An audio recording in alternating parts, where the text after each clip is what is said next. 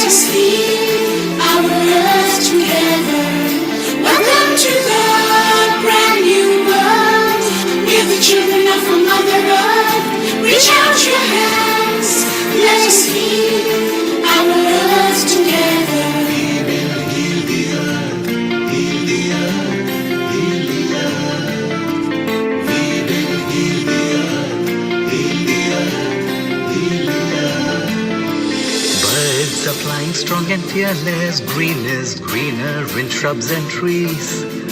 The skies have never been so clear. Air is purer for us to breathe.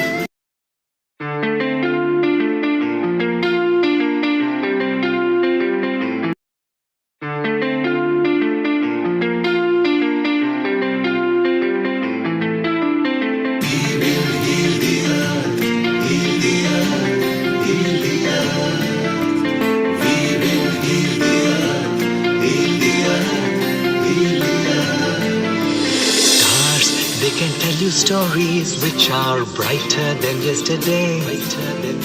The streets have never been so quiet. The squirrels found a new hideaway. Tomorrow will never be the same. There is so much hope in our hearts. Brick by brick we shall overcome and walk right into a new start. Welcome to the brand new world. We're the children of a Mother Earth. Reach out your hands. Let us heal our earth together. Welcome to the brand new world. We're the children of a Mother Earth. Reach out your hands. Let us heal our earth together. We will heal the earth. Heal the earth. Heal the earth. We will heal the earth. Heal the earth. Heal the earth. Birds are flying strong and fearless. Green is greener in shrubs and trees. The skies have never been so clear. Air is purer for us to breathe.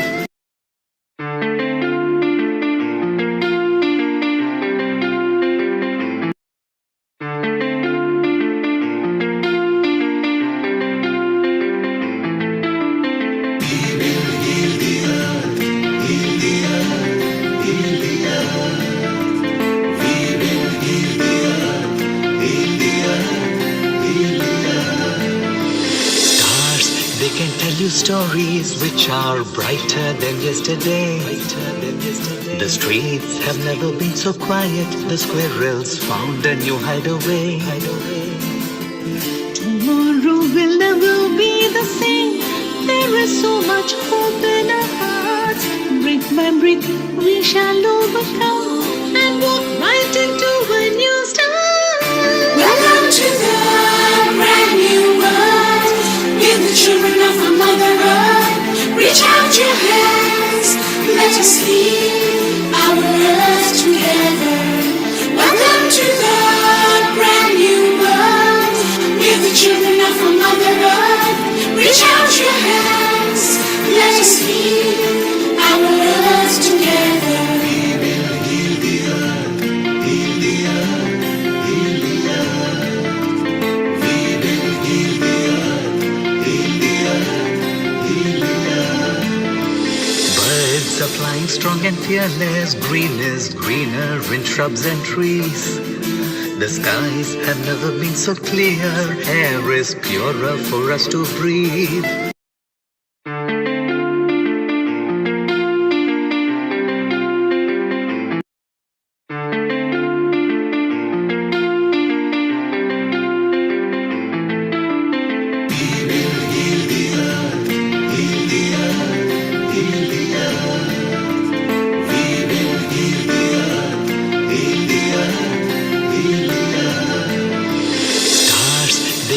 Stories which are brighter than yesterday.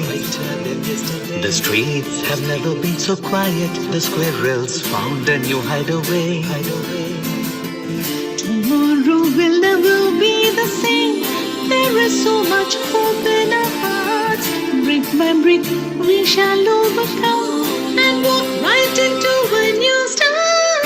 Welcome to the brand new children of a Mother Earth, reach out your hands. Let us heal our earth together. Welcome to the brand new world. We're the children of a Mother Earth. Reach out your hands. Let us heal our earth together. We will heal the earth, heal the earth, heal the earth. We will heal the earth, heal the earth, heal the earth. Birds are flying strong and fearless. Green is greener in shrubs and trees. The skies have never been so clear. Air is purer for us to breathe.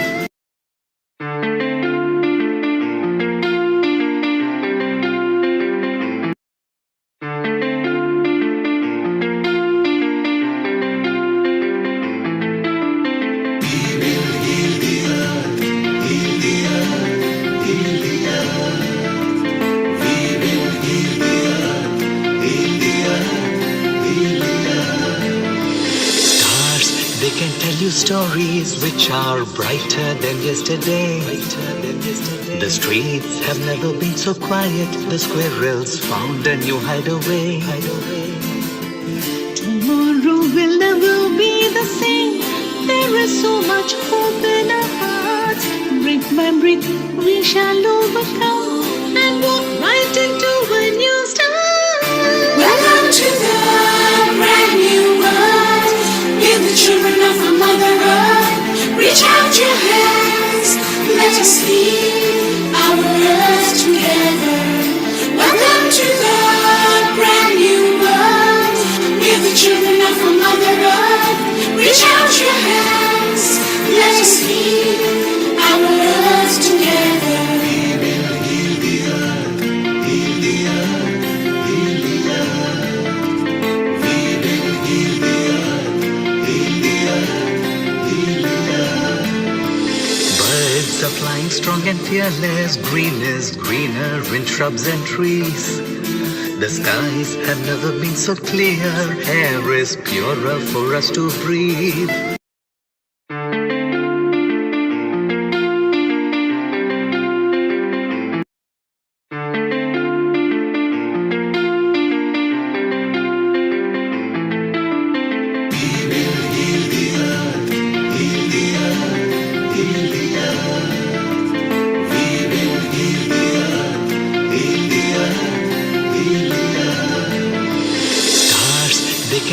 Stories which are brighter than yesterday. The streets have never been so quiet. The squirrels found a new hideaway. Tomorrow will never be the same. There is so much hope in our hearts.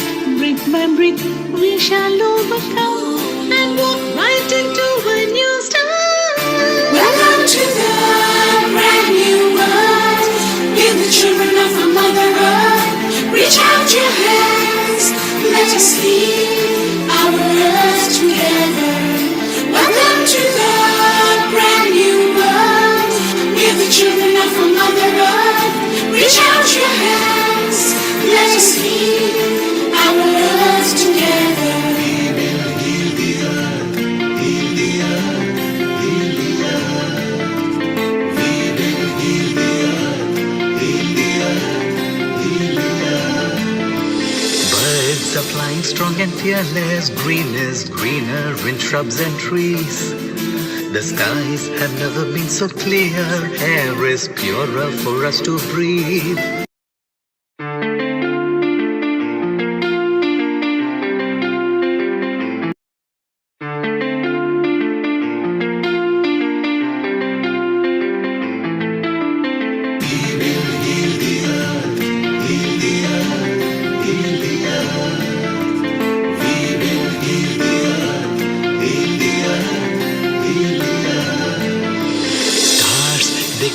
Stories which are brighter than yesterday.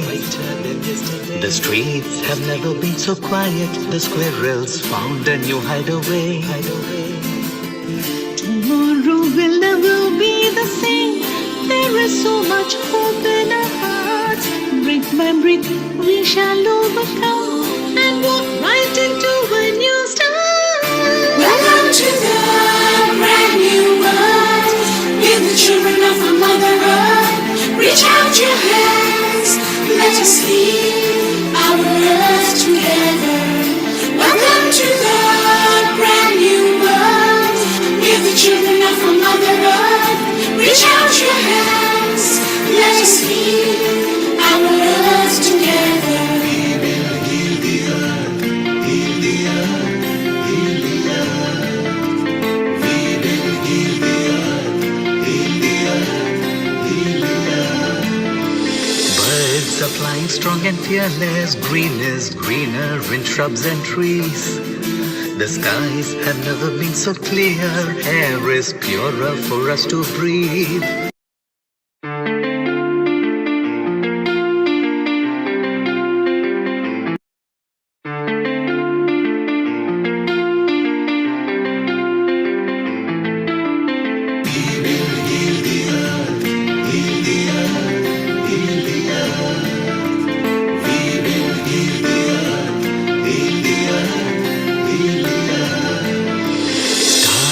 They can tell you stories which are brighter than yesterday.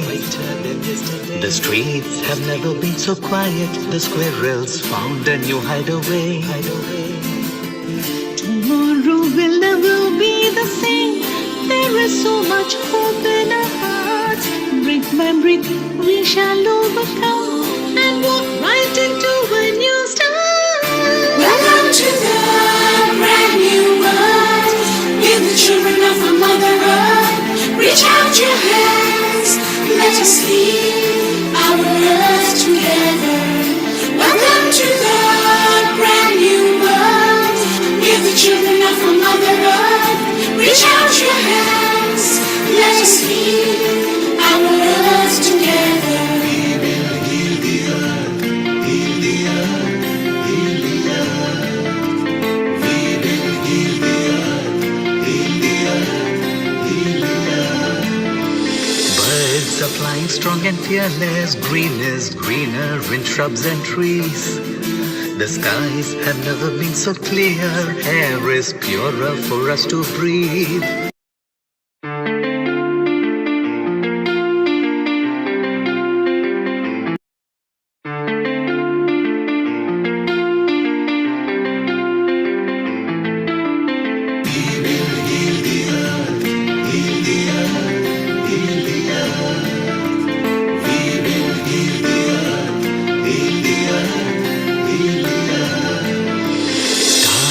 They can tell you stories which are brighter than yesterday. The streets have never been so quiet. The squirrels found a new hideaway.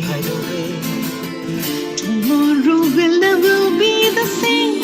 There is so much hope in our hearts. Brick by brick, we shall overcome and walk right into a new start. Welcome to the brand new world. We're the children of a mother earth. Reach out your hands, let us heal our earth together. Welcome to the brand new world. We're the children of a mother earth. Reach out your hands, let us heal our earth together. We will heal the earth, heal the earth, heal the earth. We will heal the earth, heal the earth, heal the earth. Birds are flying strong and fearless. Green is greener in shrubs and trees. The skies have never been so clear. Air is purer for us to breathe.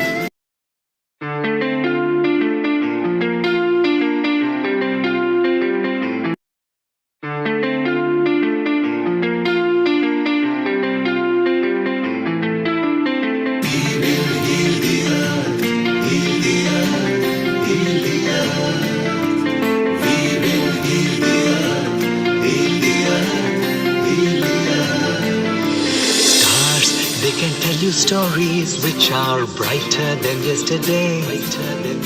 The streets have never been so quiet. The squirrels found a new hideaway. Tomorrow will never be the same. There is so much hope in our hearts. hearts.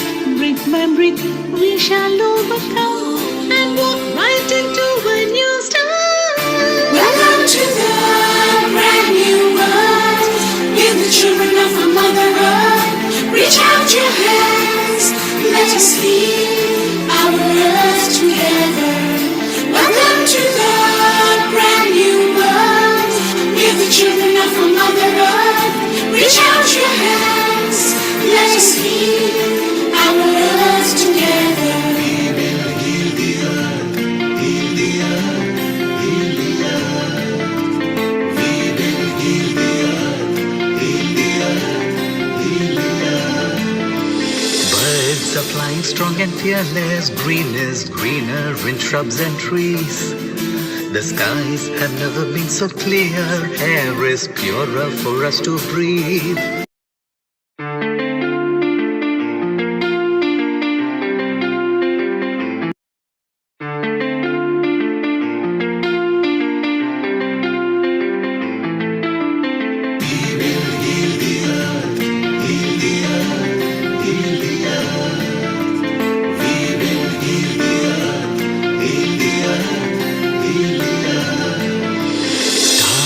They can tell you stories which are brighter than yesterday.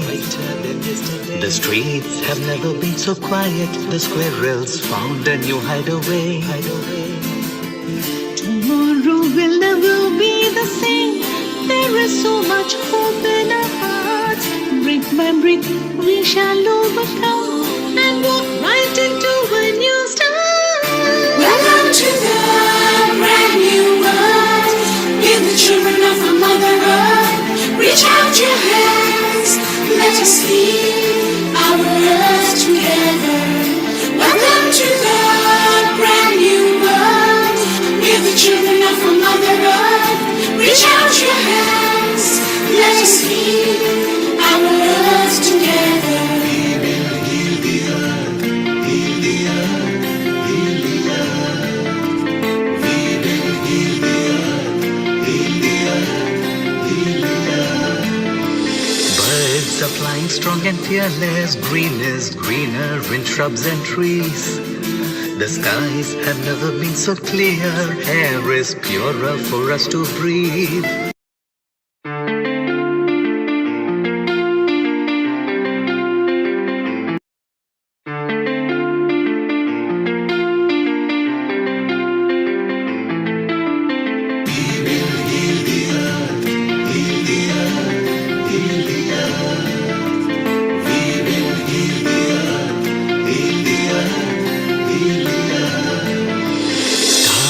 They can tell you stories which are brighter than yesterday. The streets have never been so quiet. The squirrels found a new hideaway. Tomorrow will never be the same. There is so much hope in our hearts. Brick by brick, we shall overcome and walk right into a new start. Welcome to the brand new world. We're the children of a mother earth. Reach out your hand. 10, 9, 8, 7, 6, 5, 4, 3, 2, 1. Global Namaste. Very good morning, good afternoon, and good evening to all the viewers of Healing Our Earth. I, Amrita Sharma, welcome you all to this episode of Women's Self-Care. Healthy and happy women and happy communities. How a little care that we all give to ourselves can change and can make a big change in our societies, in our lives. We'll be talking and discussing about that in today's episode. So don't go anywhere. Stay on the screen and keep watching today's vibrant episode of Women's Self-Care. Before we start, let's chant mantra. You can hold any affirmation of your choice. I'll be chanting Gayatri mantra. Let's join our hands together, closing our eyes, taking a deep breath, a pause for a while, Om.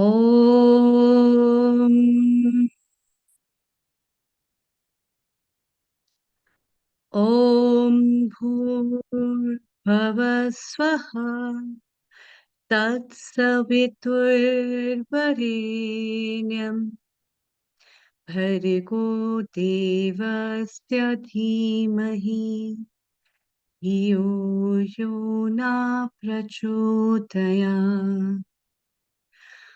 Om Bhurbhuva Swaha Tatsaviturvarenyam Bhargo Devasya Dhimahi Dhiyo Yona Prachodaya. Om Bhurbhuva Swaha Tatsaviturvarenyam Bhargo Devasya Dhimahi Dhiyo Yona Prachodaya. Om Shanti Shanti Shanti.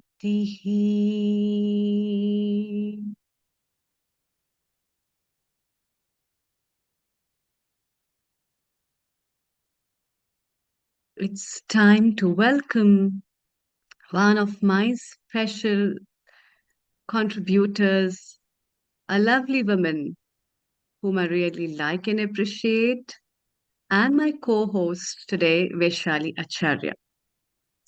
Before we start this episode, I'd like to say few words about her.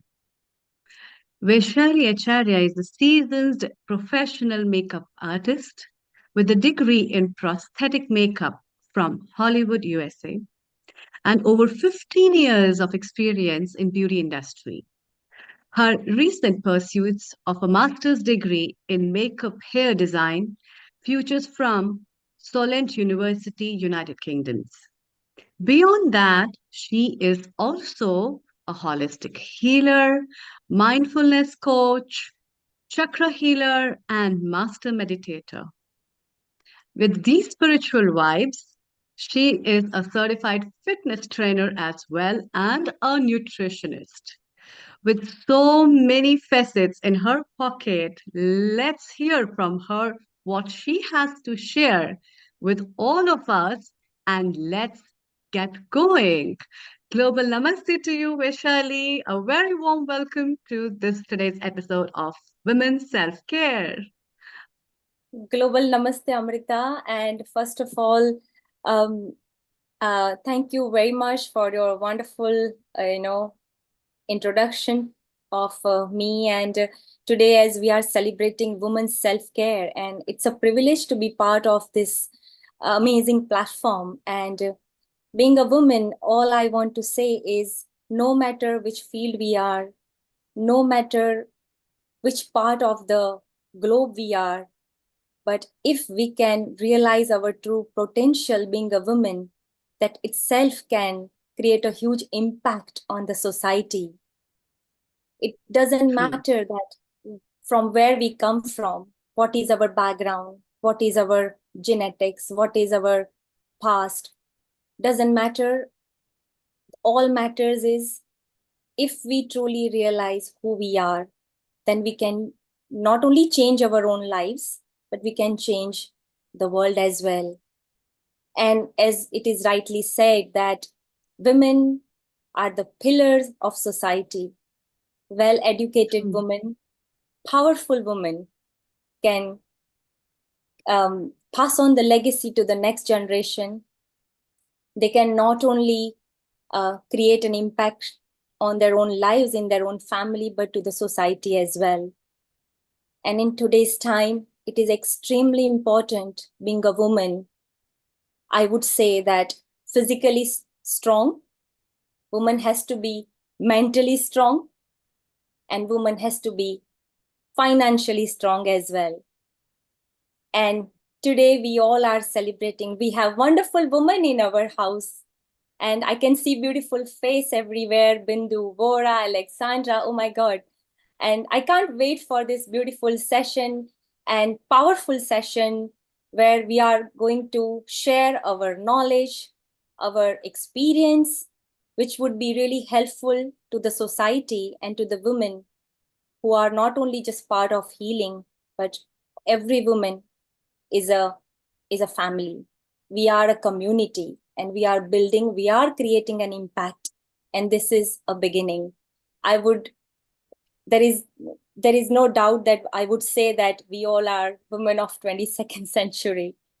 And we are going to pass on certain knowledge, whatever we have been given by the grace of God or by our experience, by our education and knowledge.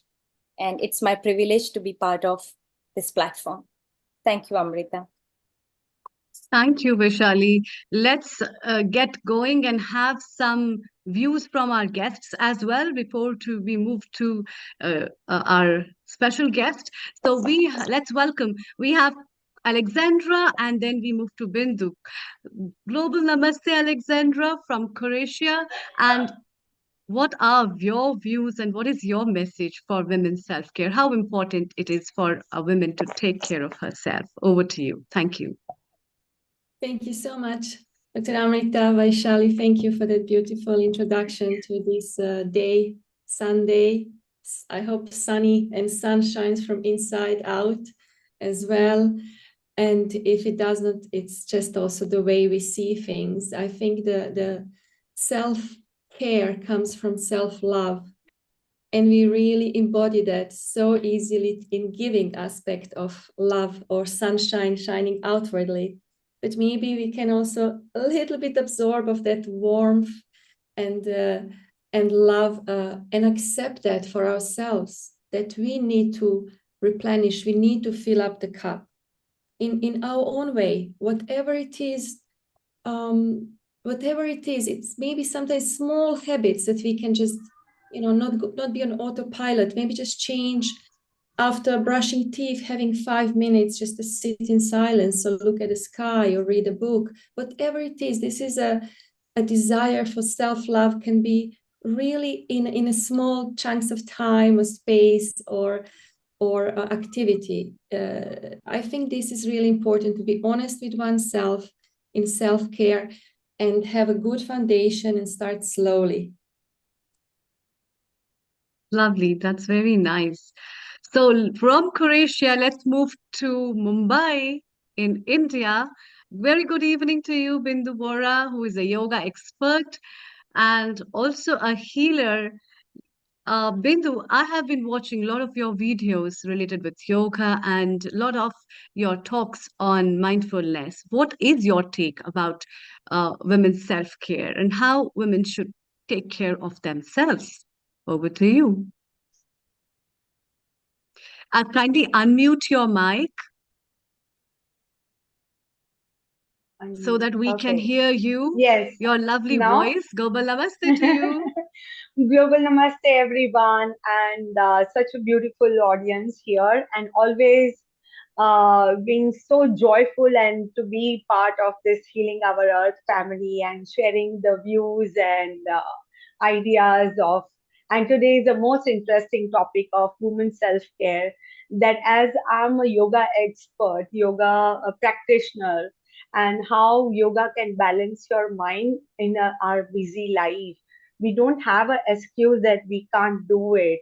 It's everything in your mind, everything is in your heart. If you wish to, if you choose something, you want to do it. We all women have so much of potential to do things on our own. We can't be dependent on anyone. We can create a magical world around us by just creating our thoughts, putting that thought in the action, and putting that thought in a positive manner.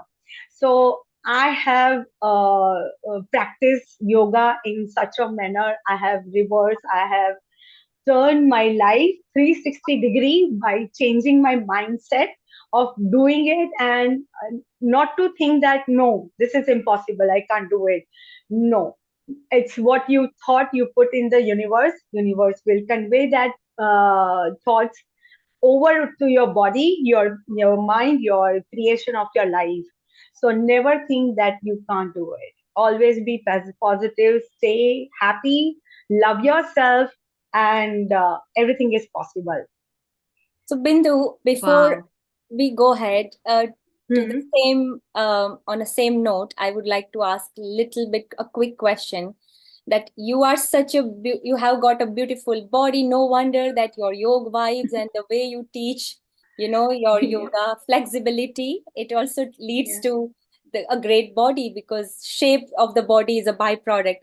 But a quick Yes. self-care first tip of the day, if you would like to, just self-care. What do you do? What is your first tip for every woman for self-care? First thing, yes. First thing, good question, Vaishali. That don't go by looking at others that, oh, she has a good body, she has good hair, she has. Be confident in your own skin, and that's how will make you look so beautiful. It's genetically, sometimes they are blessed that people have a good body, good hair, good eyes, or anything, but you are blessed with your own self confidence. Wear the things which is only 500 rupees, but you wear with that confidence that you are wearing such a brand clothes. So wear that confident only will make you look very, very beautiful. Nothing, don't compare yourself, don't judge yourself, and never doubt yourself. That is only I follow in my daily routine life, which has helped me to achieve where I am right now. So, girls, be confident, stay beautiful, stay confident, and love yourself. Amazing. So, on that note, confidence is the key for every woman, no matter Yes, what brand you are wearing, what clothes you are wearing.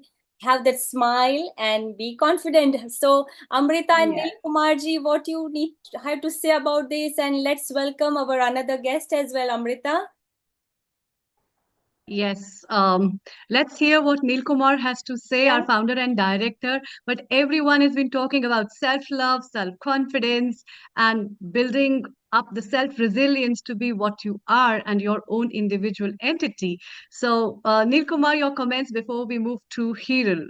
Over to you. Thank you, ladies. Welcome to Healing Our Earth. This is a special women's self-care. And we'd like to remind people in our Zoom, we are actually broadcasting live on several social media channels, YouTube, Facebook, website, Twitch, Twitter, which is now X, and other media partners.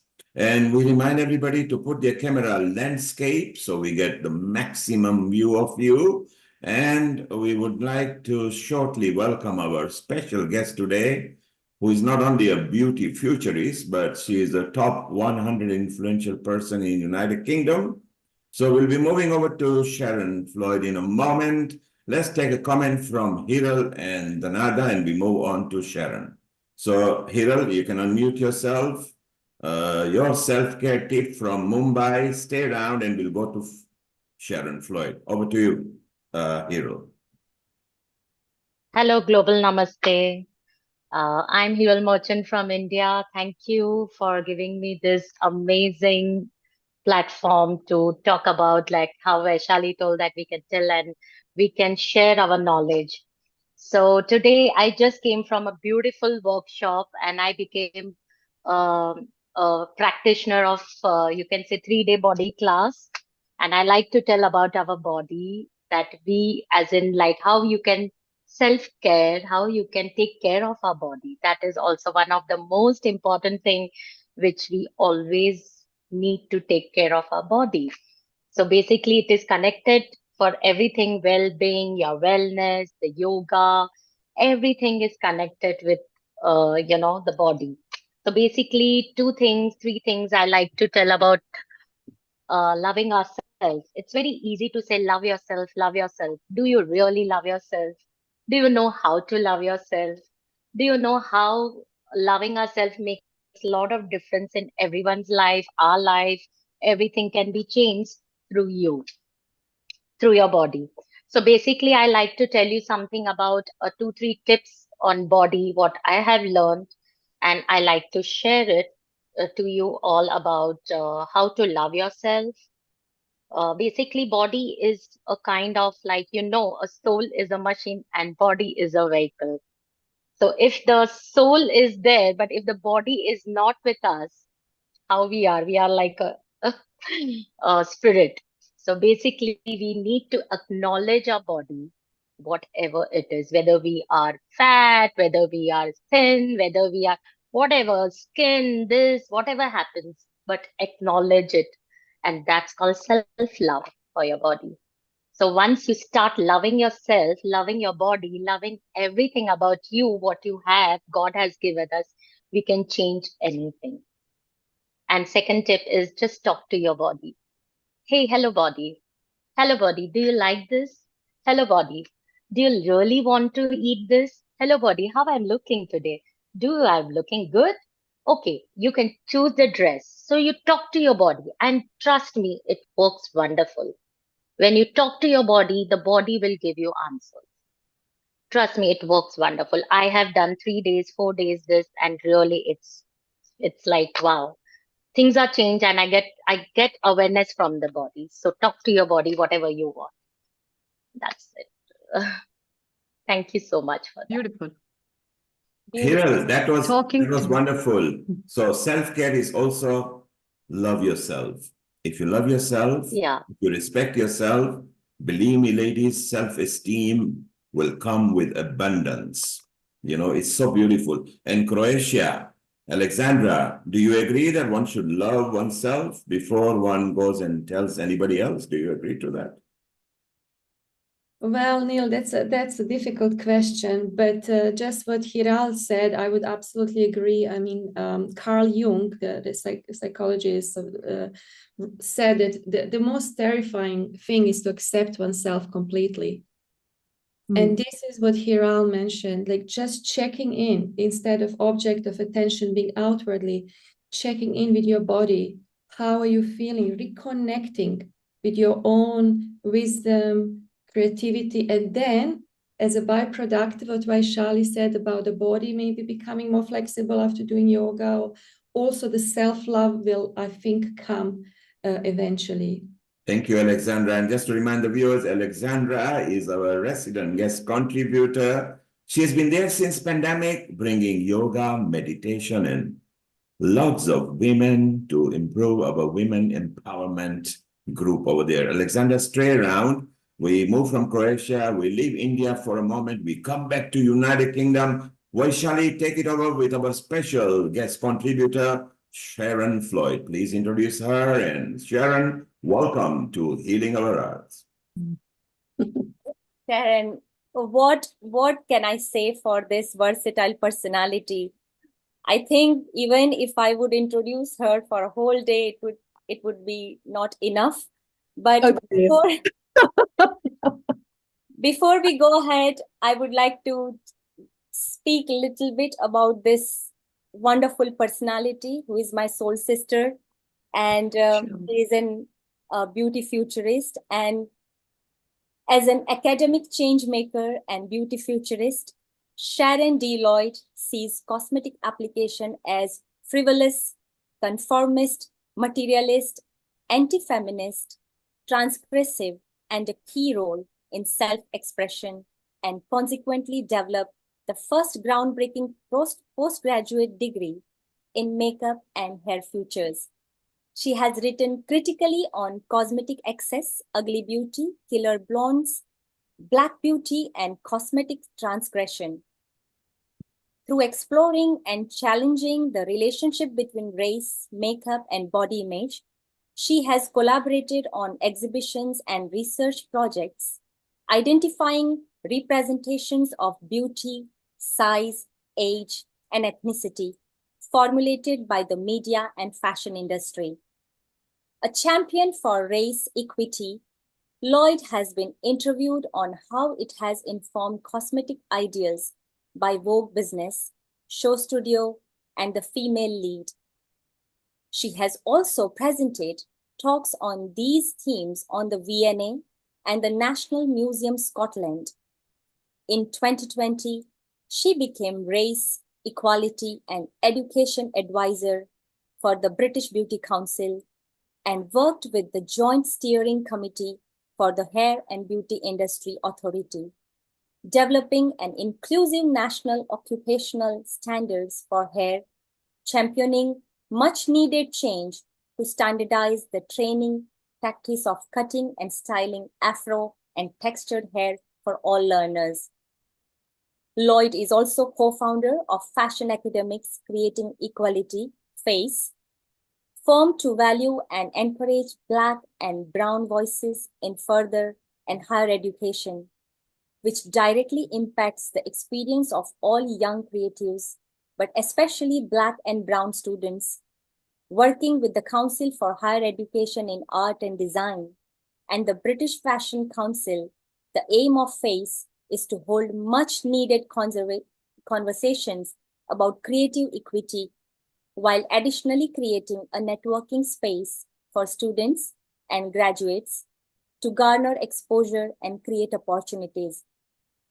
In 2023, she was awarded the title of Champion of Change for the Vogue 100 Innovators list. As a thought leader working towards making an equitable future for all, she is currently co-chair of the British Beauty Council's Diversity, Equity and Inclusivity Committee and trustee board member of the Cultural Trust Southampton Forward. So without further ado, I would like to welcome my soul sister, beauty futurist, and a versatile personality, Sharon D. Lloyd. Global Namaste, Sharon, and welcome to Healing Our Earth family. Thank you so much. Wow. That was a Namaste, big Sharon. introduction. What an introduction. Hello. Hi, everyone. What an opportunity to appear today. Today on this, it's really sunny for once in the UK. So I'm sending everyone joy today on this Sunday afternoon. And I'm saying again, thank you so much for inviting me to talk today about beauty, of course. Lots of introductions from a variety of people today, talking about loving oneself, which I think is really important. I just want to say, Croatia, so interesting listening to you. You know, I'm going to, because you mentioned the idea of loving yourself, but I think that loving oneself and liking oneself, two different things. And so I think what we also need to do is talk about how we like ourselves. And I think that there's a journey that we all go on. I'm getting very serious very suddenly. A journey that we all go on. And I think that particularly since the pandemic, we've all been on a very interesting journey in reconnecting to ourselves. And so today's a really good opportunity to talk about how we have been reconnecting to ourselves, particularly through the process of self-care and this ideation of focusing on physical appearance, which I know for so many people is seen as something that particularly women shouldn't pay attention to. We're in this really strange dichotomy where within the media in particular, there's a focus on what we look like, and yet we're told not to focus on what we look like. Where do we go with this one? So the idea of beauty, self-care, inner beauty, outer beauty, I think as women are stuck on so many paths. We're on so many crossroads rather. What is the area that's going to bring us ultimate inner happiness? And when we achieve inner happiness, of course, it reverberates outwards. And there is the sense that there is a longevity to the happiness that we incur within those that surround us and those that we impact on. So that's one of the things I want to talk about today. Croatia, later, I'm sure. I think I'm just going to say that what we need to also do is remember that the conversations that we're having today, I talked about this reverberation, we need to carry it on to others. It doesn't end just today. This is an ongoing conversation that we should all be having and focusing on each other. So yeah, I'm really enjoying talking. I'm going to really enjoy talking about some of my thoughts later on. And absolutely amazing, Sharon. And it's always lovely to, hear your ideas, your ideology. And because I'm so blessed that many people don't know that you were my course leader for my master's MA Makeup Hair Design Futures. And I'm absolutely blessed to be able to learn each and everything about cosmetology, cosmetic culture, beauty futurism, speculative design, and all those beautiful modules. So Sharon, before we go ahead, my first question to you, because you have an ocean of knowledge, and in terms of sharing your thoughts on, so what is your self-care routine in terms of what do you feel about self-care? Like you said, the self-care is not just a loving, it should be liking as well. Also, another point which I really like, you said that longevity, it should not be just for today. It should be talked over and over. This is women self-care is must needed topic that we all should be, discussing. But what are your what do you do for you have a beautiful face, and you have eaten your age. I don't want to disclose your age, but age is just a number. But I'm not ashamed. Listen, I listen, we as women, there's this bigger discussion where we say, do we look our age? And I'm going to say I look my age. Yeah. And I'm 60 this year. I'm so proud. I look my age. Amazing. So it's about really appreciating being in the moment. And you talked about my self-care routine, and I'm going to say I didn't start off by looking at the area of beauty. It's through sort of teaching and being introduced to the subject and lots of discussions that I've become fascinated with ideas surrounding beauty. I originally was a textile designer / researcher. So I've always been looking at surfaces and colour and pattern. So it was very natural for me to, when I started teaching within beauty, why I would be so I fall so much in love with this area of practice. In terms of my own self-care routine, I have to say, like lots of women, I started off soap, water, moisturizer. I was done. But I have learned to appreciate my my beauty routine as a way of taking time. And I think that not just as mothers, because we're not all mothers here, but I certainly know that as a mother that I immediately became time poor, and taking time to put my makeup on every morning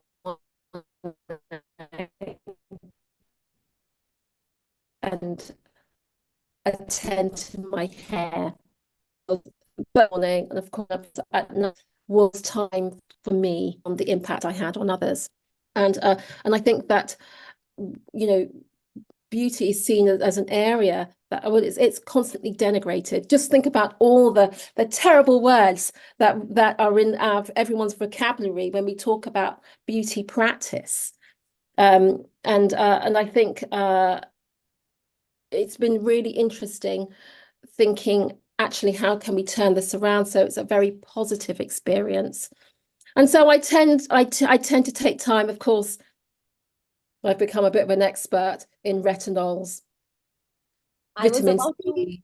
I was about to ask the same question to you, that cosmetic applications, and because we are in a beauty industry, and however, I know that, your main focus is accepting who you are, accepting your age, accepting your skin, your color. Everything depends on how you accept yourself first. But still, we are living in a world where there are pollutants, environmental aggressors, and it does affect our skin, isn't it? Oh, And so in that case, I would like to know, because you are the expert, you are the beauty futurist, you are the expert. So we want to know that what is your skincare routine? How do you look after your beautiful skin? It's always glowing and tight and shiny. We want to know those molecules that you use, your AM/PM routine. Can you please share something with our audience, Sharon? well, I mean, there's the and can I just say it's not consistent, which is the thing that they say you need to be consistent. But I think taking time every day to do a beauty routine, and it's not a set routine, means that I can tinker with it. So it means that at night, I've discovered that my skin likes oils. It likes a good oil wash. I use a hyaluronic acid and then a retinol. That's it at night. And then Aquaphor. Can I just say, particularly if you're in an area where there's hard water, Aquaphor as an emollient on your skin at night is brilliant because it seals everything in. And then of course there's in the morning, there's the routine of more hyaluronic, vitamin C. It tends to be my go-to. I do use snail mucin. I'm sorry. I know not everyone loves the idea of using it, but and that mainly is it on a day-to-day basis, unless I feel as if I need something because I'm feeling run down, I haven't had enough sun, etc. So always sunblock. I'm just going to say always. But it's pretty simple. I think the thing to remember is that it's not just what I'm putting on my skin, it's also what I'm putting in my body. And so of course I've got vitamin D's, vitamin C. There's a variety of sort of supplements that I take, including collagen, because I am a woman of a certain age. So you've got to look after your whole body. It's not this. This is just the icing on the cake, right? It's how I feel. And if I feel tired, doesn't matter how much makeup I put on, I'm going to look tired. And it'll be within my body language, my voice.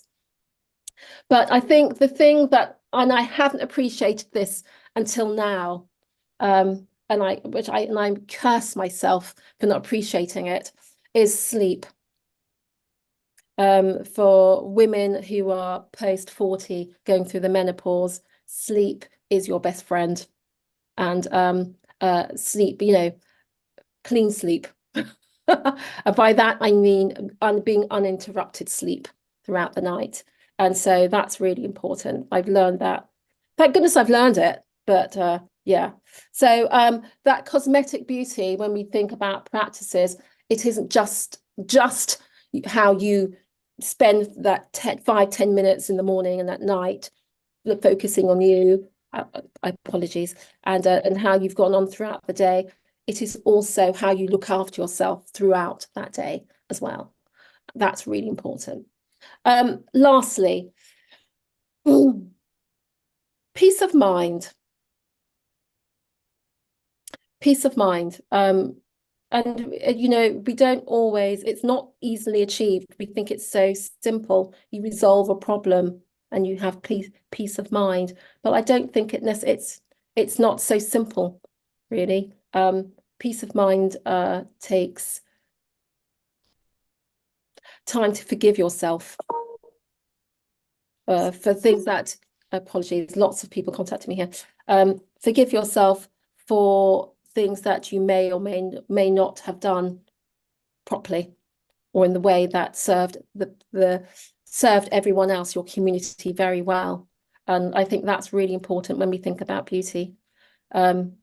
Yeah, so that carries through everything we do. And I think it's really interesting. If I don't have peace of mind, my makeup becomes more extreme when I do, when I'm putting my makeup on. When I have peace of mind, I'm not so I'm focused on looking healthy, glowy. I'm not thinking about the impact that I'm making.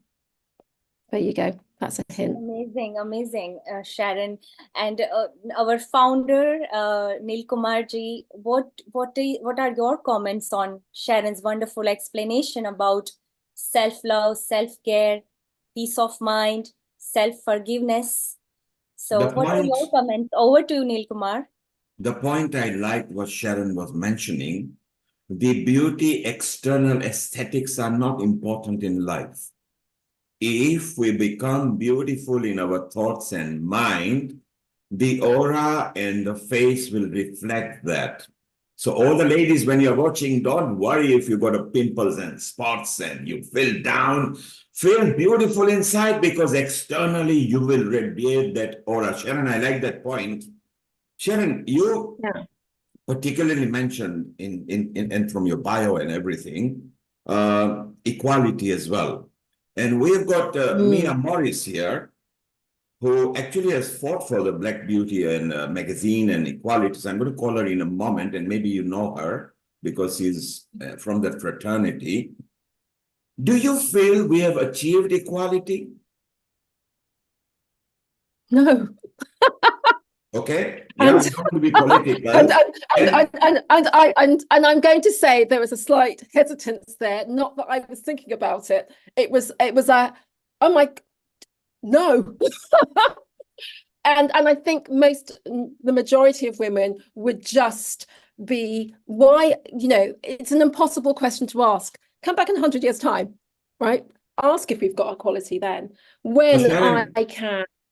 When I'm just going to say the idea that as a woman going about London, when I am in London, and I have to be careful regarding how I position myself. Correct. Okay, I have to check my whole body language, my makeup. People have got to know where I'm going and what time I'm getting there. My husband doesn't do that. I mean, he lets me know what he's doing, but he doesn't check himself. And I just think that's just one tiny example. It doesn't even matter. It does matter. Sorry. When we think about equality in equality, sorry, in wages, when we're in the workplace, that's just mind-boggling. It just makes no sense. So Sharon, that's a vast subject. So and without going into politics and everything. So then therefore I conclude that maybe this affects our self-esteem as well. Would you agree? Oh, absolutely. If you're standing next to someone and you don't feel as if you're both doing the same thing, and they've got a higher regard than you, and it doesn't matter what you do, how hard you work. Sharon, I want to give you a bit of time to think. I'm coming now exactly to the point where I want to hit the nail on the head. Sure. Equality is not there. We are progressing towards it. People like you are fighting the cause, and as is Mia over here. We do need to improve that so we can increase our self-esteem, and hence we need to self-love differently. So shortly, I want your tips, how you overcame those things and made yourself famous and special as you are. Pause that. Don't give us the answers now.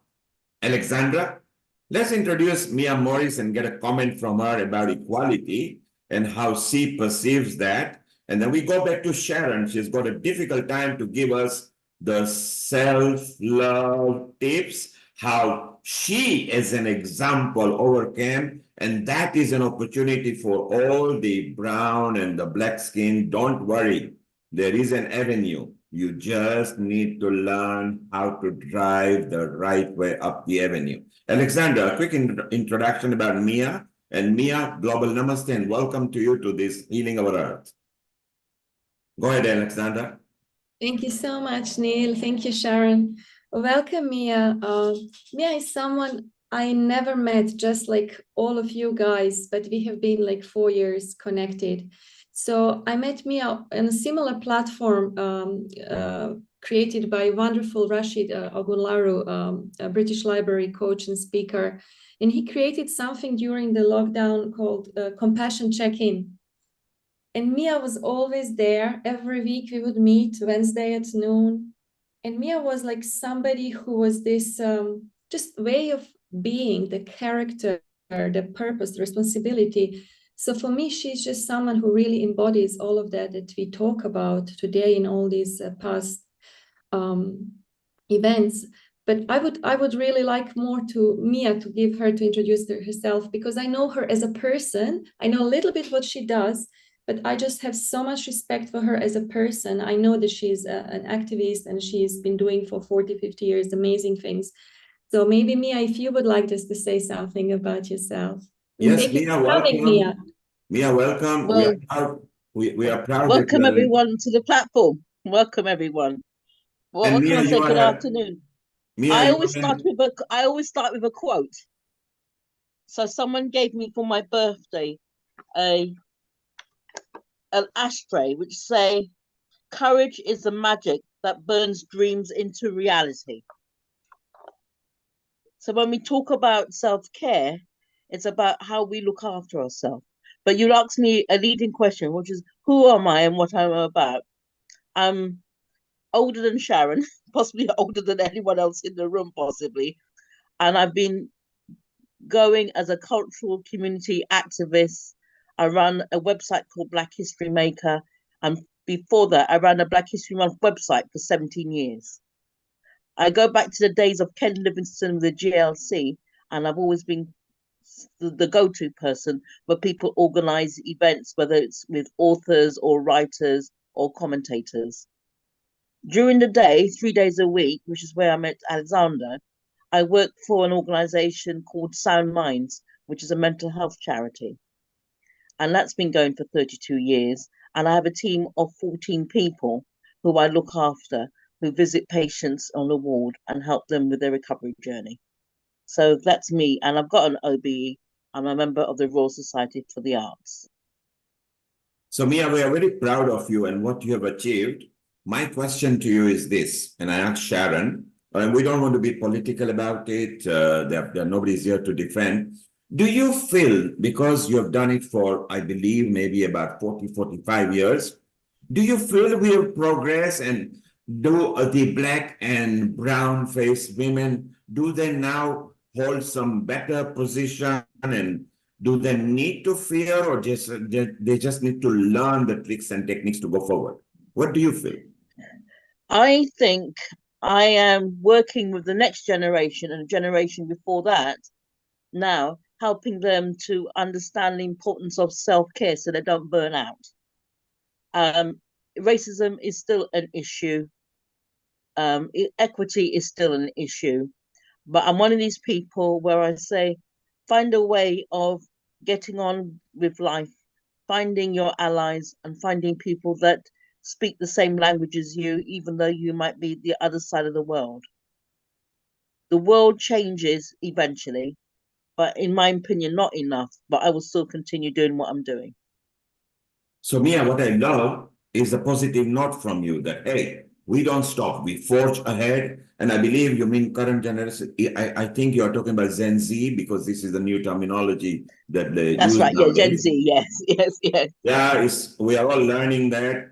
I know that you are up to date, but it's beautiful. And both of you mentioned about Sharon's age and everything. Sharon, you will need to provide a proof that you are 60, because you don't look anything more than 40 plus VAT. So just chill. Age is just I'm more a than that. number. I'm more than that. Yeah, yes. And you might have more VAT on you, Mia, but the important bit is that both of you have contributed to the community, and maybe we can bring through the knowledge of self-care, self-building, self-confidence. We don't have anything to hold us back. We need to forge ahead, and this is the right time to change the communities and societies. Vaishali, we're going to go for Sharon stay. Mia, stay around. Alexander, stay around. We'll come back to you for panel discussion. Vaishali, I also know that every time you appear on Healing Our Earth, some of our hosts and people talk about your hairstyle and the makeup that you apply. So if you've got anything lined up for us, we'd like to a demo from you. But before that, the ball is back on Sharon Lloyd-Scott. She needs to tell us how she fought the high tides and got where she got, what tips she can infuse in the British black and brown women so they can follow the footsteps and even better and brighter. Over to you, Sharon. Oh, thank you. Gosh, that's you gave me such a big question. What a hard taskmaster you are. Goodness. So I love driving women hard because I believe women empowerment. You empower women, you empower communities. absolutely, absolutely. So, this idea of being empowered, it's really interesting. And I think that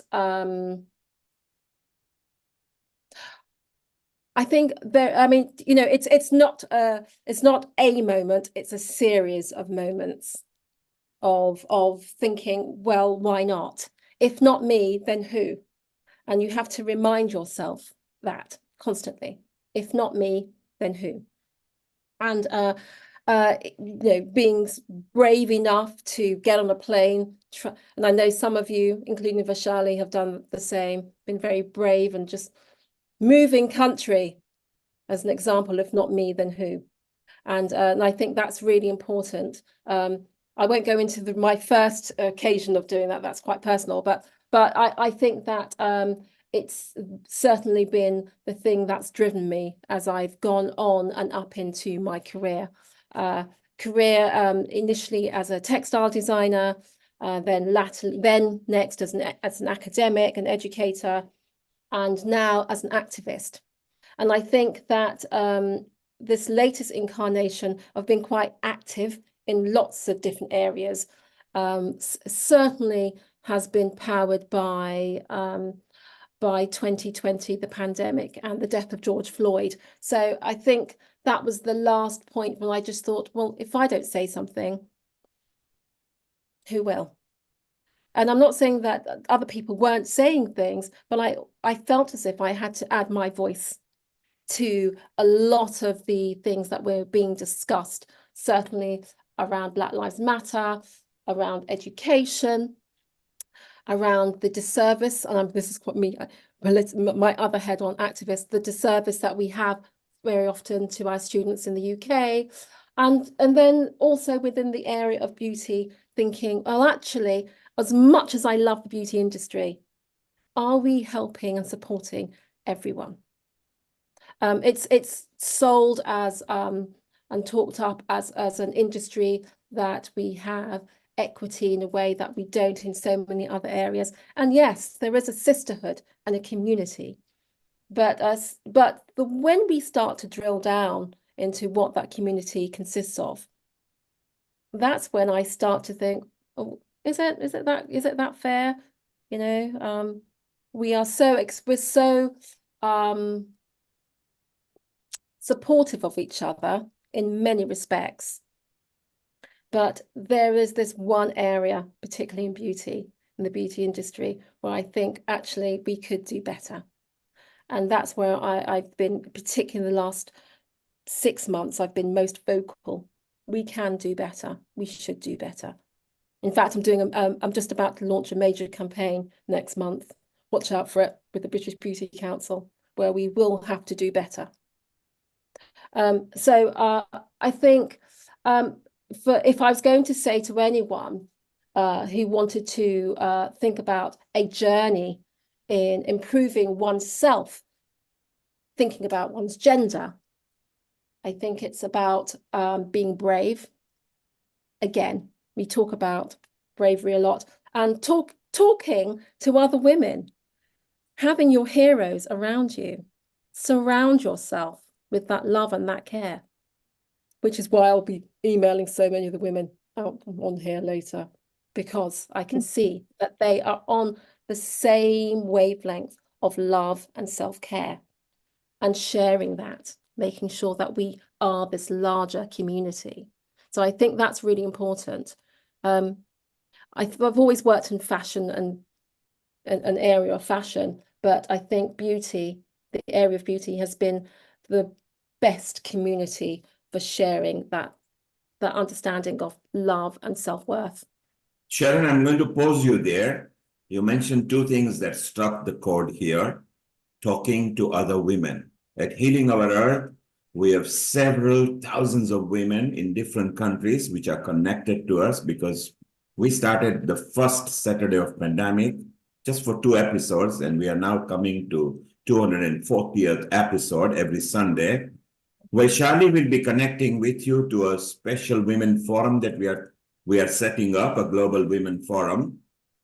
You will be connected to several women, and maybe on behalf of Healing Our Earth, you can lead the Futurist program of beauty and how we enhance the less privileged, and we are not actually less privileged, but effectively we are like underprivileged, where we ought not to be, because you say that if we can't equal, we can be slightly better.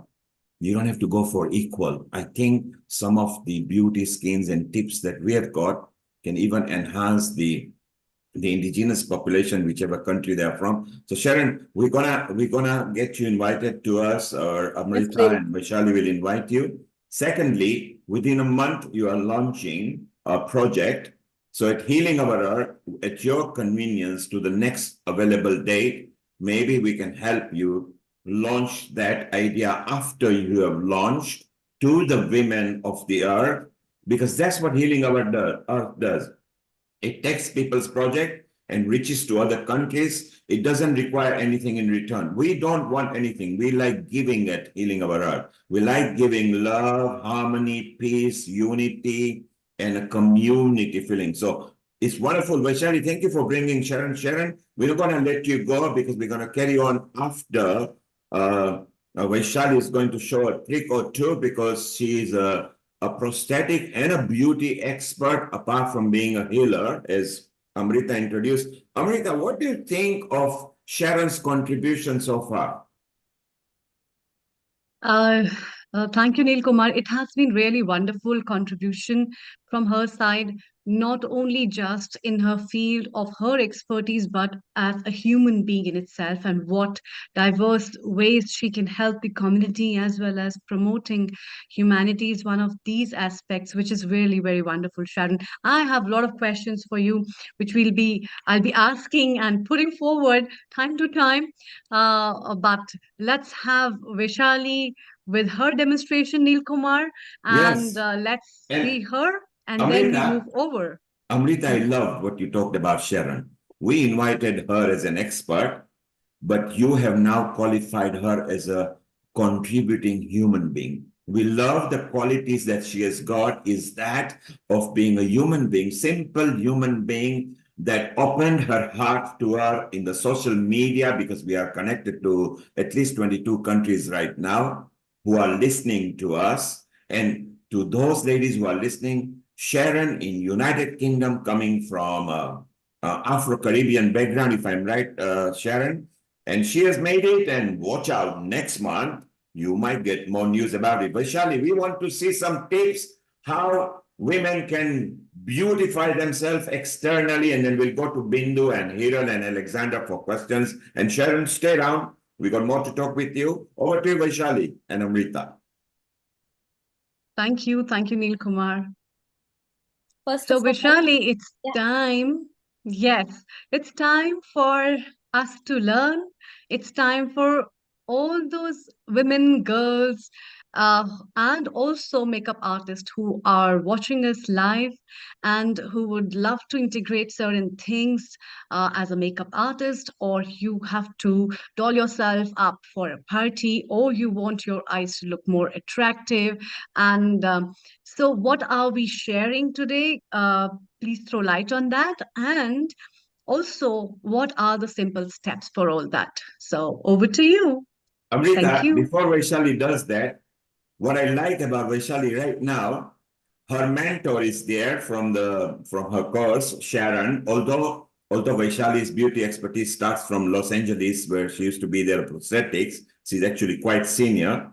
but some of the tricks that Sharon has infused in Vaishali, and she is willing to do it right in front of her. So this comes with good self-care, comes self-esteem. With self-esteem comes confidence, and just be the real you. Vaishali, we wish you all the best. Go for it and hit us with some beauty tips.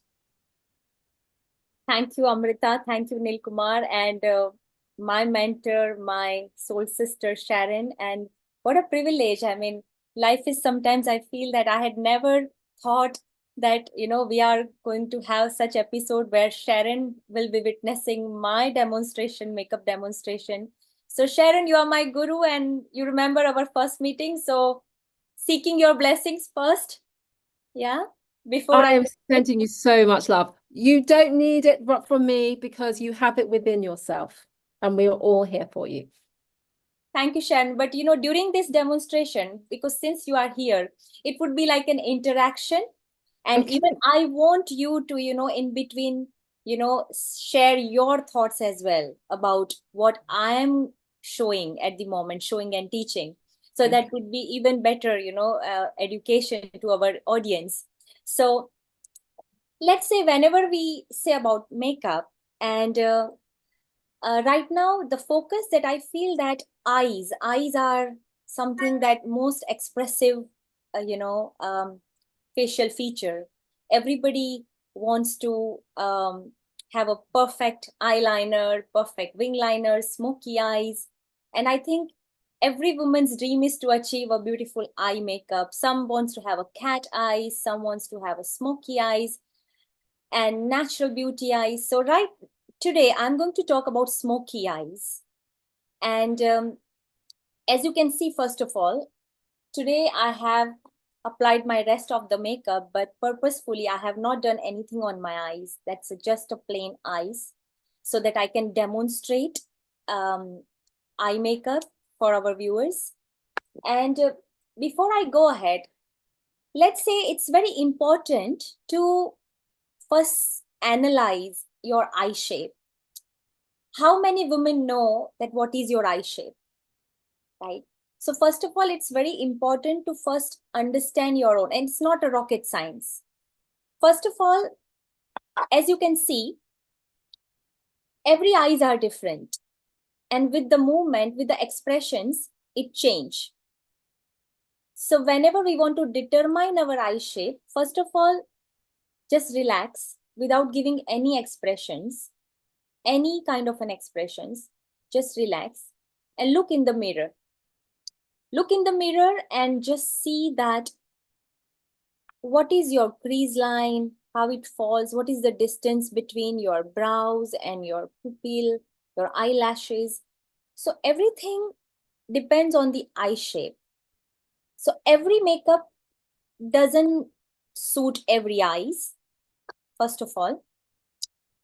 So let's say that in order to achieve a basic brown smoky eyes, which I am going to demonstrate today, let's first understand that how to start your eye makeup. Some people are more comfortable first they do the rest of the face and then start their eye makeup. Some people are comfortable first they start their eye makeup and then they do the rest of the makeup. Right now, I've just applied my rest of the makeup and I'm just going to start with my smoky eyes. Now, what is smoky eyes? Just a quick explanation about smoky eyes. Smoky means smoke. Smoke starts from the field. So let's say that it is most intense at the first level where it starts, and gradually it comes up smoke and it diffuse, it blends. So similarly, eyes, smoky eyes, when it starts, it should be intense at close to the lash line, and then gradually we are going upwards and it is diffused. Using 3 to 4 shades is very important of the same color because it gives the depth. It adds the depth to the makeup. Now,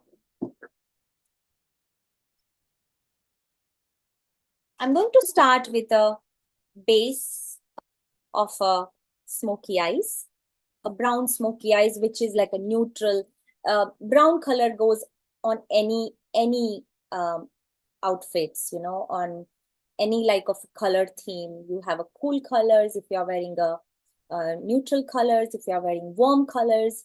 So brown smoky eyes looks really good on every colors. So I'm using this gel eyeshadow as my base, and this is a blending brush, as you can see.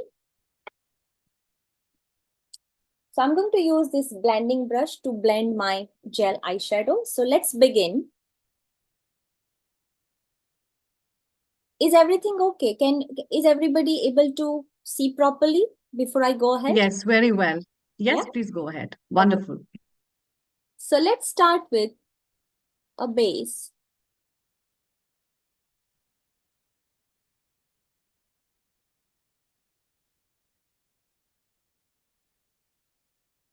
And I'm just going to say, while Vaishali is working on her eye, that with so much focus these days on looking at screens, we are seeing ourselves in detail like this on a daily, almost on a daily basis.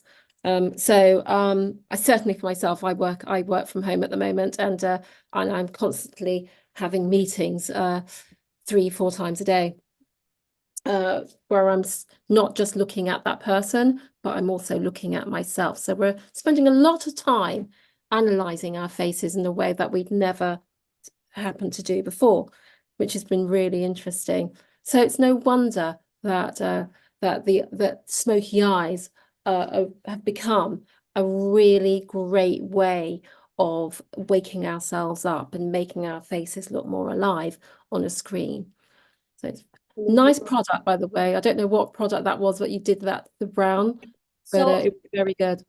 yeah, Sharon, you are absolutely right, because nowadays we like selfie and we look in the camera, so we like to analyze. We tend to analyze more our facial features. And by the way, this is a chubby stick, eye chubby stick from Clinique.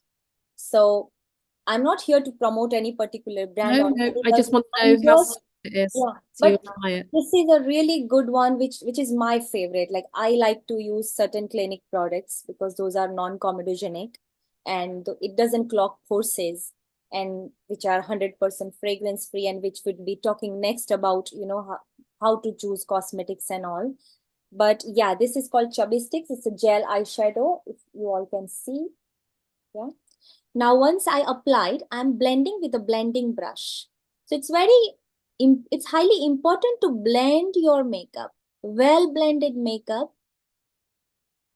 appears really good, not with the nude eyes, but on the screen as well. So I'm just blending.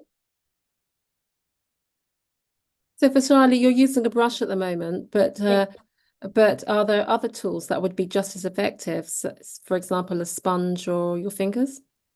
Yeah, I mean, even sponge is good, but for blending, I prefer blending brush, because sponge I generally use for concealer and for liquid foundations or cream concealers. I think that works well on the certain like normal face concealers and foundations. But when it comes to eye makeup, like let's say if you can see my brush belt here. Wow, that's a professional brush. Don't be frightened, ladies. That is a professional brush belt.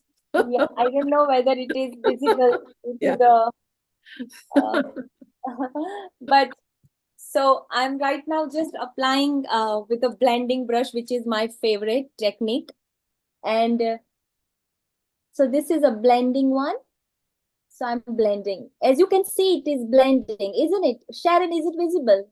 Yes, I'm loving it. And do you know what? And this is where it drills down to when you say why buy this product as opposed to this product.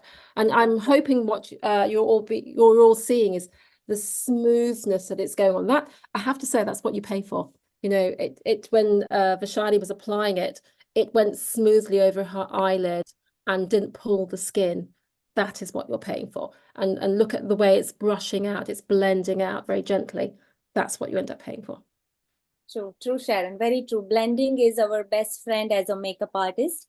Yeah. And Now, as you can see that we have done our base of our eyes, because since it's a brown smoky eyes, that's why I selected brown, right? Remember, because it's a brown smoky eyes, you can select different shades according to your color that you are choosing. You don't have to go for brown. If you are going for a purple smoky eyes, then in that case, you can go for a purple base and then build up. So now, as you can see, Vaishali, I also wanted to ask you whether the brush has to do from in to out, up to down. Can you just tell our viewers about that as well? Thank you. sure. So the stroke should be always inward. So as you can see it looking, it's all inward, okay? All the strokes, because we don't want all the, like a cat eyes, unless it's a fashion makeup, high fashion makeup, then we like to, take it little far from the, like, little far from the eyebrows. But since it's, again, even if it is a smoky eye makeup, it's a beauty makeup at the end, Sharon, isn't it? So we have to maintain the shape of your eyes. That's very important, because at the end, we should not forget that we are doing a beauty makeup. We are not doing a fashion makeup, high fashion makeup. Isn't it, Sharon? And to also remember that I think sometimes when we do makeup and you see something in a magazine or a catwalk, you've got to wear it all day. And makeup, you should be able to put your makeup on, and if you're out all day, just make a few additions to it and transform it from day to evening, or be able to. Sometimes I have done it. We've all done it, where we've gone in too heavy, and then you're like, oh, what am I going to do now? And you've got to get out the house. And so to practice doing this gentle application, take your time. It'll be much more effective in the long run. Absolutely, Sharon. And once we have done, this is my brown palette. If it is visible to, I'm not sure. It is slightly blurred. You're gonna have to pull it out a bit. Can I just say that this is you're showing the ladies like the big sort of step into makeup, and I think that's okay. But I think it's also, I'm just going to say, you don't have to buy the big palettes. You can start quite gently and buy the smaller palettes and experiment that way too. True, because see, this is a smaller as well, like you can see. Oh, what one's that? One smaller as well. Who's that? What brand is that? That's Charlotte Tilbury. Of course it is. Yeah. I should have known from the packaging. Okay, lovely. That's a good one. You can use this one as well. And this is because I have this brown palette, so I thought let me use this one. But our viewers can, like you said, you are right, that you don't have to invest in a big palette. You can just go for 4 shade, and it is available in every brand. You just go and explore in the store, like MAC, Bobbi Brown, Clinique, Charlotte, every brand, Clarins, Estee Lauder, or any brand, even in a drugstore brand, L'Oreal, and every brand has a mini palettes. It can be easily, you can carry in your purse. So now the next step is to go for a powder eyeshadow on top of that. It is to build the powder eyeshadow. So now can I just ask why you would want to put the powder on top of the cream? Because I think lots of people and nobody's sure about why you should do that. Yeah, good question, Sharon. See, it's like whenever we are applying any eyeshadow, smoky means we want the depth. So more we build up, more we apply different texture differently on the same eyes, more we blend, we can create that depth, that oomph, that smoky effect on your eyes, which we all want to achieve, isn't it? Because even right now, it's looking good. It's not looking bad anymore. It's looking great. I was just, as you're talking, I was admiring, because you had gone in. And now remember, outside, in, out. I think it's so easy to naturally brush outwards, outside, in. It makes a massive difference. Yeah. Outside in, absolutely. And now, since I'm choosing one brown shade from my palette, so I'm first using this brown This is a flat eyeshadow brush, which is for depositing the product. The blending brush will not deposit the product, but flat eyeshadow brush will deposit the product. So now it's time to deposit the product. Another tip I would like to say, I would like to show here. I always, like, as you can see, the maximum amount is on the tip of the brush, not at the beginning of the brush. So I always keep my brush upside down. Can you see? In order to put the maximum amount on my lash line. So now I'm putting this on my lash line. Can you see? Lovely. And it also stops product dropping onto anyone like me, myself, got high cheekbones. Yeah. You do that and you find you get a little dusting underneath the eyes, or, you know, on the cheekbones. Yeah. So as you can see, again, I'm build up. Don't put more amount on first, you know. It's all right to build up because build up is always your friend. You should always build up in order to achieve the depth. Again, I'm taking some amount and make sure that maintaining your eye shape. Like you can see, if my eye shape, we have different eye shape, hooded eyes, and every eyes are beautiful. Every eye shape is different. Every eye shape is beautiful, but my eye shape is almond eye shape. So I want to maintain my almond eye shape even if I'm doing my smoky eyes. So again, I'm building up, not going very up from the crease line, as you can see. Building up, building up.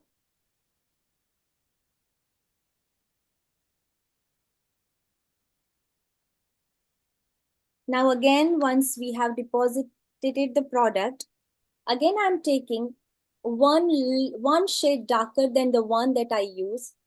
Not darker, but kind of same, but the texture wise, it is a different texture, okay? So I'm using the different texture here, little matte. And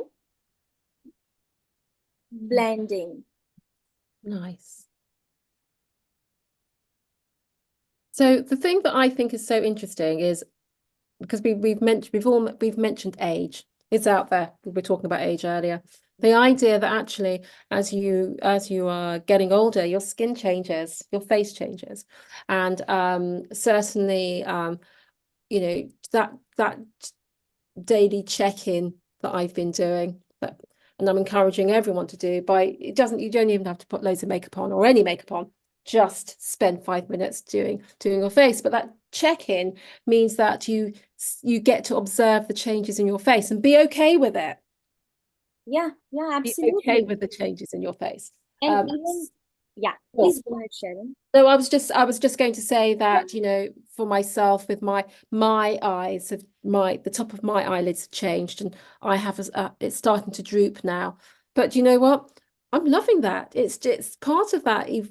The fact that I'm evolving, and I get to see another side of myself, and it means that my makeup practice and how I use makeup has changed. So I used to be queen of the winged eyeliner. I'm not anymore, because it just won't happen in a smooth sweep. I have to work at it so much harder, but that's all right. I've used other methods of applying doing my eye makeup instead. Vaishali, can you pause for a moment? Just pause. Can you pause? There is a question from Lucinda. She's up in North England. She's asking question that the brush that you are using is different to what she's using, and she seems to like what you are using. Can you tell her what brush you are using? Sure. So just now the one you were using. Yeah, so this is a MAC brush. It's a 230 number. Okay, and yes. The brand is MAC 230. Do that, Vaishali, with your palm. Oh, so yeah. we can see it clearer. There you go. Bring it lower slightly into your palm. Bring it lower, the brush. Okay, pause. There you are, Lucinda. This is what it looks like. She says it's MAC 230, whatever equivalent it is. Google search and it will tell you for other brands. And Sharon, this question might be for you and Vaishali. The next question is Cassandra in Greece. she's asking something technical and I don't know how to answer, but you'll have to answer that.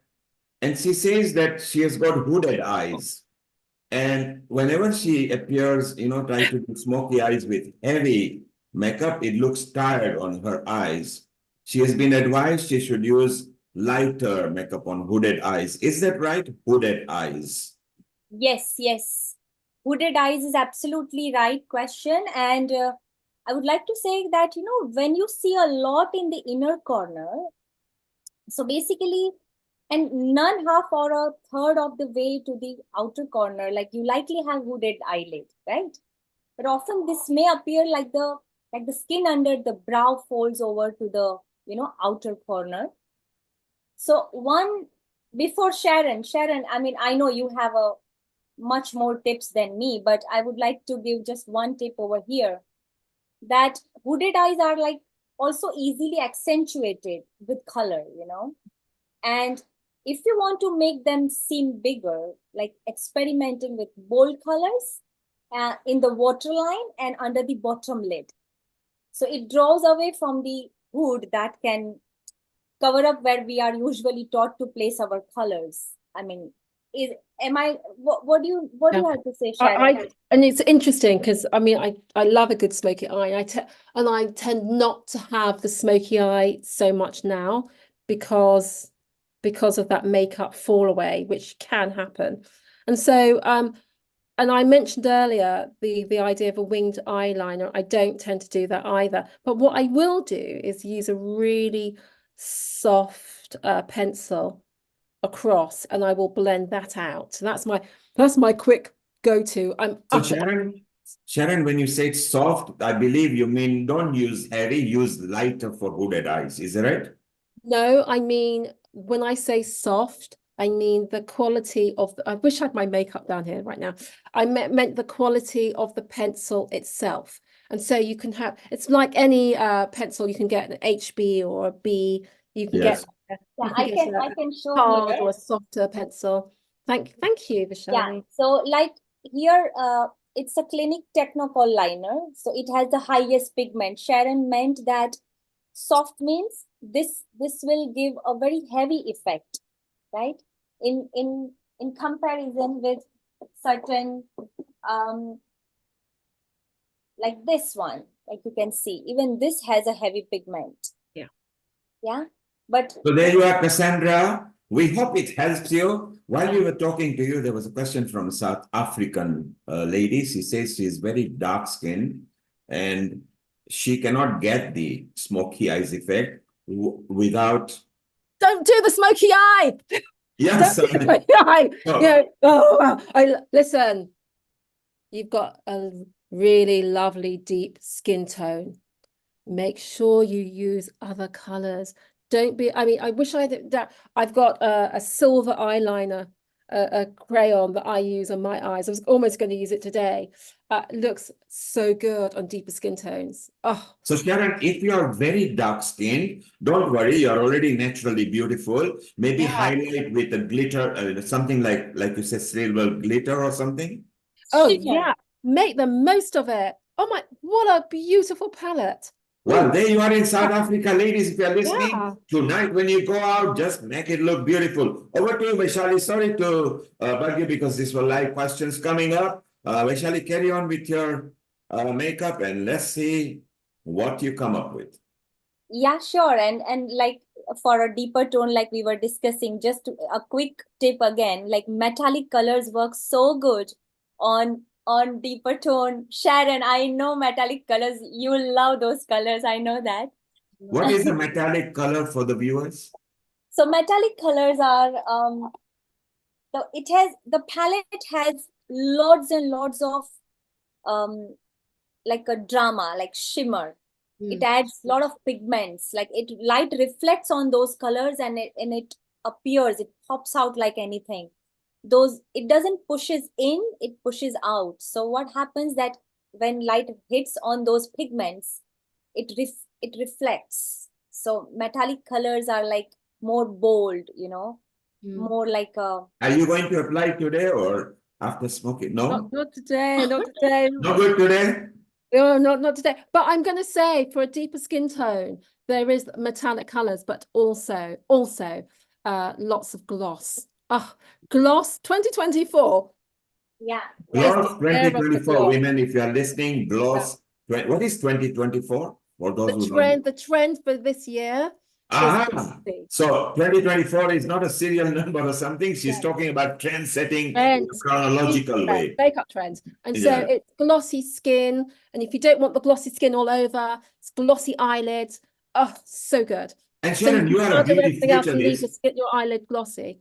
Sharon, you are a beauty futurist. What will be the shade or what will be the color for 2025, both in fashion sense and eye sense? Oh my gosh, I haven't been looking at the 2020. Oh, I'm really naughty. I haven't been looking at the 2025 trends per se.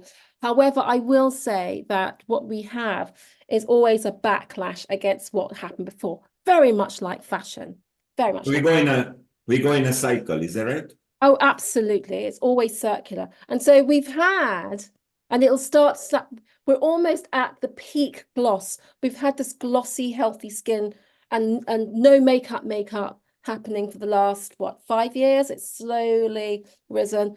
I'm going to say that it will go back the other way. And suddenly, for those that are sort of really ahead of the game, suddenly they're introducing powders back into their skincare.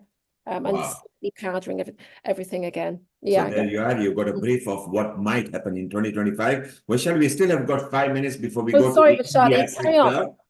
No, that's all right. So I'm just about to finish this. Carry on. We've got 5 minutes before we go to India sector. Amrita wants to ask you a question. Alexandra wants to ask you a question. So again, I'm just completing the second eyes. And again, I'm using the little darker shade, and I'm just I'm defining my. I noticed, Vaishali, and maybe Sharon, you can come in. I can see a gradient in a smoky eyes. Is that the trick? You start with a shade and you finish with a different shade. I mean, there is a gradient between the 1 centimeter of an eyelid. Is that how it should be? Yeah, so it's a difference of texture. So the first on eyeball area, I use little shimmery eyeshadow because I wanted it to pop out because we have a natural bump here, so this is the highlighting point.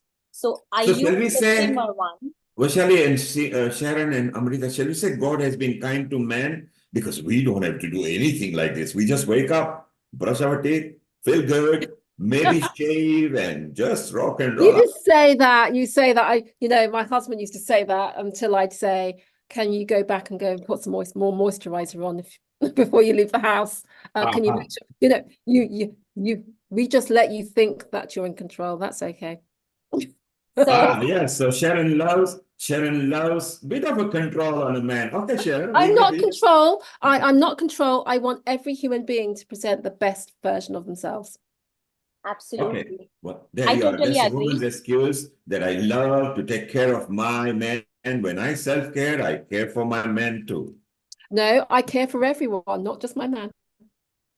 So now even better. Yes, Vaishali, carry on. I don't want to disturb the debate because it's a hot discussion. And the debate there is no end of that debate. But anyways, long story short, I'm just about to now apply this liner. And again, I'm not using the liquid liner because I'm in my 40s. More we age, more we start using crayons and gel-based makeup, because liquid liners, it will make your, because we have little crease on our eyes by the 40s, we start developing some crease and some wrinkles around eye area. And any makeup which is liquid base, and it will have that zigzag line. I don't want that zigzag line to be visible. So what I'm using this black liner. And this is a liner I'm using, as you can see, very close to my eyes. And it's really, I'm so glad you mentioned that, Vaishali, because actually that's so lovely. It's a real reminder that actually we evolve our makeup practices. Okay, just because, and I know that there are women out there that they found a really good way of applying their makeup or their eye makeup or their lipstick in their 20s, and they stuck with it.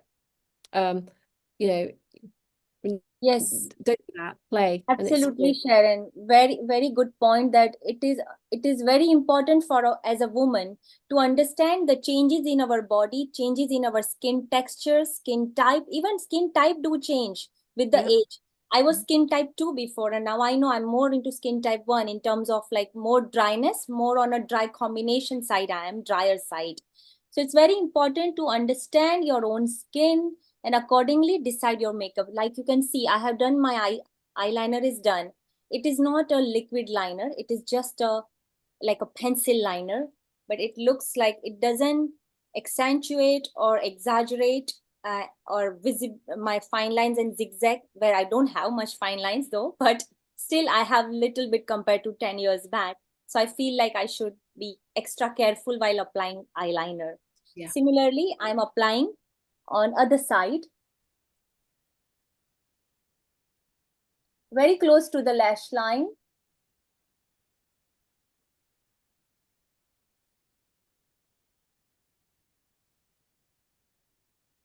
So, Vaishali, I can see you're filling up your outer side of the line first, and then you're coming to the inner side.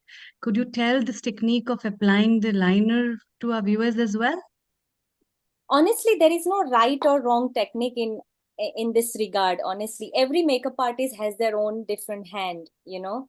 Like sometimes because I'm righty, okay, so when I do my right eyes I start with, you know, different end, but when I do my left eyes, Sharon is smiling. Sharon, it was Okay, okay. Yeah, and you know, it's That makes a okay. big sense. Listen, as long as you have that consistency. And now I know, because I've got a variety of mirrors in my bedroom and bathroom, but a little tip: if you're not sure and you're doing that and you're a bit tired and you're in a rush, okay, I don't know if you can see it. I stand there and then I do that. Yeah. And then I put my eyeliner on. Rest your elbow on your hand, and then you've got that smoothness as you go across. Wow, amazing tip, viewers, and amazing. Croatia, you're like, I can see Croatia's face going, wow. No, because even right now it is helping because I'm resting my elbow on the table, and it is actually helping me support, you know. So definitely it's a wonderful trick. All the viewers, it is very good trick by Sharon. And I'm also finishing this eye makeup almost. So I'm done with the upper eyelid. So is this called brown smoky eyes? Yes, it's a brown smoky eyes, just using 2 shades of brown. I have used even the crayon is a brown crayon. I use gel crayon. And Sharon, is the brown smoky eyes the most popular or common to everybody? It is. It is a very common eye trick to use. But I think, you know, if you are someone that's really into trends, I'm a little bit into trends. You know, Well, here I love a good thought green as well, particularly on brown skin. Greens, so good. Hiral in Mumbai liked it, and she said, if you're 40 plus, which Vaishali claims she is, and she said, that's a good one. Hiral, your comment? Oh, yes, I actually love the way she's explaining because I love makeup. And almost every day I use makeup. I'm a very big fan of Bobbi Brown. So I use Bobbi Brown foundation, and of course we have Lakme here. So basically I applied today, if you see, and I was thinking I don't want to apply kajal here, and I want to just do a liner. Like I have eyes like this, like God gift. It's just like a What is spooky. a kajal for the viewers who are not Indian? What's the kajal? So kajal is Okay. Yeah, please go ahead. Yeah, you can tell Sharon or Vaishali. Vaishali, No, what's the kajal? Just quickly, please. Yeah, so kajal is just like a heavy pigmented crayon, pigmented. Like I know even what kajal is. even Okay, thank you. kajal. So shortly we will be going to our India sector where our producer, Rotarian Lal Goyal, is waiting. We still have 5 minutes with a lot of people asking questions. So what we'll do, Let's go to a bit of India sector and then we'll come back. Sharon, you stay around. Vaishali, stay around. Let's give people a close-up look of what you are. Deepti in Egypt, stay around there. Deepti, I bet you've got some tips for some self-care from Egypt over there as well. So we want you. Bindu is now getting ready. Bindu loves trending. Bindu and Hiro loves going to nightclubs. I'm sure they are ready for that. Vaishali, let's put a close-up on you to Yeah, see what it is. Just I finish would, it. Yeah, carry yeah, on. I would like to say that the way that I applied my upper eyeliner, I just applied my lower eyeliner as well with the same product. Now, this is like a nice line, but now I'm going to use this smudger brush. It's a smudging brush. I'm using this smudging brush to diffuse the line on the lower side. Okay, now you can see the difference while I'm diffusing the line.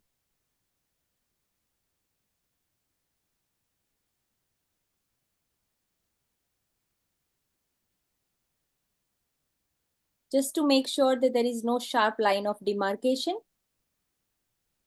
A well blended makeup, and then when there is no line of demarcation, it looks really good and more presentable, more pleasing to the eyes. Can you see the difference now between these two? Okay, Vaishali, come closer to the eye camera on the bit more closer. Lower your face, and bring your eyes into the camera. And just lower your face slightly. Ah, we can see very clearly. Well, we'll ask the ladies. Ladies, your comments on it. Sharon. My comments, well, I was just going to say, I'm just beautiful. And can I just say, I think, sorry, it's my. Yeah, I've just muted Sharon temporarily. Alexandra, what do you think? What are you looking at? This is amazing. I mean, as Sharon said and Vaishali, this is a practice. It's a makeup practice. So it's a training, just like a self-care, self-love, self-respect. It's a practice. It's a training to do. It's not just one thing, you know, we take a tablet, a pill, and then it's done. So it's a skill to be learned. And I'm definitely learning this skill now. Thank you And so much. Rena in Israel, what do you think? Hello, namaste, everybody. Namaste. Always a pleasure and an honor to be here. I think it was Sharon who said this. I actually wrote it down and I hung it up on my mirror. Beauty is about presenting the best version of oneself. I never thought about beauty that way. So thank you for that.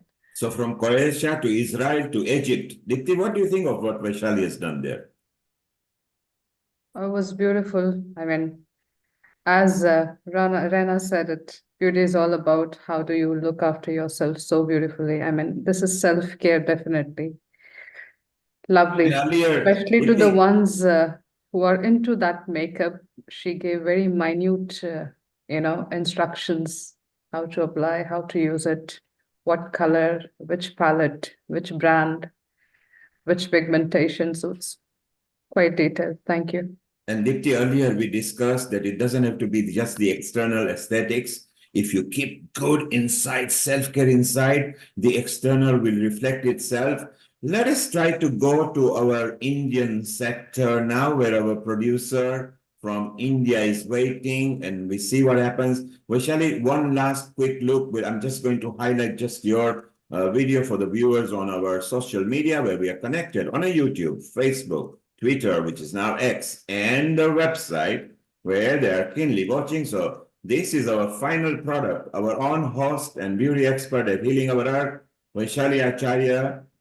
Okay, you can stop applying anything else now. We'll just show it as it is. If you could bring your eyes closer to the camera hole. That's it. Just lower your face slightly and close your eyes. Thank you. There you are, ladies and gentlemen. That's the finished product there. This is internal beauty enhanced with external beauty. And Vaishali, well done. We love the demo. Stay around. We'll be coming. We want to know more about it. Let us get the men's opinion for our producer in India, our Rotarian, Lal Goyal. Lal Goyal, global namaste to you. Global namaste, Nil Kumar ji. Global And namaste, Global Lal namaste bhai. to everyone, and global namaste to Vaishali ji. And you, of course, you are with your co-host there, Vaishali. What do you think with our Vaishali's smile and the smoky eyes she created? Mr. Neil Kumar, it's very difficult to praise a lady of such a position. I think you can understand my position. So I can, but one thing is very clear. When we are talking about women's self-care, we have to understand what is women's self-care. So if you want, then I can start and talk about that. But yes, really, Vaishali ji, you are looking beautiful, although you are. But after this, your somewhat touching your eyes, you have changed the look. So thank you very much. Well, Vaishali, there you are. You can go put your glasses on again and be ready just in a few minutes. And let us ask Amrita, can you welcome our new producer for the Indias over here, where our resident producer, Veteran Lal Goyal, is here. Bit about him, and then we go to the guest. Over to you, Amrita. Thank you, Neil Kumar. Thank you, Vaishali. That was really wonderful and awesome. And I'm sure a lot of questions will pop up. Let's move from London to India, where we have Rotarian Lal Goyal. Rotarian Lal Goyal is our regular contributor, and he is a multifaceted person. He is a founder and charter president of Rotary Club of Organ Donation International, as well as chairman of Organ Donation India Foundation and GYAN. And in every episode, we have him with his wonderful guests who give a good insight on different facets of life as we bring up the topics. And today's topic about women's self-care, we have awesome guests with that I can look at, whom Lal ji, it's all yours, and please welcome. I welcome on behalf of the Healing Our Earth family, everyone who is here. Over to you. Thank you. Thank you very much, Amrita, and Global Namaste. When we talk about women's self-care encompasses a holistic approach to nurturing physical, mental, and emotional well-being. It involves prioritizing oneself amidst life's demands and responsibilities. This may include regular exercise to boost physical health and reduce stress. Additionally, practicing mindfulness through activities like meditation or yoga fosters emotional balance and mental clarity. Adequate sleep is vital for rejuvenation and overall health. Nourishing the body with nutritious food supports energy level and vitality. Setting boundaries and saying no when necessary empowers women to protect their time and energy. Engaging in hobbies and creative pursuits provides outlets for self-expression and enjoyment. Seeking social support and fostering meaningful connections nurtures emotional resilience. Prioritizing self-care rituals such as skincare routines or bubble baths promotes relaxation and self-love. Lastly, practicing gratitude cultivates a positive mindset and enhances overall well-being. So with this, I would like to welcome my esteemed guests who are joining from India, the beautiful ladies. And I would like to invite my first panelist guest, and she is Miss Parul Jindal. Miss Parul Jindal is the director of Narayani International School. She is the member of Advisory Forum Aligarh Smart City Aligarh. She is an inspired social worker. She is serving in educational field for the last 14 years. She is pursuing PhD in mathematics. She is a nominated member of Aligarh Smart City Advisory Forum. On the occasion of UP Day, she is felicitated with an award by the government of UP for her contribution in the field of education. Recently, she was felicitated by UP Governor Her Excellency Anandiben Patel for her outstanding social work. Welcome, Ms. Parul Jindal on our show. Ms. Parul Jindal, this show is globally telecast through different medias, as you have already heard what Mr. Neil Kumar has said, and it has been brought to everyone by the Healing Our Earth. Now, you being a women who, I think your any other devices on, Ms. Parul Jindal, please. No, I think somewhere else I am getting the disturbance. Yeah, now it's okay. So, Ms. Parul Jindal, you being a person who is a leading social worker, I have seen your work in Aligarh myself, and the way you are dedicated your life in spite of you are running a very good play school and you are running a nursery, etc. We would like to know your views about today's very, very important topic, and that is women self-care. Miss Parul Jindal, please. Thank you so much, Mr. Lal, for inviting me here. आज मैं आपके साथ share करना चाहूंगी. We all know that women keep themselves in the last priority in spite of knowing that they contribute a lot in the society. Woman is the pillar of our house, and without her, things will not go proper at home. If we talk about food, suppose वो सुबह उठती है तो बच्चों के लिए भी खाना बनाना है. Either she is a working woman or a housewife. अगर वो हम बात करें हाउसवाइफ की, तो वो सुबह उठेगी, उसके पास अपने लिए एक्सरसाइज करने के लिए भी टाइम नहीं होगा कि वो अपनी बॉडी को एक्सरसाइज कर सके, वो योगा कर सके. She don't have a time for that. वो अपने बच्चों के लिए काम करेगी, अपने पति के लिए काम करेगी, इवन घर में जितने उसके सराउंडिंग्स में पीपल हैं, वो सबके लिए खाना बनाएगी और अपना ब्रेकफास्ट करना भी भूल जाएगी. नोबडी कैन से कि आपने ब्रेकफास्ट किया या नहीं. नोबडी कैन आस्क हर कि आप अपना हेल्थ की केयर करो. सेकंड, उसे अपने लिए बिल्कुल भी टाइम मिलता ही नहीं है.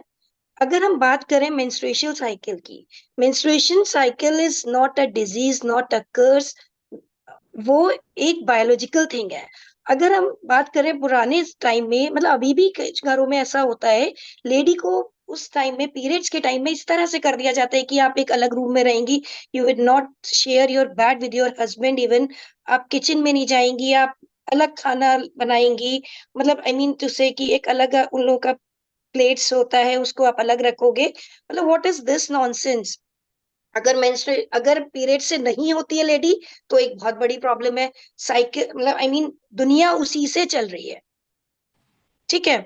Parul, तो Parul, ji, Parul, it's a wonderful subject. Can you stick to mostly English because the audience okay, is international okay, in different okay, countries? Yeah, Because that's okay, what this I subject is very okay. important, and if we can master the self-love care here, this will really help the society. Over to you. Thank you for Okay. interrupting. So I'm talking about menstruation cycle. It's a biological thing, not a disease or not a curse, not a stigma.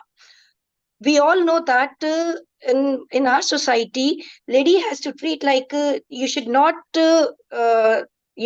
sleep with your husband. You should not go into the kitchen. Matlab, people say like that ki don't do anything in the time of period. untouchability. This is all nonsense. I think this is all myth. Or one more thing is that ki Padman has inspired a million of girls to take ads. He has stopped shying girls to take pads while go to that chemist shop. In the last few days, he girls go to the chemist shop and she say, how can I say ki, please give me the pads, please, I need a sanitary napkins. This matlab, they feel shy for asking sanitary napkins. Now Padman has inspired million of girls to stop shying. All family knows ki all family knows women is a pillar of the house, but nobody cares of her. Even women herself care of herself. Women never care herself. She care everybody like husband, even mother-in-law, father-in-law, everybody surrounding her. She never care of her mental health. She never do exercise. She never do meditation. I think she has to be care of her mental health. If she cares of her mental health, then the life should be balanced. And when life should be balanced, then in the life stability will come. She has to take care of herself, and life is the one time opportunity. So woman has to use it well and take care of that. Okay, thank you very much, Ms. Parul Jindal. What you have mentioned is a very, very important thing that in India, especially the North India, because you are talking about North India, still the people treat the women not at par with the men. And that's why they are not even getting the me time. Forget about the me time. They are not getting time even to have the breakfast and on time, or have the lunch on time. And she has to cook and serve to others. So that is why the self-care is a challenging thing, especially in India and North India, where is still the people treat the women as a second citizen. Thank you very much, Mr. Parul Jindal. Be there. We will be asking questions after first round will be over. I would like to go to my next panelist guest, and she is Dr. Priyadarshini, if she is there, because she told me she's traveling. Yes, I can see her. She's traveling, Dr. Priyadarshini, although your name you have put some other name, but anyway, I will just introduce you, Dr. Priya. Your name is here, it is written Andrea, your daughter's name. So she is Dr. Priyadarshini with the name of here, because she is traveling in the train. Dr. Priyadarshini is a Mrs. World Supermodel 2019. Dr. Priyadarshini was crowned as Mrs. World Supermodel 2019 in a prestigious beauty pageant held in Bangkok, Thailand. Dr. Priyadarshini was also awarded with the subtitle Miss Goodness Ambassador. She is professionally a doctor running a diagnostic center, Harsha Modern Diagnostics. She is the director of Modern Medical Center. She is the founder of Soul Beat Wellness, a wellness center. She is marketing the natural body products like natural face packs, hair oil, shampoos, soaps, hair conditioner, face baths, etc. She was honored with India Healthcare Award in 2018 at Delhi. She was awarded with Young Business Entrepreneur Award. She is also awarded with Sadhana Achiever Award. She is working for women empowerment and women health. More than 500 free health camps and health talks were organized by her in and around Mangalore. She was the president of the First Lady Lion Club, Kaveri of District 317D in the year 2016-17. Welcome, Dr. Priyadarshini on our show. Dr. Priyadarshini, you yourself being a Mrs. World Supermodel, as well as you have been subtitled Miss Goodness Ambassador, and you are running a wellness center, and you know about the self-care about the women, and you are also marketing the products, natural products, and which I know that you are by that way you are empowering the women of those who are not of these are the weaker section women. I would like to know from you about this today's very, very important topic, and that is the women's self-care. Dr. Priyadarshini, please. Thank you, Rotarian Lal. What name is she signed under? Andrea. Andrea, yes, we can be located, and here she comes. And then she's traveling in a train.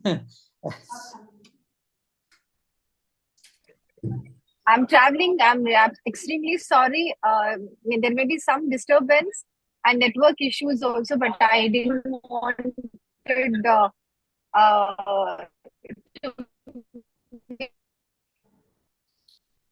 Yes, network is issue. Yeah. Please go ahead. Okay, Rotarian, now let's move to the next guest. No, I think now she's there. Are you there? Yes. Okay. No, I think we lost. So we will move to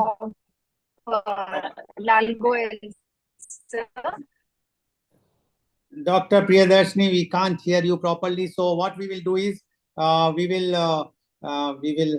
Can you speak now? Otherwise, we will move to the next. Rotarian Lal, we will skip her because she's jamming our signal.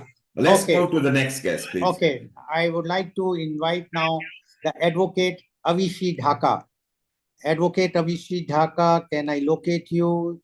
Yes, I can locate you. Yes. Advocate Avishi Dhaka is BA, LLB Honors, LLM.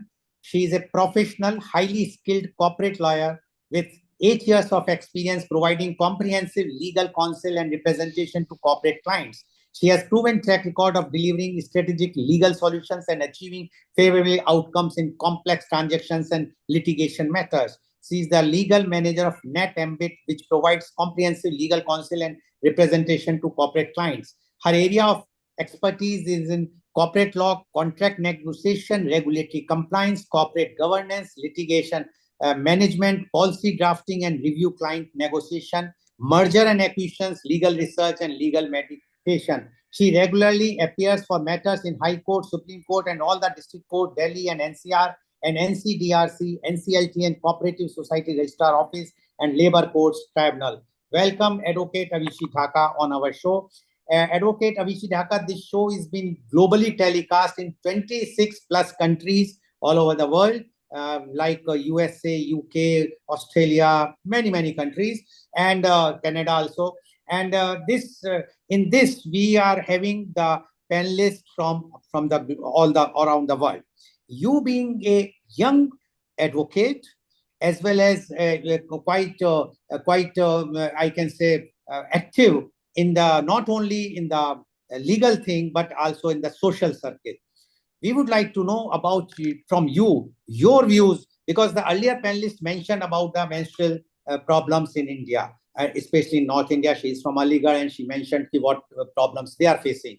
So she says, what about self-care when we are being treated as an untouchable? Now we would like to know from you your views on women's self-care. Advocate Avishi Dhaka, please. Thank you so much. Good evening, esteemed guests and my audience. And first of all, I would like to thank Mr. Lal Goel and our international panelist, Mr. Neil Kumar. Thank you so much for introducing me to such a nice platform.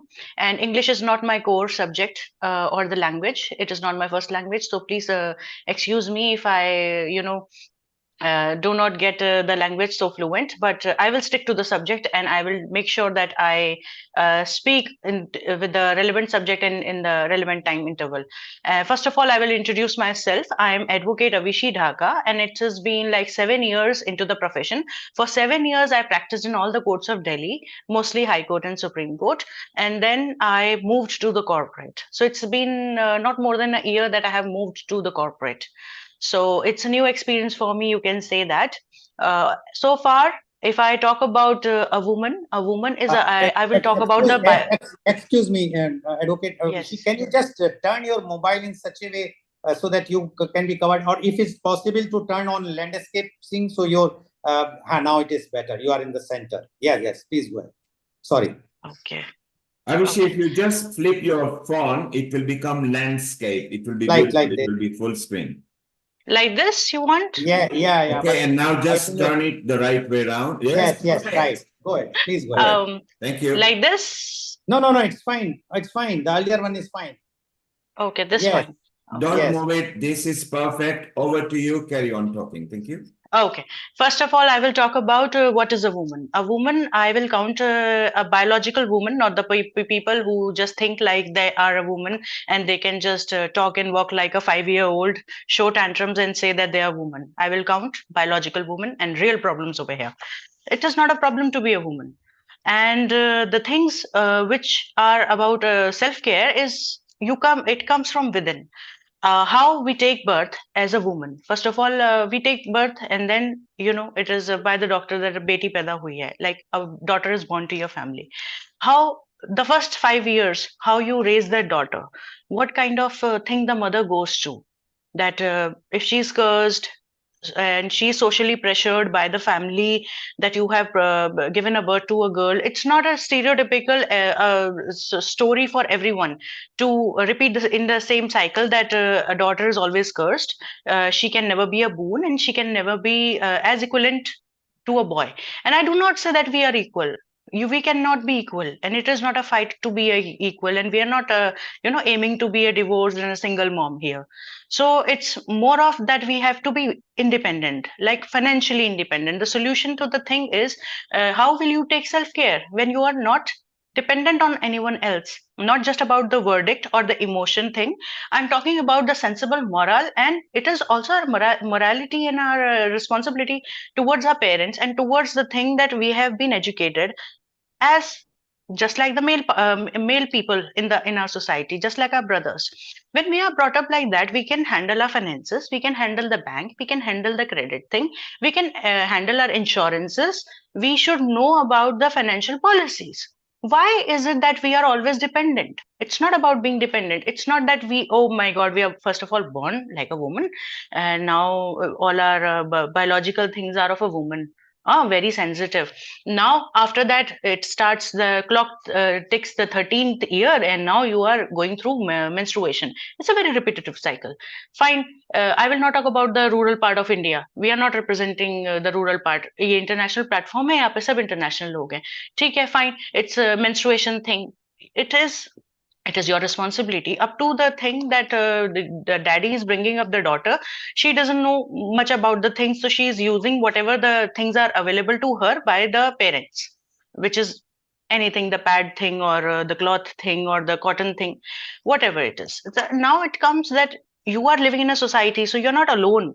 You're not being in jungle. You are seeing, you are being with your friends, with peer, you know, you talk, you socialize with the people, so you know what is going on. So it is your responsibility to, um, conduct how you conduct yourself, how you make yourself independent. You have to learn from your own mistakes.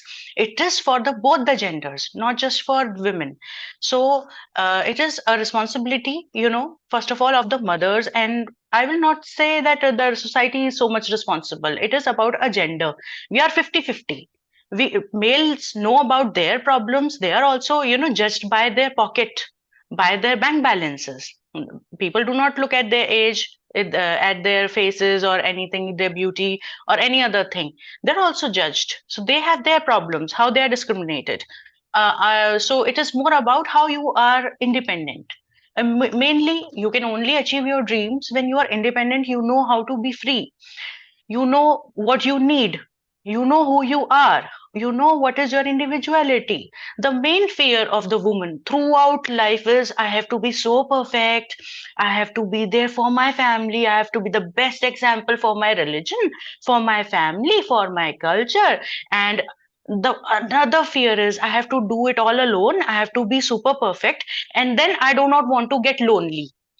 And because of those fears, it's not always actually that you'll land lonely if you pursue your dreams. If you are an independent woman, you stand alone. Because you are intelligent, you are pursuing your mind, you are pursuing your willpower. That doesn't mean that you'll land alone, or you will stay alone in the end. You won't get a husband, or you will end up alone. That's a main fear of the woman. Whenever we tell them that take a step anyway, about not just about being in the law field, anywhere we see, like in the corporate one, in my litigation, I saw cases like property cases or civil cases or criminal cases or matrimonial ones or the domestic violence ones. But in the corporate world, like for the normal people who do not engage in cases, for common people, it's like women are working, and suddenly it's like a prevention of sexual harassment, I see, or the labor laws, they're not getting paid for their work, or equally, or something like starting a family, mainly when they are either kicked out of the job, or the issue which is a maternity relief act, something like those. So all of there's a fear. They will not start the family just because they might lose something. They might have to do that. So not everything is going to be perfect. We have to stop being fearful of the thing that something will come into my in my way of getting my things done perfectly. Nothing is perfect for anyone. The fear is to be perfect all the time and get everything on time. So it's not a clock, it's not a time bomb that it will go on that time. So something have to be sacrificed for something. If I'm sacrificing my freedom, my individuality, I'm getting family, I'm getting praised. Wow, you sacrificed everything. And you can say that, look, I was bringing you up in the uh, usually our moms say all that to us. I was bringing you in the world, so that is why I sacrificed everything. So it is up to her how she thinks. That I cannot compensate it, although I respect my mother, but I need to know the exact figure what she has missed. Being practical, that will give her some kind of confidence to me that I'm burdened throughout my life, that she has sacrificed something for me. So it is for the women who have sacrificed all over the world, that you do, because if your husband has to like change a job, change the place, so you cannot say no until unless you are earning more than him to make that a choice. You simply change the place, be with the family, and whatever is the thing, we go as per the rule of the family. The head of the, and who makes the rule of the family? The head of the family, who's earning the most, who's bringing the family. So it is that we have to be free, and we have to decide who we are, what is our individuality, and be ready to sacrifice for practically what we want, how we want it, and what's our plan. Most of us, we do not have any plan, we do not have any strategy, and then we complain throughout life that I did not do my self care because of you, or these points. So it is mostly about self care. So it is about you. You have to prioritize your things, your family, your environment, and the list is endless to be perfect all the time. So this is about me, and I think we can only help. Other genders cannot help us. It is us. Okay. It is our life, and only we can help ourselves. Thank you. Okay. Thank you very much, Advocate Vishi Dhaka. And you rightly said sacrifice, but sacrifice for yourself, not for the others. If you want to sacrifice, just see how you are going to be benefited. And then it is self-care. Otherwise, if you are sacrificing for your children or for your husband or your parents, you will be always complaining the whole life, but you will not succeed. So it is very much required today that all the women should wake up, the girls should wake up and see to it whatsoever their parents have done, very nicely done, very good, but they should come up now and take their own care. And that is why the women's self-care is required. Thank you very much, Advocate Vishi Dhaka. Please stay. So we will come and ask questions in the next round. Now, I would like to, Dr. Priyadarshini, are you there? Can we hear from you now? No, I don't think so. Dr. Priyadarshini is not there. I can't see her now. Okay, so I will move to my next panelist guest, and she is Dr. Prerna Sharma. Dr. Prerna Sharma is a renowned memory girl from Noida. She is a counselor. Her motto is work hard in silence and let success make the noise. She did her BSc in Industrial Chemistry, MSc in Chemistry from B.R. Ambedkar University, Agra, and PhD from World University, USA. She also did MSc in psychotherapy, in which she learned the therapy to cure depression and anxiety.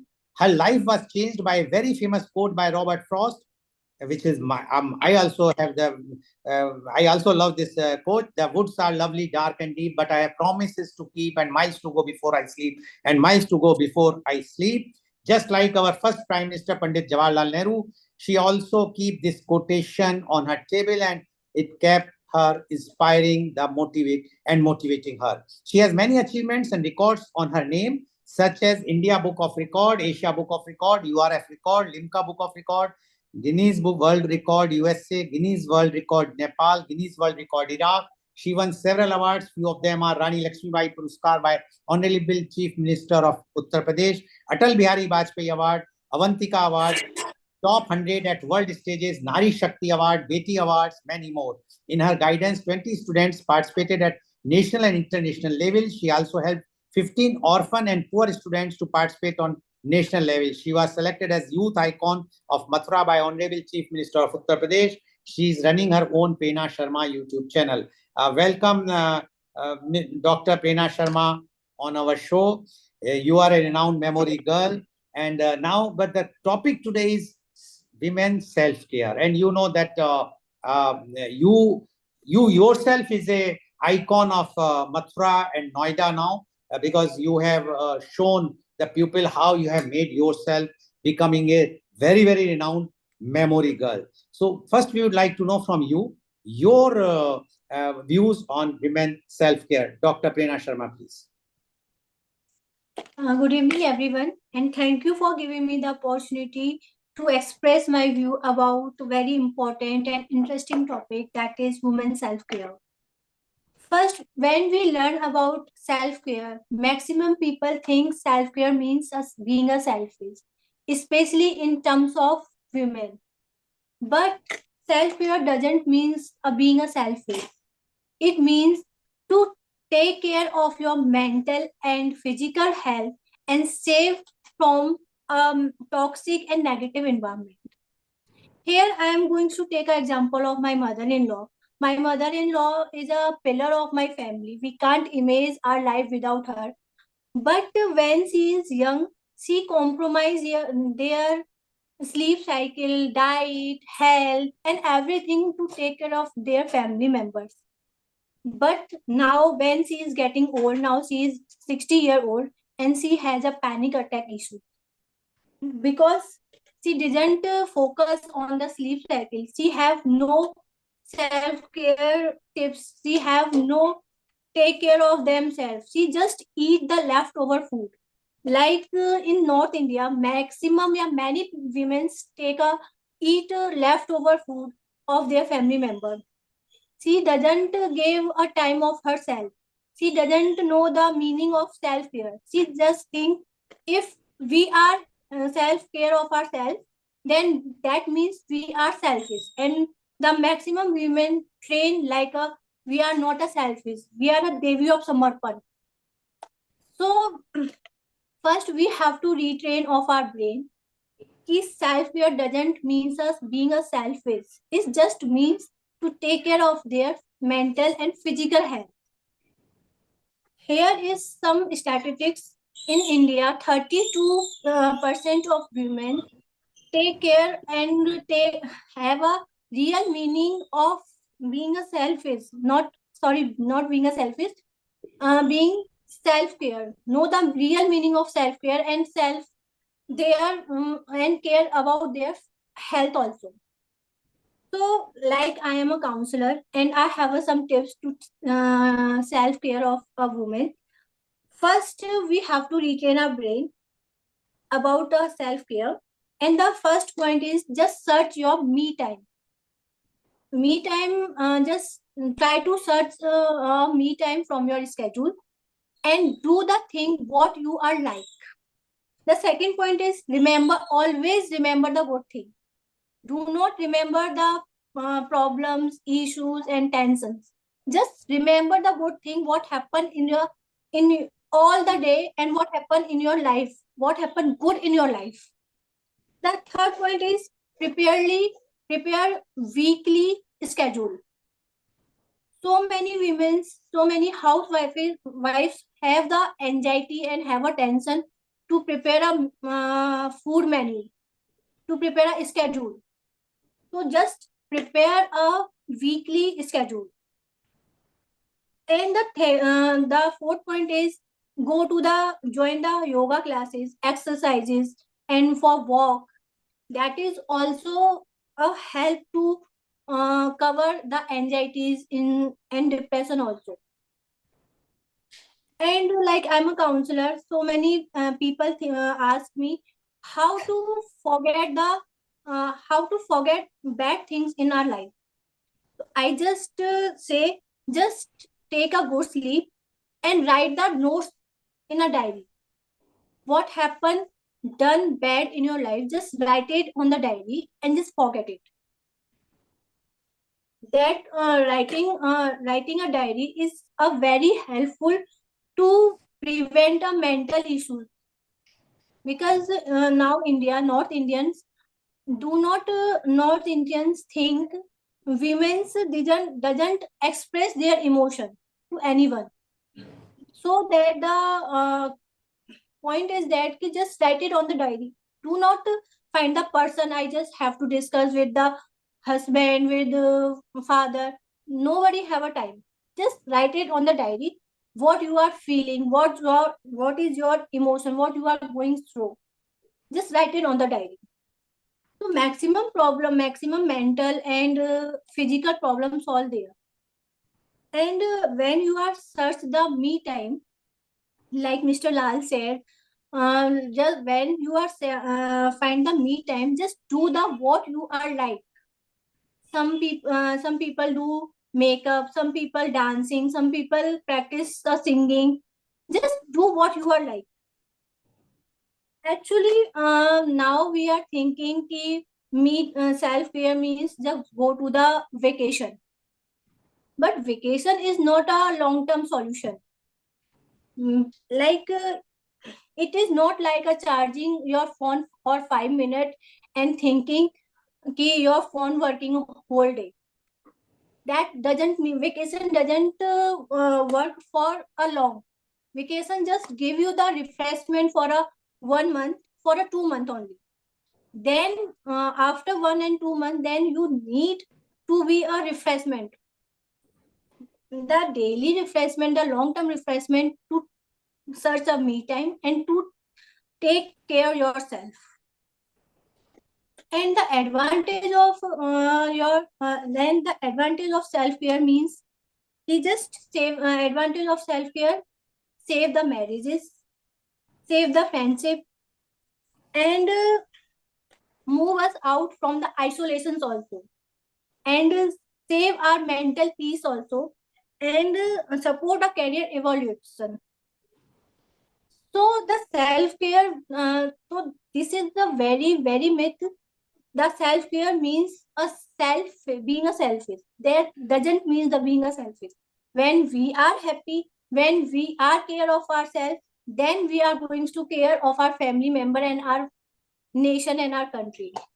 Okay, thank you. Thank you very much, Dr. Prerna, and you have given a very good advice. Definitely, I will tell my wife also, no need of going to vacation, because vacation is only a temporary relief from all the tensions. It is better that we must go do something every day, walking and yoga and other things. That is a self-care, and really one has to be fit physically as well as mentally if you really want to take care of you, and then only you should have a me time. That is very important, especially for the women in India and especially in the North India, where the me time is not at all available, which is a reality. Thank you very much, and please stay. I will be coming back to you soon.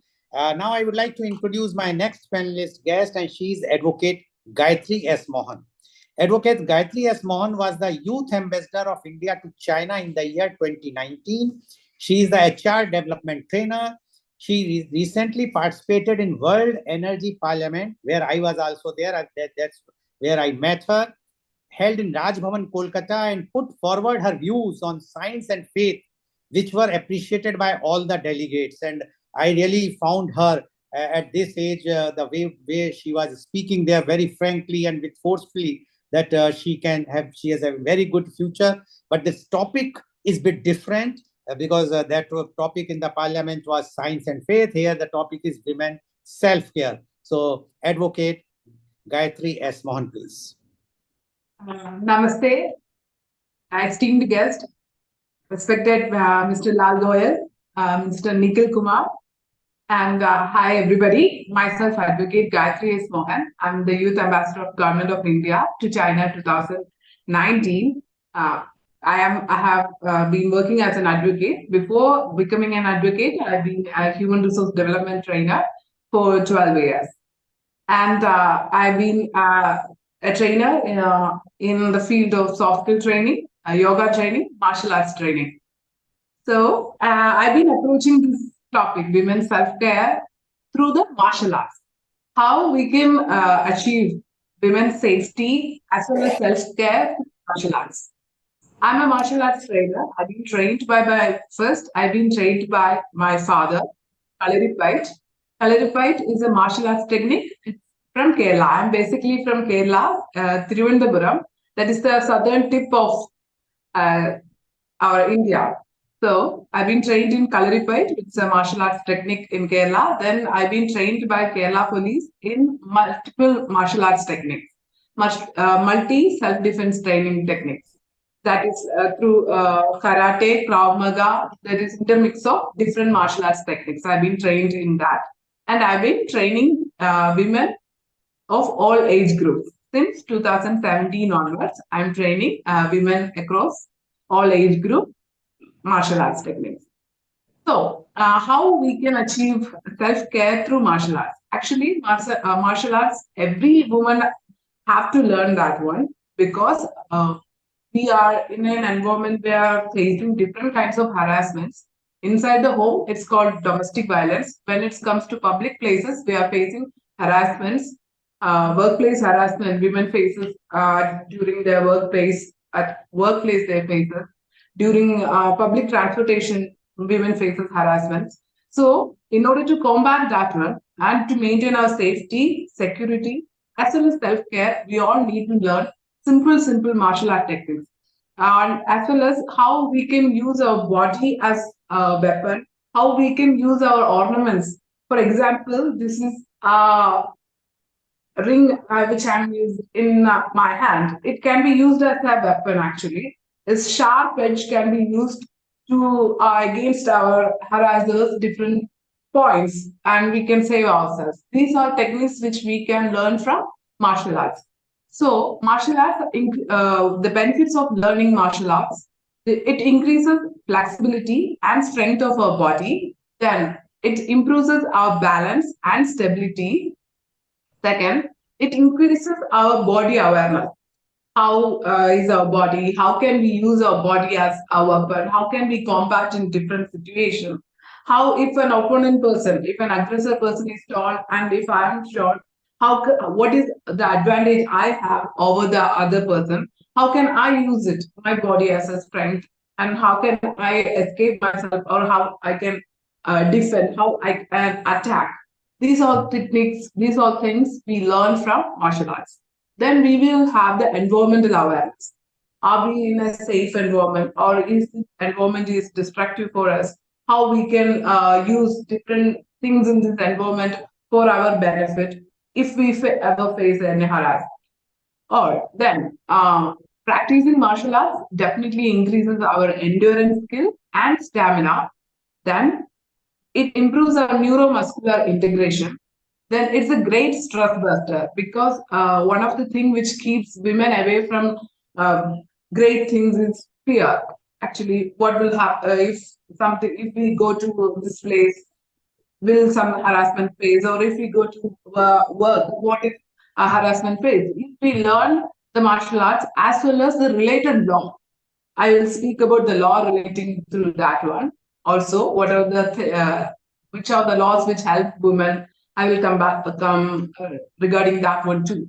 So this learning martial art techniques is a great stress buster. Then it improves our concentration, it improves our resilience, then it helps to protect ourselves and our dear ones from different types of attacks. Then it increases our mental strength and mental focus. And by learning martial arts, we can build a community of women as well as a community of young children where we can strengthen them. Because harassments are faced not only by adult ladies, but also harassments are faced by younger children also. Younger children also faces this kinds of harassment. So we can build healthy community if women learn martial arts and empower themselves and empower their children. A community where safety and healthy women and children will be there. Then what comes to the law point, Indian Penal Code in our in our country, we have for criminal acts there is a law called Indian Penal Code, which says about the punishment. There we have right to self-defense. What is called right to self-defense? That is section 96 to 106 of Indian Penal Code, which speaks about right to self-defense. If someone tried to kidnap us, or someone tried to show unnatural lust towards us, or someone tried to rape us, we can attack that person. We can even, if other person shows aggression that we fear, maybe rape or death comes to me, I have right to even kill that person, which comes under section 100. If you use right to self-defense, you are not going to go in the jail, because it is a right given by the country for every human being, because not every place police can be there with all the time. So we have the country gives us the right to self-defense, right to attack back, right to fight back. So you learn the law, which is beneficial for us, section 96 to 106 of IPC. Then learn the basic self-defense techniques, how we can use our body as weapons, how we can use simple ornaments as weapons, how we can use even a pen, putting there. Yes, learn it. So through martial arts, we can have self-care as well as self-defense and self-safety and safety of the community. Okay, thank you very much, Advocate Gayatri. I am lucky that you have not used any martial art on me in Calcutta or not slapped any legal case against me. But it's a really good thing, because if women are aware about their rights and if they learn these things, then they can care. And self-care is required, because then it also builds up the confidence which is required, so that you can do many things. You can have even a say in your house. You can ask for the me time, because they know that you know the conditions, you know the legalities, you know the things. Thank you very much, Advocate Gayatri, for your views. Now over to you, Amrita or Mr. Neil Kumar, so you can ask the questions. Thank you. Thank you, Rotarian Lal. That was wonderful panel that you had. Let us, because this is a particularly about self-care, I want to go around the panel with the Indian contingency. And just in a short 1-minute answer, I want the best tip of self-care from each one of them. So let us start with Avishi. Avishi, what is your one tip that you use to self-care for self? Unmute yourself. Okay, while Avishi is she is unmuted. Avishi, what is your one tip for self-care? My tip for self-care is to feel that you are already free. If we are not clutched by feet or hand or by brain, to be free from here, to be emotionally free and be financially free, and to be, completely understand that you already have your freedom to make your own choices, irrespective, even if you are, right now not free financially. You Thank have you. the brain to make your own choices. This is what I want to say. If you have a mental freedom, then you know what you want to do. The main thing is, it's a whole life ahead of you. You have to make smart choices for your own self. It's as the Noida girl said, that it's not being selfish about yourself. It's not that I'm meditating, or it's by anything that you get a mental clarity of what you are, what you have to be, and you are free to make your own choices, irrespective of how your mother had her life, how the society is living. It's up to us how we live. So thank you, Avishi. So Avishi's one self-care tips. He has got several. One of our best one is mental freedom. Get yourself mentally freed and bit of happiness will come to you. Let's go to Dr. Prerna over there. And what is your one main self-care tip that you can share with people that makes you happy and self-care love for you? Like I have already shared my tips, he search a me time, where in that time just do what you wants to do, not any disturbance from outside, from your family member, from friends. Just find the me time and do the what you wants to do, and prepare a menu, and write down the diary, and the most important, do the meditations, affirmations, and mindfulness practice, like I have already do that thing. Thank you, Dr. Prerna. So her tip is try to find some me time. What she's saying, find time with yourself. Because if you can be with yourself, then you are self-loving and self-care will happen. Parul, what is one main tip that is good for you when you say, I am self-caring? One tip is for all of the women is, if you want to get mental stress free, then you have to do regular exercise, meditation, then it will reduce the stress. Mental health will comes to do exercise daily, and if you are fit, if you are healthy, then, well, I mean to say, healthy is the main option. If you are healthy, then it will get better. So you mean to say mental as well as physical health is very important for a woman, so then they can take the self-care, because if they are not free mentally and physically, it's not possible for them to take self. Yeah, thank you. Wonderful. Over to you. Wonderful, Parul. So Parul's tip is very simple. Try to stay healthy, because health is the biggest wealth. And if you are mentally stable and you are happy and healthy, then you are self-caring. Thank you, Parul. Amrita, what did you think about our panel from India with the different self-care tips they had and a bit of their experience they shared with us? Amrita, over to you. Thank you, Neil Kumar, and thank you, Lal Goelji. This was a good panel because women's self-care is a very big topic and there are a lot of facets to it. And I think Lalji has tried to add up all those facets, right from the physical beauty to the mental beauty as well as the spiritual beauty, in which the preservation of that aspect of an individual beauty from various ways is also very important, whether you are understanding the laws or the regulations by which you can protect yourself, or by understanding how to build your own self-confidence, or by being mindful and learning the techniques to be mindful to enhance your spiritual health perspective. So in your own way, I think there has been a good package of every thought that has come up, and overall it will help in a self-development as well as self-encouragement of creating happy women and happy communities ahead. And Amrita, Thank I you. notice, as usual, our Rotarian Lal always brings people from different state, different background, different ages. So we see medley of information that comes to us. We have got Advocate Gayatri there, if her bandwidth is okay. Gayatri, what is one particular tip that you like, that you want to share with people, which is self-care?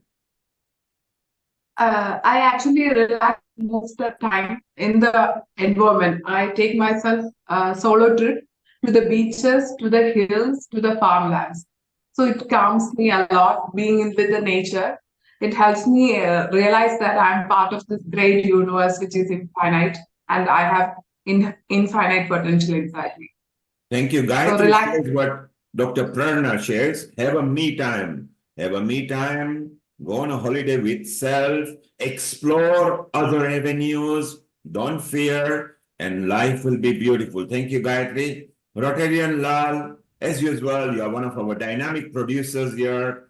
The series of people that you bring from different states, different countries, sometimes as well. It's wonderful. Rotarian Lal, it's time to welcome our USA company, which are actually 1 hour earlier today, but we'll have them for 2 hours. So their time zone has changed. Rotarian Lal, how did you feel that the women spectrum delivered today with some self-care tips for women?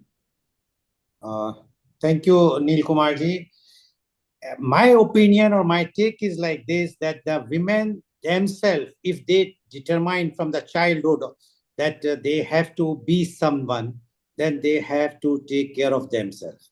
And for that, what our panelists have mentioned, first thing is the mental health, physical health, as well as me time. But it is only possible if your family provides you this thing initially. And the role of mother, again, the women, always I say, women is, we worship women, but women is the biggest culprit. If today we are discussing on this, why we are not discussing about the men self-care? Because we are not discussing, because the women give the priority, mother always give priority, especially in India, to the son. And there is a difference between son and daughter here. And once there is, until as this son and daughter difference will not go, whatsoever discussions we do, it will, yes, it will give some impact, but the first thing is the mother should change the attitude. And for that, I think the self-care is required and more motivation is required for the mothers, and which is possible with such type of programs that mothers should understand and they must treat. And today's my idea to bring this type of panelists where there are many young girls are there, that when they have a family, when they have their children, they must not differentiate between boy and girl. Then only tomorrow, when that child will, whether the girl or boy, then we don't require any self-care discussion, except yes, beauty. We must require discussions about how to beautify yourself. Although I always believe that beauty is from inside, not from outside. The eternal beauty is always from the soul. And that is why I always treat all the women beautiful. I think that they all are beautiful, which whether of caste, creed, religion, nationality, it makes any difference. This is my take, Mr. Anil Kumar. Well, that comes from our Rotarian Lal, who is a producer, who himself is a world-class leader for organ donations. But apart from that, he dwells in multi-facets. He says that the beauty is within. You don't have to worry about your aesthetics. Just be beautiful inside. It will reflect on your aesthetics. And Lal, Rotarian Lal actually challenged you all women. Why just women? We want men's self-care too. So hands up all the women that we bring a men's episode. Just put your hands up if you are in agreement. 1, 2, 3, 4, 5. Well, the whole panel, everybody has raised their hand. So Rotarian Lal, you win. Sometimes maybe in July we'll have a men's self-care. Thank you very much. Stay around. Let's go now to, so we were in Croatia, then we went to Egypt, then we went to Israel, then we went to many other countries, and we went to India too. But now what we will do, our USA contingency has come 1 hour early. Well, because the time zone has changed there, and we will have them for 2 hours with us. We will say hello to them and involve them in our next part, where Vaishali is going to give a bit of another demonstration. Bindu, you are in India, and we had the Indian contingency. You know, Parul was there, and Prerna was there, and Rotarian Lal was there. What are your thoughts? Did you resonate with some of their self-care tips and everything? Because you are in Bharat, in India as well. Yes, Neil Kumar, thank you. Wow, it was so filling with the pouring of beautiful knowledge from beautiful ladies around the world, and especially Indian women. They have expressed their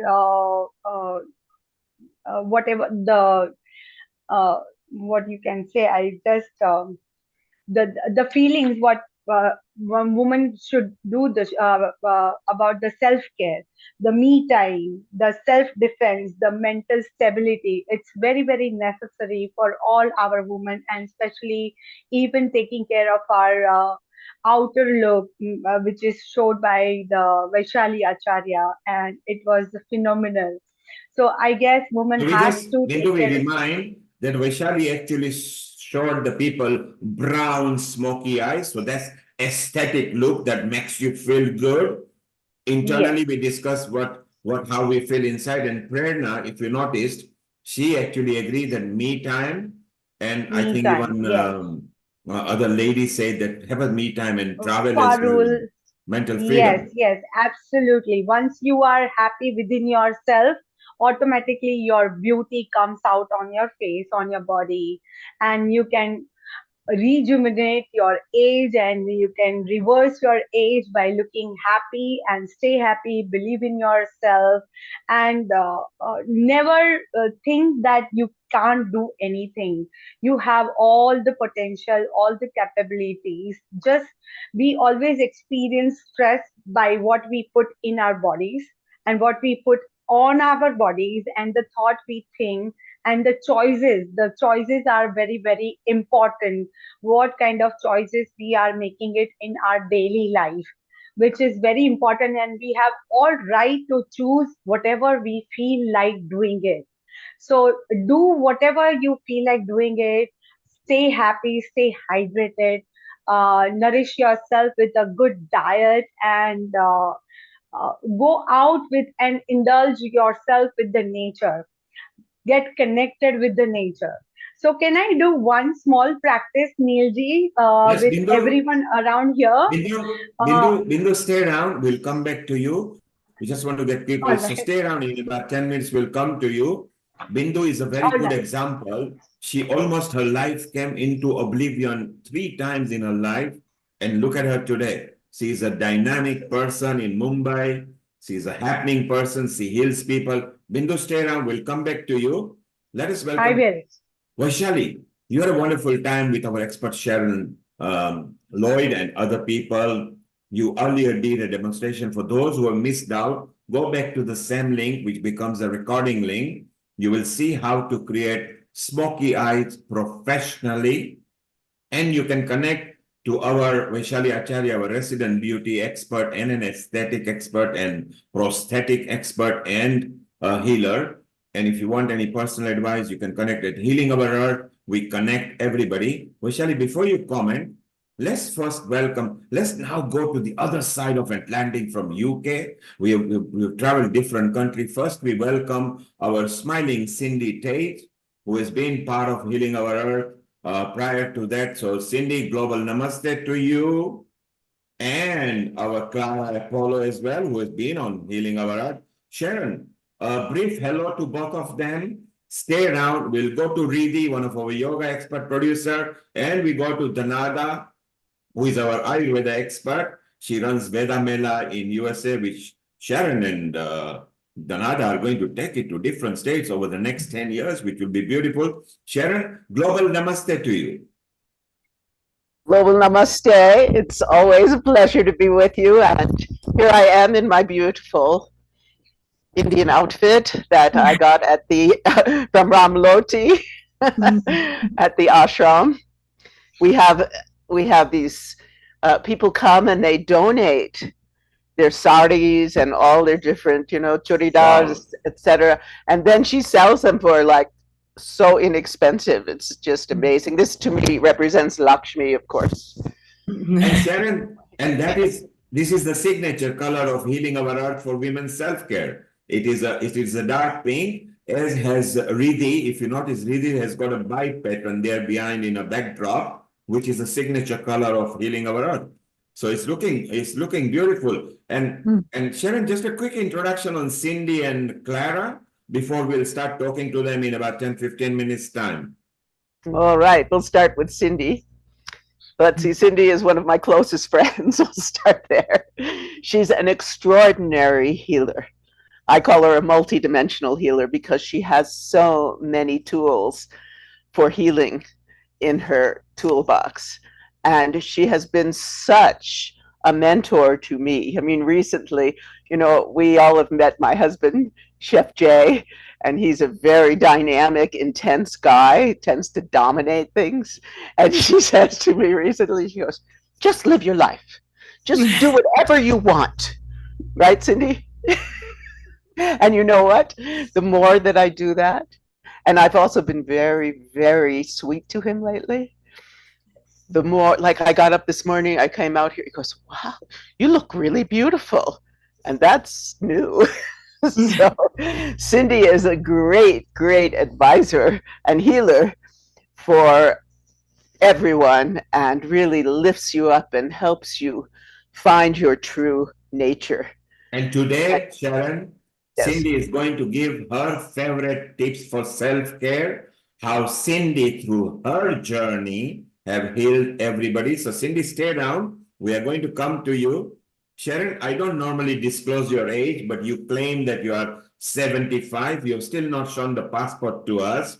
I always tell people they're only 50 plus VAT. So you are a very good example how you have maintained yourself, how through dance and artistic flair you have done. So we want some self-care tips from you too as well.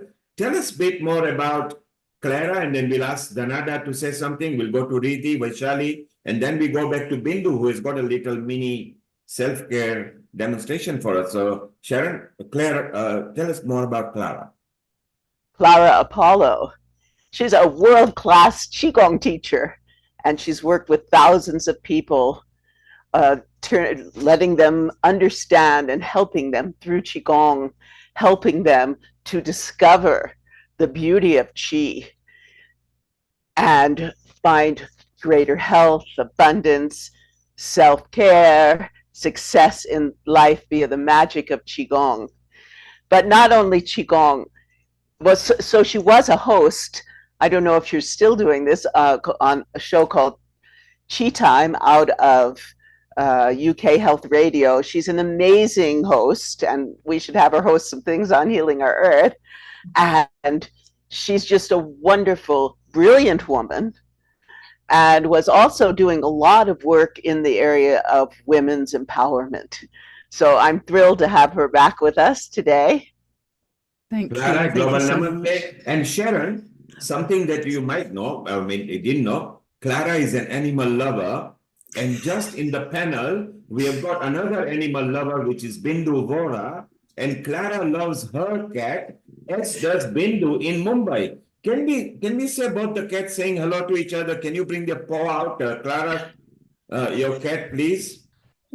Ooh, she's just jumped down. Classic. Yes, because she understood what we were about to do. And Bindu's cat is similar. The moment you mention her, she runs away. So look, Bindu is chasing her. Okay, at some point, we will introduce the cats to each other. And you know, one of the self-care about life is, if you have got a pet and there you are, Misri, look, that's Bindu's cat. She doesn't like being, look there, she's fighting with her. Just She's actually sleeping, and I got her to say hello to everyone. She's my lovely daughter. And one of the Hello, self-care tip is Mystery. loving an animal, you know. It can actually really, yeah, she is telling you, leave me alone. Okay, let I her know. go. We don't want That's to her disturb come to her. sleep. Riddhi, let's come to you. Let's welcome Riddhi. She's our yoga and meditation episode producer. She also helps other episodes. And like Amrita, she comes on whenever it's required. Riddhi, global namaste to you. And a lovely pink background, and you got the correct signature top on as well. And how do you feel? Are you ready to part with some of your tips a bit later? Of course I am, ready as ever. And Riddhi is also very good, and she's a, we have to be careful here because we have to say things without prejudice. She's a lawyer. Okay, so we have to be careful there. And Riddhi, we're gonna come back to Danada in USA again, who is actually exploring some close project with Sharon and Amrita over there, which is beautiful. Danada, you have to give us a self-care tips, including the Ayurveda and Vedic style as well. So stay around and say hello to everybody before we go back to Mumbai. Namaste to everyone. Thank you, Neilji, for having me. Global namaste to you. Okay, Bindu, you have got a bit of mini self-care demonstration for us. So we are now going to be connected to the other side of Atlantic, to United Kingdom, which is our American sector. We visited several countries earlier. The panelists came from different countries. We are connected live right now on social media, Facebook, YouTube, Twitch, Twitter, which is X now, our Facebook, so you can connect to us wherever you feel like. Stay connected. Bindu, over to you. What have you got lined up for us? Yes, thank you, Neil Kumarji. Okay, let's have some small exercise. So let's everybody sit comfortably, and whatever you have in your hands, just keep it aside. Pay attention to your body, and slowly and gently close your eyes. And now inhale with me through your nose. Exhale through your mouth. Inhale through your nose. Exhale through your mouth. Now repeat this after me in your mind. Inhaling love. I'm exhaling all the gratitude towards the world. I'm inhaling the peace. I'm exhaling all the stress I'm having in my life. I'm inhaling the love, and I'm exhaling all the hatred. I'm inhaling all the acceptance. I'm exhaling all the intolerance. I'm inhaling all the courageous. I'm exhaling all the fear of my life. I'm inhaling all the unconditional love. I'm exhaling all the toxic thoughts of my life. I'm inhaling all the positivity. I'm exhaling all the negativity. I'm inhaling just the good shit of my life. And I'm exhaling all the bullshit of my life. And just keep a hand on your heart and repeat this also after me, that I will take care of my body, mind, and soul. I will give myself 6 months to get into the habit of practicing radical self-care and self-love. I will block all the unnecessary numbers which is no longer required to me. I will declutter everything which is so unnecessary of my life. I will wake up earlier and I will get dressed up even though I am not going out. I'll put on makeup on myself to look beautiful, to make myself so beautiful. I will eat healthy food. I will write journal. I will have spa days and me time. I will do my exercise. And this is only my life. And I will do whatever I love to do. And I enjoy every aspect of my life. No more waiting. And I'll be the person will always wanted to be. This will be not like other times. This is time to challenge, to change. And I will stick to my habits. I love myself. I love myself. I love myself. And thank you, everyone. You can open your eyes. You can hug yourself and say, I love you. I am beautiful. How does this feel? Well, let us ask the ladies how they felt. And Vaishali, how do you feel what Bindu just did a mini demonstration for us? Yeah, Bindu, first of all, whatever affirmations that you said, it's so important as a woman because every affirmation has an energy. We all know that whatever we speak, we think, it has an energy. It goes out into the universe and it comes back to us, you know. So the first inhale and exhalation exercise, I really loved it because it was really calming down. You know, it sets the tone of the of your meditation. And after that, what you said about every affirmations, it was amazing. It's really lovely. And being a woman, it's so important, you know. And it's a self-care episode. So yes, definitely, I love it. I absolutely love it. Thank you for sharing this. Thank you. Thank you, Vaishali. Thank you, Vaishali. Thank you, Vaishali. Let us ask our Dr. Lakshmi Vyas, because she loves these kind of things. Dr. Lakshmi Vyas, global namaste to you. And what did you feel while Bindu was just talking to us? Global namaste to all of you. Bindu, it was wonderful. Thank you. Like it gave you energy, you know, additional energy, and at the same time, it calmed you down completely. So thank you very much for that. Thank you, Dr. Lakshmi Vyas. Let's ask our Lata how she felt while she was observing what Bindu was saying. Lata, global namaste to you. Global namaste, everyone. Global namaste, Neilji. This is one of our favorite episodes, isn't it, women? We love self-care. Well, I think it was nicely rounded out with that affirmations. Yeah, I think my journey, it so resonates with what I've been through in life, and very emotional because I connect to all of you beautiful souls here. You know, I love this family, and well, I mean, And Lata, you were a very good lawyer. You still are, because you still write very well. And how well you have done. Whatever you faced in life, you started self-healing, and look at this. You are nearly there now, and you're going to help a lot of other people. Let us stay down. We want to chit-chat with you again a bit later. Danada, what did you feel while Bindu was expressing it? Even she says, cut the bullshit out of you, and we are going to move forward. And Sharon actually noticed that.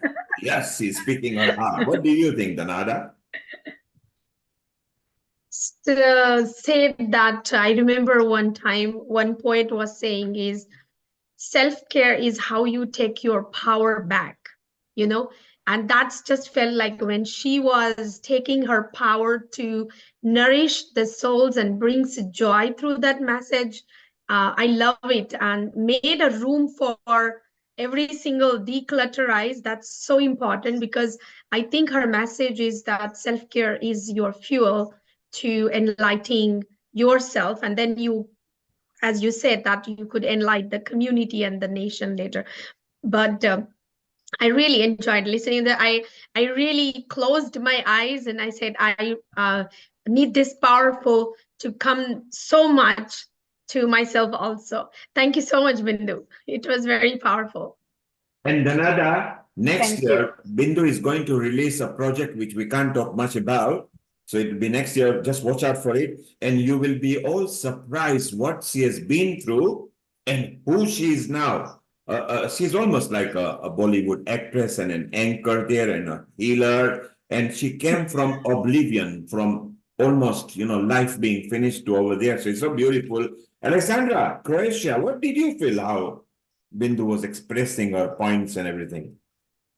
It was very, very personal and very, very moving. Just like Lata said, I think it's a very important topic of like recovery and just finding safety again and security in our bodies and kind of getting that emotional control again.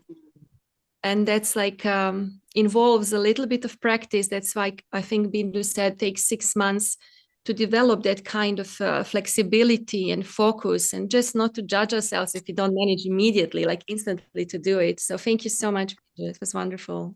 I love that succinct description, Alexandra. And we like to remind people who are watching us on a social media at the moment that Healing Our Earth is setting up a global women's forum where some of the leaders who are here, Alexandra, Sharon, Amrita, Bindu, Vaishali, they will be in touch with you and actually get you involved in a group that is going to go global very soon.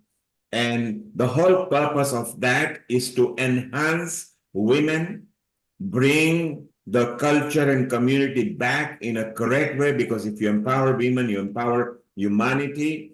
And they will be talking about mental health of women, education of women, unprivileged people, how to enhance them, the younger generation from Africa, how we can bring them forward. So there are all the aspects we can do to enhance women, and in so doing, enhance the humanity. So watch out for it. You will be connected soon. People will be slowly approaching you. They've got your connection over here, so that will be very beautiful. Prerna, you are a new member to Healing Our Earth. Rotarian Lal Goyal brought you there. Prerna, are you feeling good at Healing Our Earth? And do you feel you are getting the self-care love from listening to different women from different country, different age? Yeah, exactly, sir. Like Bindu ma'am doing the relaxation, I feel so relaxed. I feel so relaxed, and I am also doing this thing to my client. Then this is a relaxation therapy also called. So and the affirmations she used, that is very, very positive, and that is very positive. Give me the very positive vibes also. So Exactly. Prerna, you need to be connected to Bindu. Rotarian Lal will connect to Bindu. The good thing about Healing Our Earth is we connect everybody seamlessly. Why we do that is because we want to be one big family. Why do we want to be one big family? Well, if we are one big family, living in harmony, love, unity, peace, liberty, then we can also help those who are not living as a family. So we as a family, we start with it here. We, some of the men at Healing Our Earth, we very much vociferously believe that women are not just equal to men. We believe they are slightly ahead of us because they actually gave birth to humanity. So, Vaishali, what have we got lined up? Shall we actually do, because you got another demonstration, but shall we go to Sharon, have a bit of chit chat with Clara and Cindy, okay? And then come back to your demonstration. And then we go, you, Riddhi, Clara, Cindy, all the panel that we discuss further and bring some more self-care. Is that okay, Vaishali? We go to USA. Amrita, is that right? We take the USA arm. So, Sharon, over the next 15 minutes, Sharon, you had a wonderful video reel that you shot about just a few months back, which was to do with women empowerment, different women having different views. If you are ready, you can show that to us now. Okay. Or chat with Cindy and Clara and show us the video. Then we go for live demonstration by Vaishali. Over to you, Sharon. Take it away.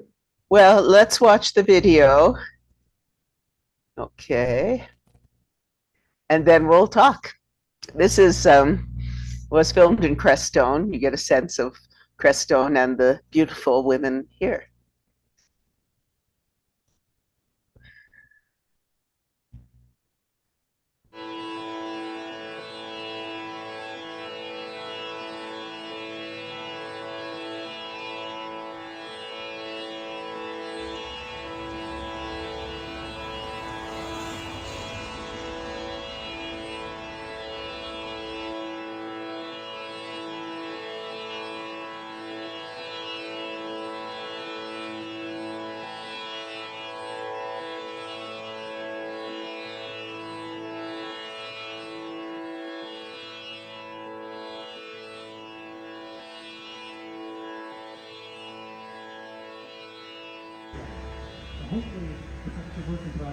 Crestone Energy Fair, our 34th year, and this is Kim Engard, Dr. Kim, and I just wanted to share that I need to be empowered as a woman for this festival, and the way that I do that is just to make sure that I have time to rest my spirit in between the energy that needs to be expended for an event like this. All of us are volunteers and putting 150% in, but I feel great and I have wonderful energy here. It's an energy fair to support us and help us be able to be vital and full of wellness. So thank you. And thanks for healing our earth and everything that I've been involved with such a wonderful group. Thank you. Hello, my name is Yvonne, and I am here at the Crestone Energy Fair to give power back to people who need it. We deal with women's health, self-care. I came into this program making this syrup so that women could reach back first thing in the morning and take the energy they need to make it through the day. One night, the universe spoke to me and said I should try CBD, and I did. And it works phenomenally. So I have a product that I make. It's 3 simple ingredients. CBD, it's with dates, full spectrum CBD, and distilled water. I take it every day. Starts my focus off first thing in the morning. I had 2 knees replaced last year with it. So I'm gonna keep going and offering the opportunity for other people to heal the same way. My name's Lindsay, and I am a wife and a mother, and I live at the Crestone Mountain Zen Center. I work with my microbiome and the microbiome of the earth, and my psyche being of the earth, and that's how I kind of feel most alive. And then my practice is, relating to my children in that way, and my marriage, my partnership, and my friends, and trying to be just as embodied and authentic as I can. I find we're being called to a new level of sovereignty, and so really looking at our old guru-teacher relationships, or what books tell us, or the internet, and developing a inner voice and an inner knowing, a gnosis, so that our power remains in our body and it's not given away to false belief systems or anything that you prescribe to that's not really you. And so this is the time for women to come back and reclaim what motherhood is, what marriage is, what being a beautiful feminine being is, and each woman that's going to look completely different, and that's the beauty of it. So yeah, just right now it's like women unfold and unravel who you are, what your uniqueness is, with no compromise, none. So I'm Star Sights here in Crestone at the Energy Festival. I used to live here. I love this community. I've been trying to get back, but right now I'm living in Santa Fe, which is a wonderful alternative.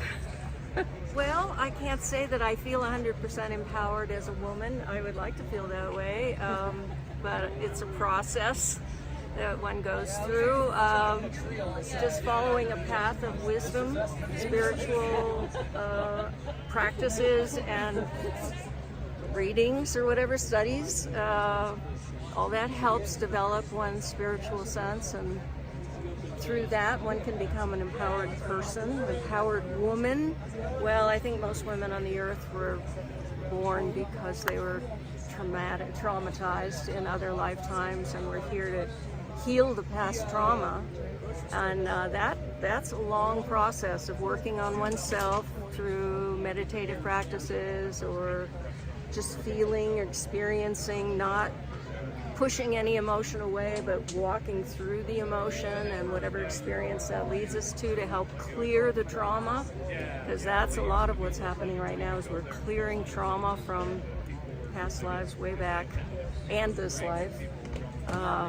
And in the process of that, one becomes increasingly more empowered. Women, for the most part, come in with a whole lot of feeling less than, because that's been the female experience throughout the ages. And now we're, at least in being born in America, that's so we can be re-empowered. Not the whole world, but a lot of places in the world are re-empowering women. Hi, I'm Zena, and what I do to take care of myself is I like to do skincare, and it just really gets me going, and it's like, it's really good for your skin, and it like cleanses me, and I feel so refreshed after. And going on walks daily and going outside and taking deep breaths really takes care of my self-care. Love, that's the key to self-care.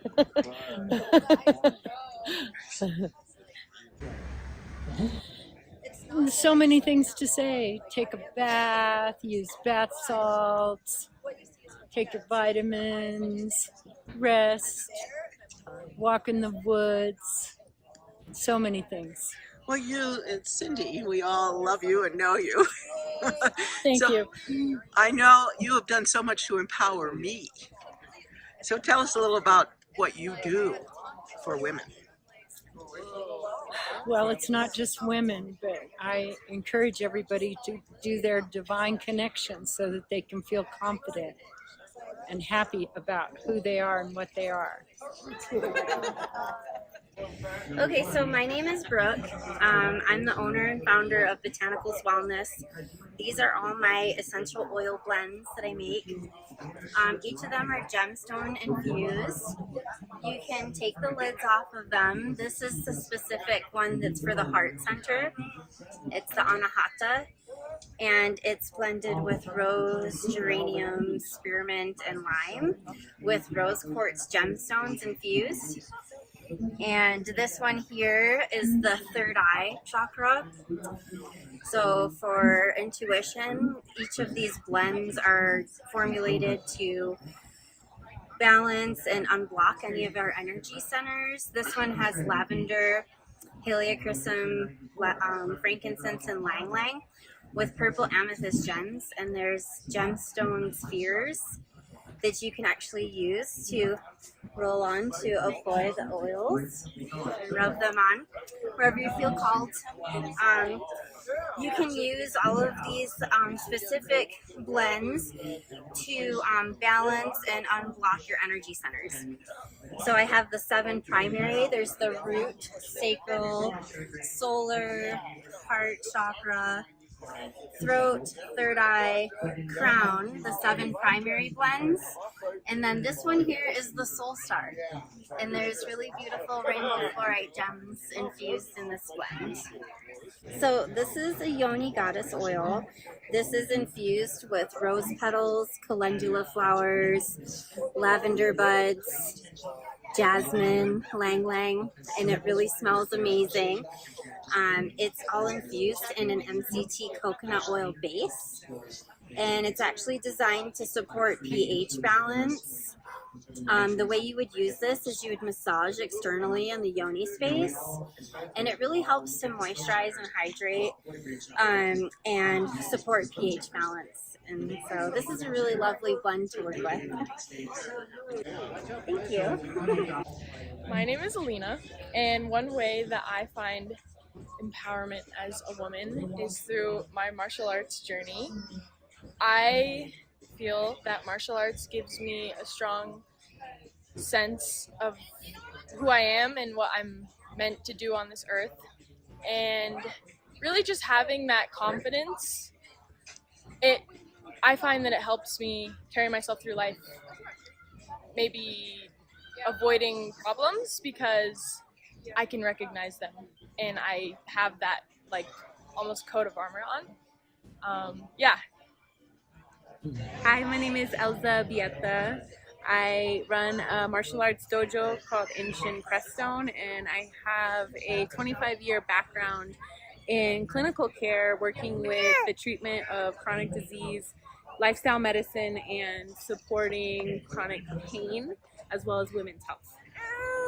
Every woman is so unique and has such a unique situation, and really I think the most important thing is being able to be in touch with yourself, being able to understand your own desires, understand your own priorities, and understand how to be able to create boundaries to stay connected to that. With that being said, I think one of the most important things that women especially can do is heal their mother bond and heal their relationship to their maternal and all their female energies and their ancestors, because it is within us, those gifts, that sometimes also become the difficult parts of us, the trials and tribulations of our lives, or even, the issues that we face. And being able to make space for ourselves to empower our deficits and turn them around and transform them into our strengths, and really be in touch with that which came before us, so that we can empower those that come after us, especially as mothers.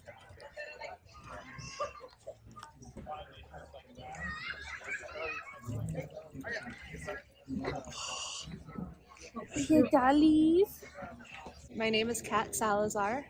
I'm a newborn mom. Been a mom for 6 months, and that journey has been completely life-changing. I have realized that, this hasn't just been about the birthing of my son, but it's been the rebirthing of me as a woman in this world. It's the most empowering initiation I have ever been through in my life. I have fully stepped into this power. I've never felt more confident about being in this space. And basically what I have to say about this journey is it all starts with us.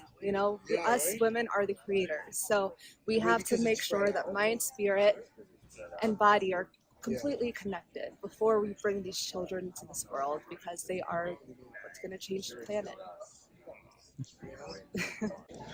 Oh, the divine masculine and the divine feminine. What a dance.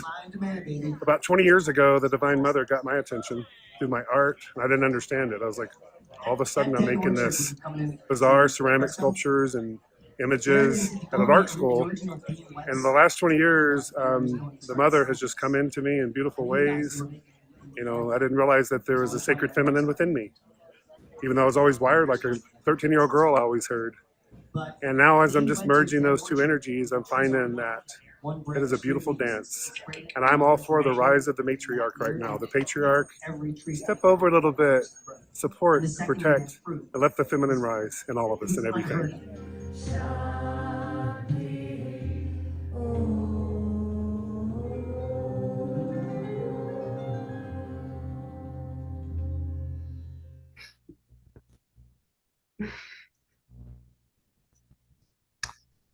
Hi, Cindy. Hello. You forget how beautiful it is here. It was, and all of the beautiful women. I haven't seen that for a while. So yeah, yeah. And is Clara with us? Clara, are you there? So that was really fun to create all these beautiful women in a beautiful setting. My nice iPhone camera.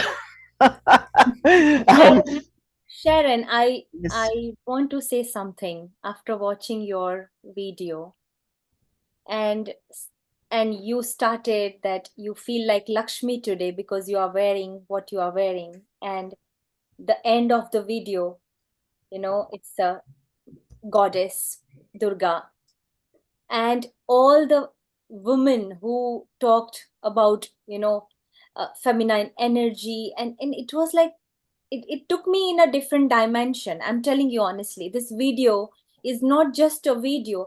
I'm not sure, but what I felt, because I would really like to know that what I felt, if anyone from this room felt the same, because uh, the video itself has that vibe, that connection. And feminine energy definitely is the strongest energy. It's a healing energy, and everybody needs that energy. And amazing, Sharon. And Thank you. I want to do pranam, in your Bharatnatyam, like Kathak style, like I really wish I knew that, how to perform that namaskaram to you. But yes, Thank you. namaskaram to you for that. Amazing. Thank Thank you. you. Truly grateful for this video. Amazing. Riddhi, what did you feel about Sharon's video? Did you feel the same connection, what I felt? First of all, Sharon, a global namaste. And thank you so much for bringing together all of these different healing modalities.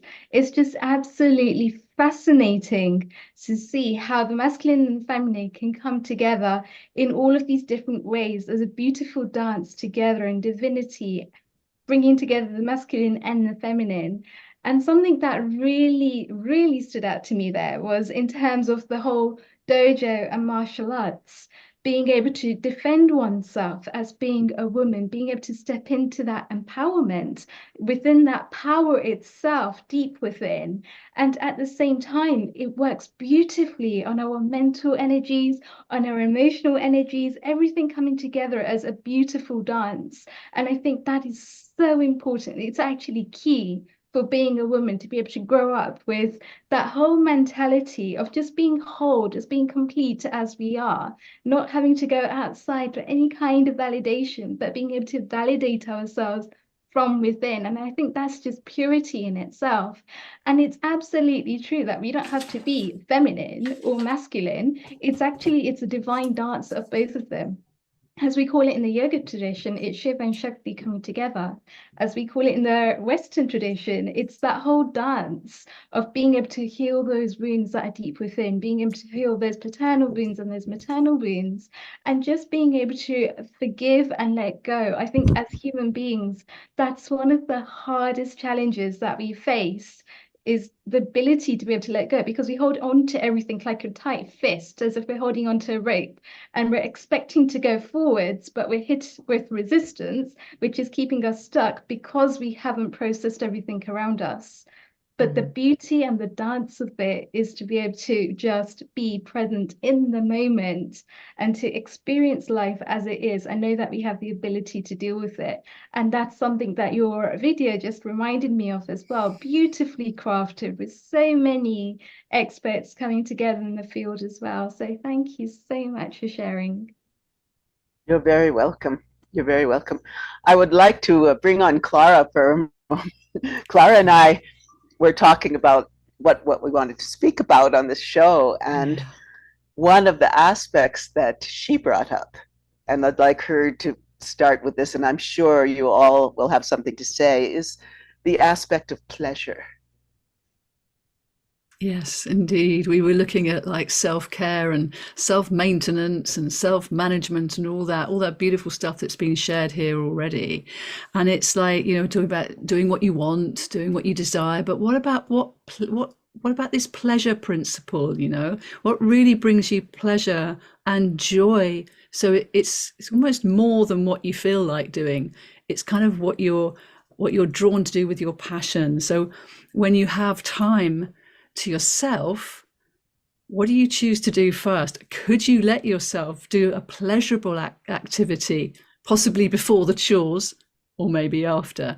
But it is looking at, what does self-pleasure mean? And it can be connotated in the sensual way as well, and that is part of being a woman, of course, and not to neglect that aspect of ourselves, because that's our ultimate sort of that sensual creative force that is so key as a woman of any age to be able to tap into. And I just love that this is coming, this topic is now coming in after watching that video, because I was really touched by the pleasure on these women's faces when they were speaking about what they were doing. It was just so heart connecting. I think that's probably what we're all picking up on, and that it was shot outside and they were all channeling their unique flavor of the great grandmother earth, that is the feminine principle that teaches all of us how to self-care. And yes, she can be ruthless just as much as she can be holding and kind, and it's reminding us of that spectrum of being a woman. And back to your topic of the whole self-pleasuring principle and getting rid of that word guilty when the word pleasure is used. Mm-hmm.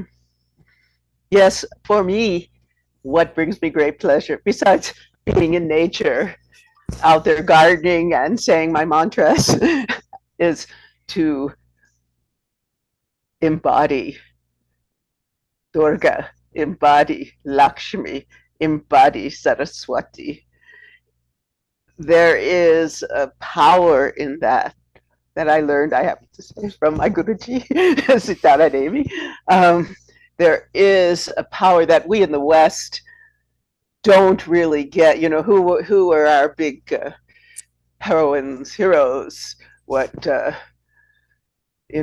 women that are trying to be men, pretty much, they put that, or women that are just over the top sexualized. And when I went to India and lived with her, I found that the true role models for me were the Devis, were Durga and Lakshmi and Saraswati and Parvati and everybody that show you the highest aspects of who you are, because we are all embodiments of the goddesses.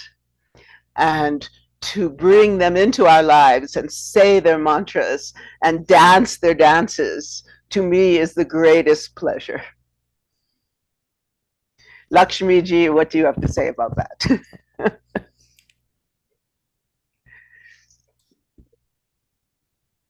We need to hear you.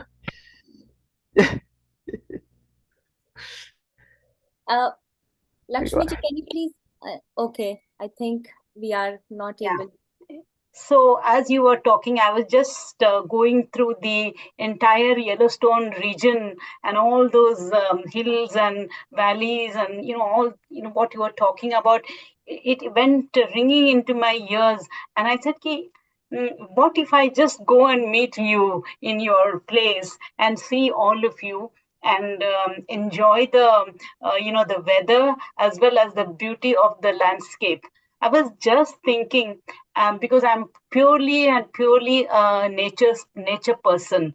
If you ask me where you want to go, I would say I want to go and look at the stones in probably in Yellowstone National Park, or probably in Giant's Tower or something like that, because I love the rock formations, etc., which the God has made. It has come naturally, and I wonder, how this has come. It intrigues me. So these are some of the things which I was thinking when we were talking about nature and talking about how we take care of ourselves. And yeah, to take care of yourself, you have to forgo a lot of things. I don't drink aerated water at all. Just an example. So like that, so many things I don't have. I don't take because I want to keep myself healthy. And probably I'm Sharon, maybe the same age as you are. So we need to both of us need to take care of ourselves. And I also enjoyed what Clara said and Cindy said also, and your people from your land, that is Amina, Elizabeth, Kat, Michael, all of them also spoke so spontaneously, and I really enjoyed whatever they spoke, and so honest and so simple they were all. I admired it. And well, you want me to say anything else? Tell us, what do you do to take care of yourself? You go to all these big conferences and events, and you always look so beautiful when I see the photographs. These saris, beautiful. I generally do not put a lot of makeup. It's only when it is necessary I put something, but I put coconut oil in my face every day morning just to nourish myself. And basically nature's things, products I use. I probably Ayurvedic is the good one. Ayurvedic medicines or Ayurvedic products. This is what I use, and I get this from Kerala. I don't buy it from anywhere here. From Kerala, I get it because my grandfather used to be an Ayurvedic doctor. So I have some links, and I get fresh oil, etc., from there, and that's what I use. And in those oil, if you bring up a small bottle, it lasts so long. So I also use a little bit of that oil to nourish my knees. So every day when I get up in the morning, I take little bit of oil, put it in my knee, and just massage this for 2-3 seconds. Or if I have a lot of time, maybe for 5 minutes. So that keeps your knees intact without any problems. So these are some of the things when we have to take care of. Knee, your leg, that is from the feet up, you become weak. So that is the area which you need to keep intact. And that's why that part of the body, the lower part of the body, you need to get nourished, put some oil, and keep it very, very nice. If you see people who are old, the toes, etc., they have no life. Sometimes, so you have to keep on nourishing, the toes, etc., with some oil. So these some of the things which I learned from my grandfather. I follow all that. That's wonderful. I want to tell you all that Dr. Donada and I are working to bring one of the Veda Melas here. We're having a big event in August, Earth Stock, each day dedicated to a different aspect of healing the world, very similar to the different topics that we bring to healing our earth. And so we're bringing her Veda Mela for the weekend, so Friday, Saturday, Sunday, here to Crestone. So you should all come join us and experience the beauty of this place. Where mainly it's going to be in a really, really beautiful retreat center. So that will be, let's see, it's a week long, but there's also a 4-day, 3-day weekend.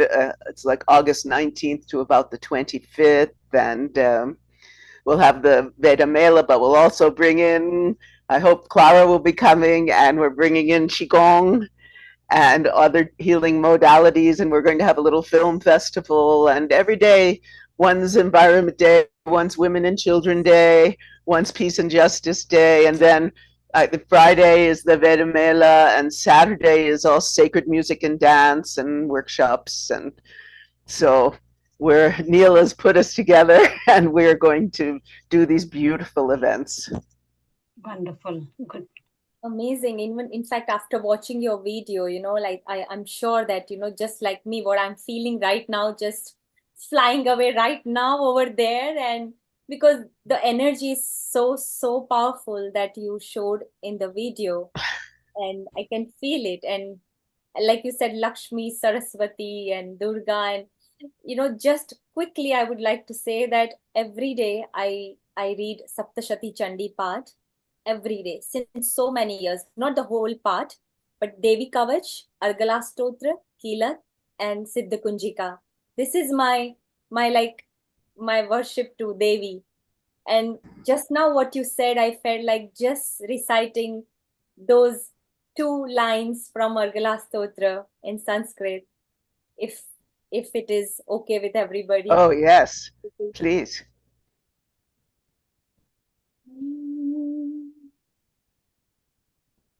Jayanti Mangala Kali Bhadrakali Kapalini Durga Kshama Shiva Dhatri Swaha Swada Namostute Jayatvam Devi Chamunde Jaya Bhutarti Harini Jaya Sarvagate Devi Kalaratri Namostute Madhukaitaba Vidravi Vidhatru Varade Namaha Rupam Dehi Jayam Dehi Yasho Dehi Dvisho Jahi Mahishasura Nirnashi Bhaktanam Sukhade Namaha Rupam Dehi Jayam Dehi Yasho Dehi Dvisho Jahi Rakta Bija Vadhe Devi Chanda Munda Vinashini Rupam Dehi Jayam Dehi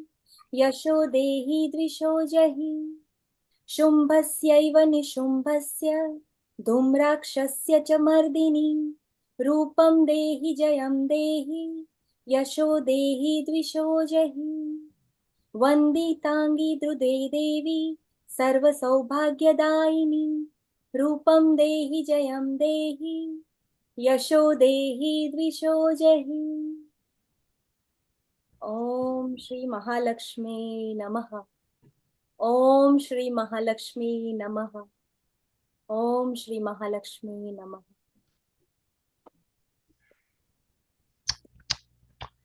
Oh, so beautiful. So powerful on this day of women's self-care. Thank you so. You inspired us, Sharon. You inspire us. It is something that at healing this happens, that nothing is planned. It's not something that this was planned, but it is an energy, and you just cannot, stop reciting something, and you invoked that energy in all of us. So Oh, thank you. Thank you. I feel this is really one of the high points of my week, to be with all of you. I feel so seen. That's another thing. Women, we want to feel seen. We want to, for all of our beauty, all of our knowledge, all of our wisdom. And that's what Healing Our Earth is all about. Seeing, really seeing to the depths of the heart of each individual, whether male or female. So here's our future events, Healing Our Earth. Here we go. Sunday, 24th March, 2 p.m. GMT, including Holi. Yes, yes. Everybody bring your powder to throw at the screen. Ayurveda special, Ayurveda for One Health, Ayurveda for everyone, every day. And we'll speak more about the big event we're going to have in Crestone on this show. Then, integrated health. I've been talking to Dr. Rajiv about this show. It's going to be a wonderful show with people from very many different traditions. How do we bring all of these healing modalities together to really, really help heal humanity? So join us for Integrated Health, Transforming Healthcare on Sunday, March 31st. It will be wonderful to hear from you and give us your ideas on how do we bring both the Western modalities, the Ayurveda, the acupuncture, the Native American, And hopefully I'm going to be bringing someone, Dr. Alberto Violdo, who worked, a medical anthropologist who worked with the Kero shamans, and his is healing the luminous body. So that should be very interesting. Then, yes, celebrating our 4th anniversary, sing, chant, poetry, or deliver a message. Free global online session, Sunday, the 7th of April. Please join us for this always, always joyous event. 4 years. Neil Kumar, what an amazing job you've done. And all of you. And then Ram Navami special. Celebrate with bhajans, kirtans, and more. April 14th, Sunday. This, I'm sure, will have wonderful prayers and music and so much more. So please join us for all these wonderful shows coming up, and more to come after that. Oh, here we go. Yes, one of my favorites. Vegan Vegetarian Kitchen, Achieving Good Health Gastronomically, on the 21st of April.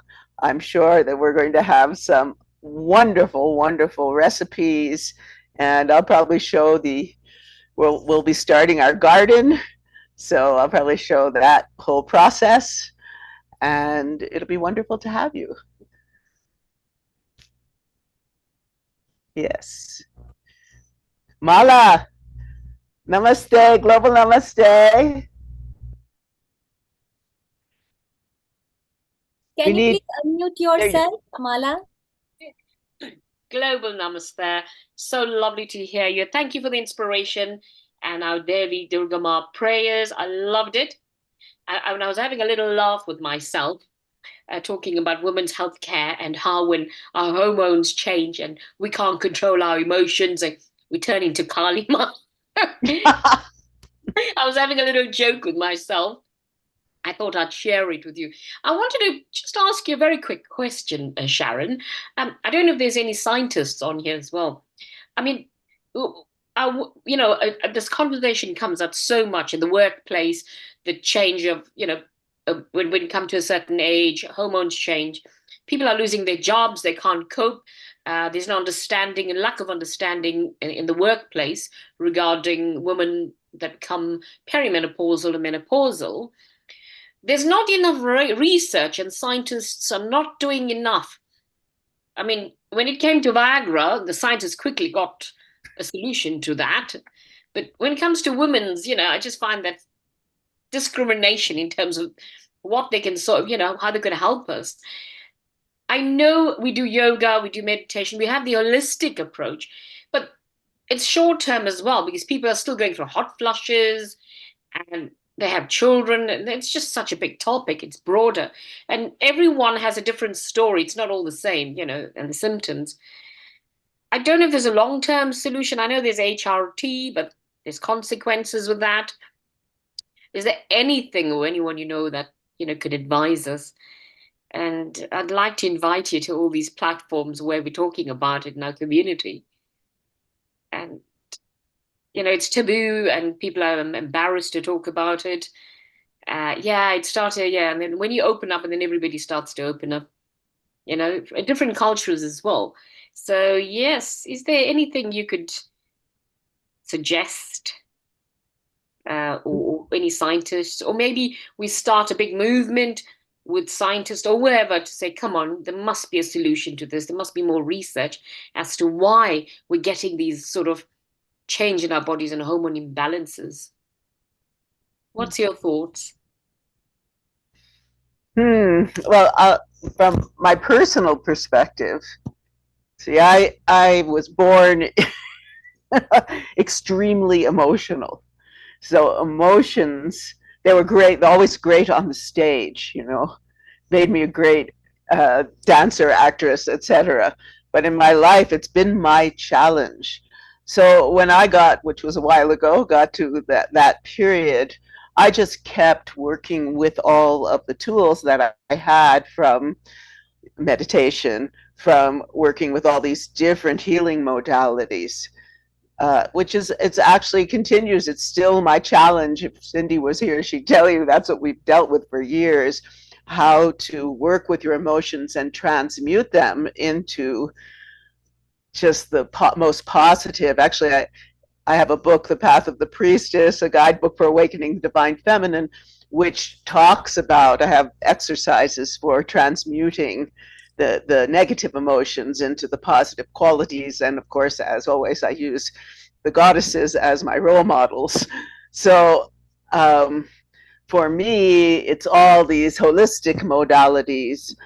I did try to use some creams, but it didn't seem to do much. So I think it's a way that this period of time, we really do need to go deep in.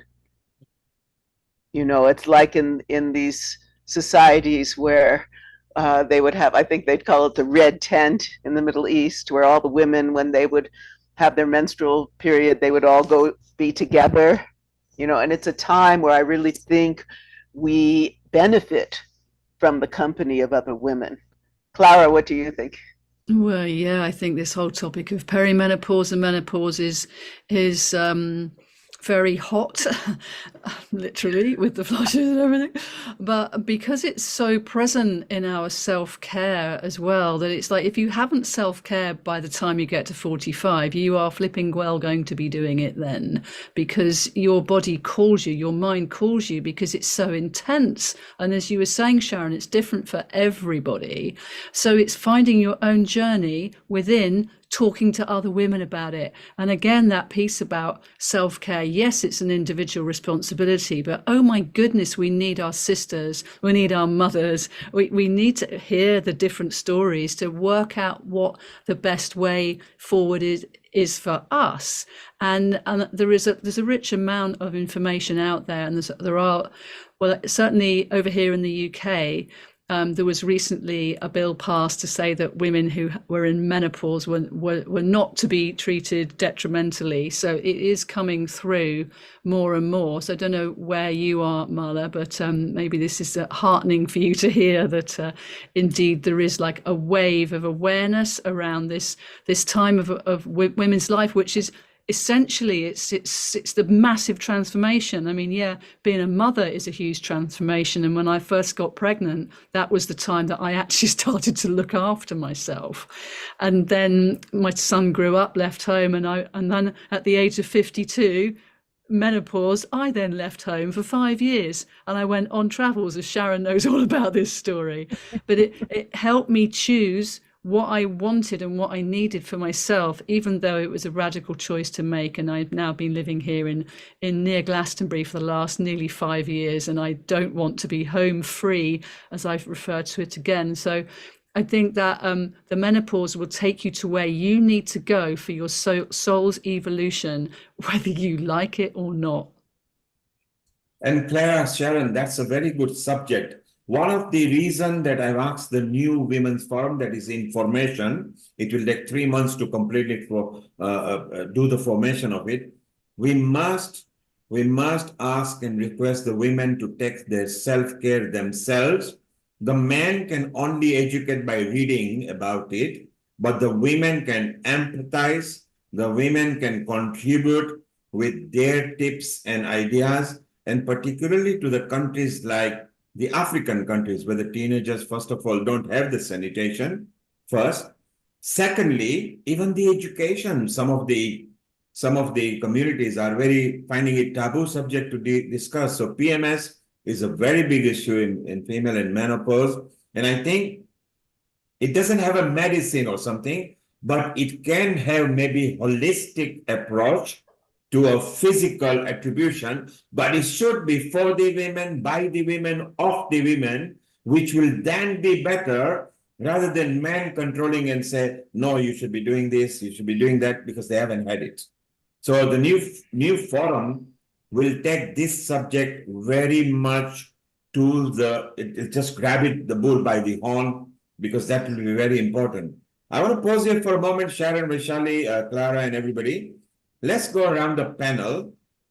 As we are tapped into the social media, who cannot discuss like what we are in the Zoom, very quick, in a minute answer or even 30-second answer, each one of you, what is your favorite self-care tip that you would like to share with people in the social media? So we'll go first with Nilanjana, who is our resident contributor. She is a choreographer and she enhances kiddies' education. Nilanjana, global namaste to you. And, and what is your favorite self-care tip that you want people to know about? Very simple and very straightforward, nothing complicated. Do what makes you happy. Every time, always. Doesn't matter. I mean, as long as I'm not killing somebody and not harming somebody, just go and do whatever makes you happy. And that's how, I mean, music and dance makes me happy. So that's why I do that. So I would say just do whatever makes you happy. Because if you are not happy, you can't spread the happiness to your family, to your children, to your husband, or whoever, to your parents, in-laws. So it's very important that the women who are actually the center of the family to be happy so that they can then spread that happiness around. So Nilanjana is very simple. Follow your own heart and your own mind and not others. And for her, what works well is dance and music and singing. We move over to Mala. Mala, what is your one favorite self-care tip that other women can share? It's while Nilanjana was speaking, I had like a sentence of how many things. I was going to say, just work hard, play hard, and spoil yourself. Go out there and take care of yourself. And look at yourself in the mirror and say to yourself every day, I love you. I love everything about you. But you got to love yourself. And don't forget to sing and dance. I do that. It makes me happy. But love yourself and tell yourself that in front of the mirror, I love you. I love what I'm looking at.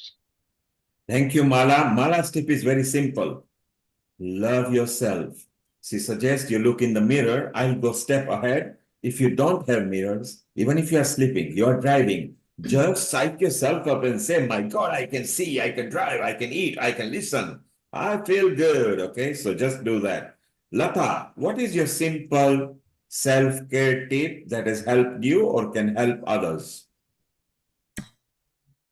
Well, I just picked up this book today. It's called Mindfulness. The Rough Guide to Mindfulness, the Companion to Personal Growth.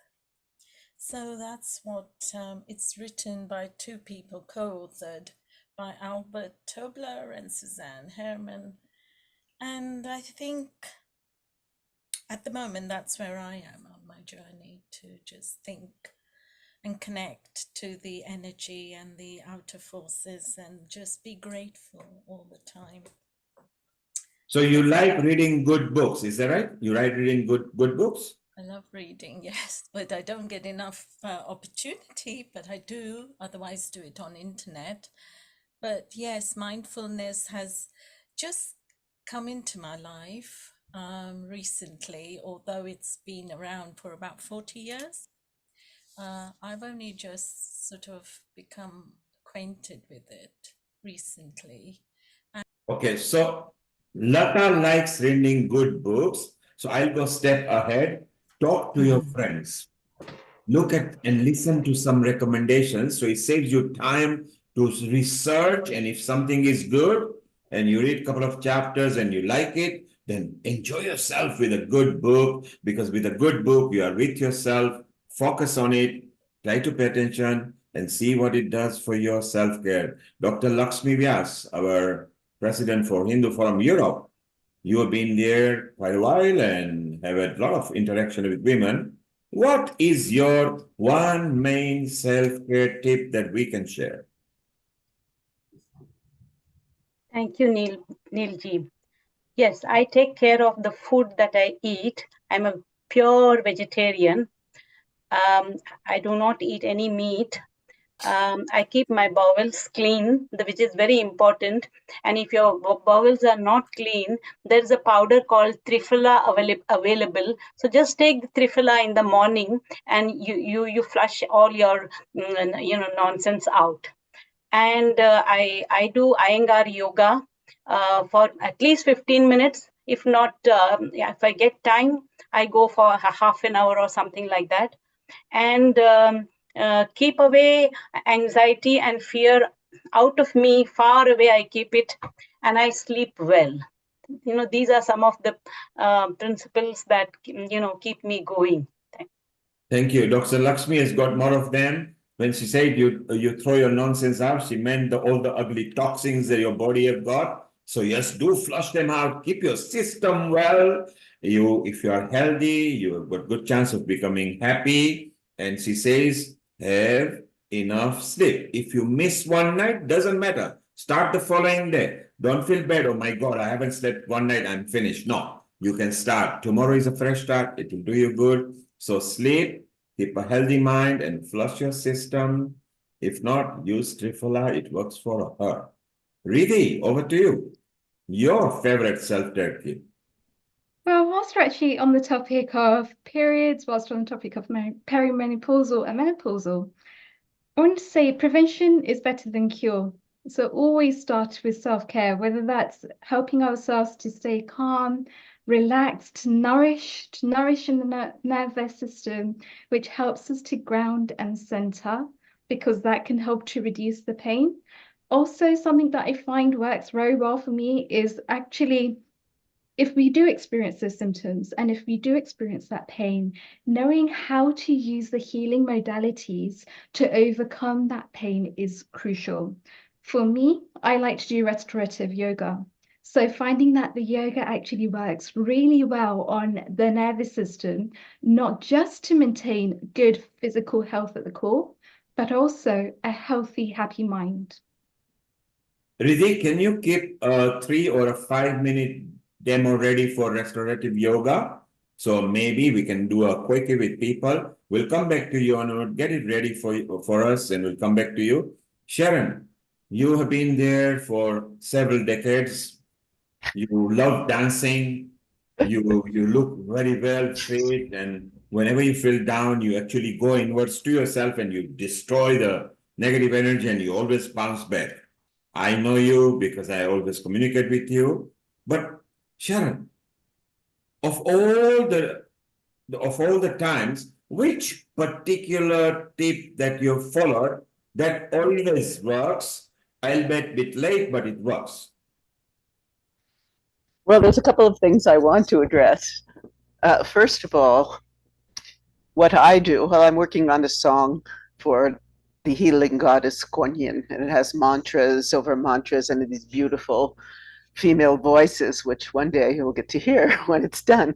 But what I do now is I put that on, and immediately the frequencies and mantras and all that just put me in this healing state, because the words are all about healing. And then I go deep in, and I have a combination of yoga, craniosacral, Feldenkrais, Qigong, that I just do. I go deep in and very subtly go into where I'm feeling pain and move. I'll be teaching some of this actually on the Integrated Health Show. And between the music and the vibration of the music and the deep inner experience, it always transforms me. But the other concept I want to bring forth, that Clara and I discussed, is this concept of flow, which is in the Qigong. And, you know, all of you might know my mother passed away recently, and I came back from that experience. I was with her, and I said, okay, I'm just going to go in. I'm not going, we're always pushing out in this modern world where it's always pushing out. We're always trying to accomplish something or take care of something. And I said, okay, I'm going to just rest, go in, and allow life to come to me. And the minute I did that, all these things started coming up. So we want to just flow, let ourselves flow with life, rather than, you know, this aggressive push to like prove who we are or something like that. Clara, what do you have to say? Yeah, well, absolutely. This is a really, really big topic, and how long have I got? Not very long. So let's continue this discussion on another show or episode or something. But absolutely, this concept within Qigong of creating space within to be, and then to raise your frequency, often using the healing smile meditation. That's something that always reminds me that to take life a little more lightly and to raise my frequency by just imagining something that makes you laugh, or just even noticing. I mean, one of the things that blows me away is that all of us are miracles. Every single one of us are a miracle of existence. And I mean, that just makes me smile, like with such gratitude and grace. And I just breathe that into my heart. And it's just a beautiful way to present yourself. But getting back to what you were saying about flow requires, a letting go. And more recently, I've been working with this, noticing that this is what I do, because so many wonderful opportunities come in. And it's like, rather than thinking your way through, it's like, how about I just ride on the energy that is already here? And that brings me into that background presence and into that kind of seated in the saddle of life, and just kind of riding on the energy, which is much more self-sustaining. And it kind of makes me smile as well, because it feels a little bit cheeky. But I mean, all of these, using the energies that are around, the energies from the elements and within ourselves, in finding the harmony within, will put you in touch with the greatest amount of energy that you will ever need. Again, really big topic, but thank you for asking me.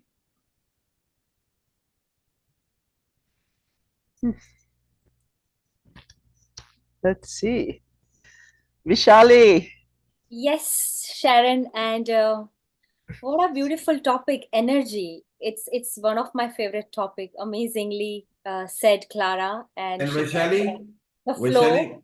Vaishali, Clara was mentioning, where else, because this is a vast topic, where else can we have an opportunity? Well, we have an opportunity coming, Clara, because Sharon will be there on 31st of this month. We've got an integrated health where we can bring this bit extra. And also on 28th of April, where we are celebrating 25 years of World Qigong and Tai Chi Day, where again Sharon is in touch with Keith and Bill Douglas. This will be a perfect time to bring in. So you've got two opportunities already. And because you mentioned about energy, well, we've got our Amrita here and Vaishali, who are both into chakra and kundalini, which is an alternative way of looking at it. So Vaishali, this is the right time to ask your best self-care tip, and tell us more about kundalini and chakra that resonates well with Sharon and Clara. I know that you also like to show some of the external beauty as well, because maybe you've got a tip. Earlier you did fantastic smoky eyes. Have you still got the smoky eyes? Yes, it's still there. Can you remove your glasses and come very close to the camera, please? Right to the camera. Okay, these are the brown smoky eyes that she created with her shades. And this was a live demonstration earlier. So if you want to watch it, how it's done, it would be on the recording. Thank you. Vaishali, tell us a bit more about chakra kundalini together with Amrita. She'll be here shortly. And then we're going to see if we can do a bit of demo, and we still want to carry on our panel chat. Over to you, Vaishali. Yeah, so when we talk about energy, it's let's on the same track that we all are talking at the moment, that number one thing that we all have to understand, that energy is. It can never be created nor be destroyed. It can simply be transmuted from one form into another, right? Similarly, spirituality says that soul never dies, it simply changed the body. So now if we look at other way, that and the other point, the secondary point, that many people ask me, how do you get this energy? You are all the time, running, and you are doing so many things, you are doing different tasks all day, you are here, you are there. How do you get the energy? And I always say that we don't get energy. We are energy. We release the energy where exactly we like. So if we spend our days, if we spend our time, what we like, what we love, then we don't get tired at all, because we are releasing our energy. In every single activities that we are right now, we all are releasing our energy. We are in present moment at the moment. And that's the reason that we all like it. We love this platform because every single person sitting here, they are releasing their energy. Now, coming back to the chakra, what chakra is, we have 7 main chakras. And even in the video, Sharon, the wonderful lady, I forgot her name, she had an oils for various chakras, heart or anahat chakra for different oils for heart and all. So basically, every chakra has different emotions connected. And it is now scientifically proven that all our ailments, it's a psychosomatic, right? Everything is related to your thought process, to your mind. So what we do is we balance our chakras. Now, first is our root chakra, which is Muladhara. There are different emotions, insecurity and, groundedness. And so when we feel grounded and secure, that's the base of everything. So that is something that we cure with the chakra balancing. When we meditate, we start curing our root chakra first. Then second comes, the second chakra is sacral chakra, which is a creation part where we create.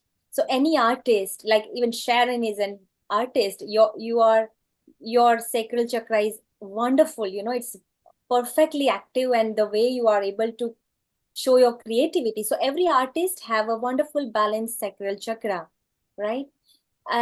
Which also is a sexual energy, and it's a creation, So it has to be balanced in order to have, every emotions are necessary.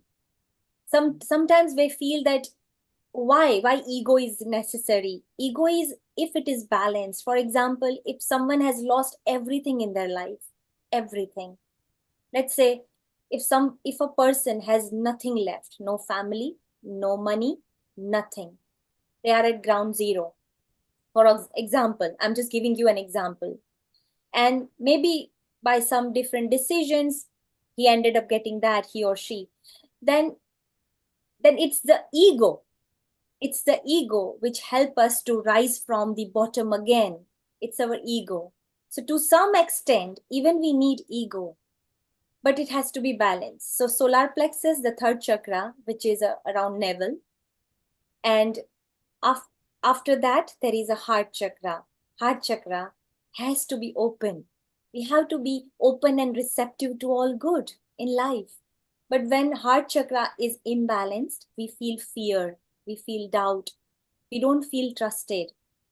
So love and fear, they both cannot live together.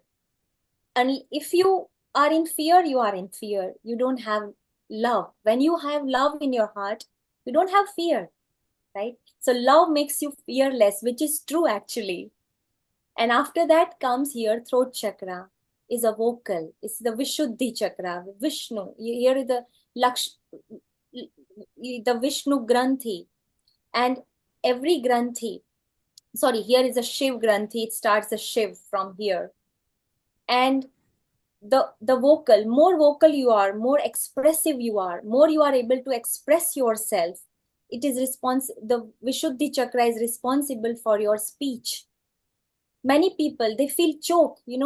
Many times we have heard that they feel choked. They are not able to express. It's because of the imbalance of the Vishuddhi chakra. So it's very important to express yourself with the balancing of your Vishuddhi chakra. Then there is a third eye, intuition. So we have intuitive mind. There is a third eye here. It helps us to look beyond the physical reality. All the time, whatever our 5 senses can fool us, but our intuitions cannot fool us. Energy cannot lie. Like we we trust what we see, but actually there is something beyond. And third eye help us to look something beyond, which is actually right now not here. And then there is a crown sahasrara, and that is enlightenment.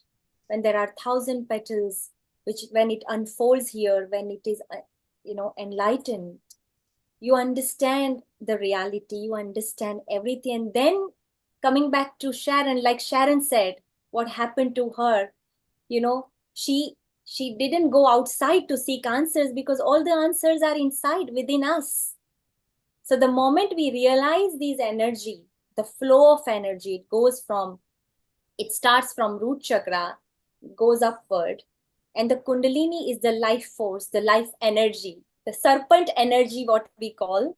Yes, serpent energy. Some in Western world they call serpent energy. It's not like a snake actually, but it says that when the kundalini rises, slowly, it starts curing your every chakras, slowly. And when it comes over here, and it says that here there is actually a hole. Scientifically, I don't know the term actually, but we actually have a hole here.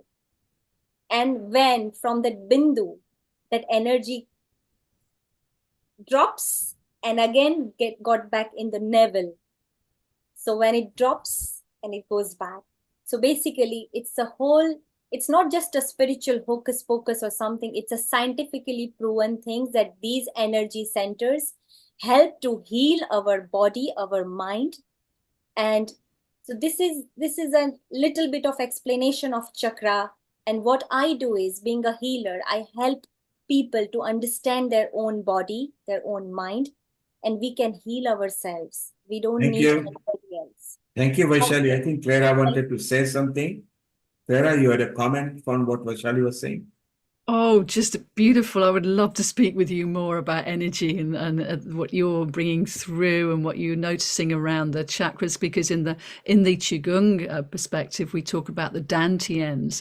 And I'm so curious about the connection between the dantians and the chakras, and within there's something else that I do called Akashic record clearing, where we're bringing in the awareness into the chakras and clearing them back through time and space. And it's just like it's another rich topic to come into, to share this brilliant wisdom and practical wisdom too. And then you're mentioning the science behind it as well. So that which we know to be true is now being proved. It's like, oh, great. So thank you so much for sharing all of that. And thanks to all of you. I'm going to have to nip off now, but I really look forward to the next time.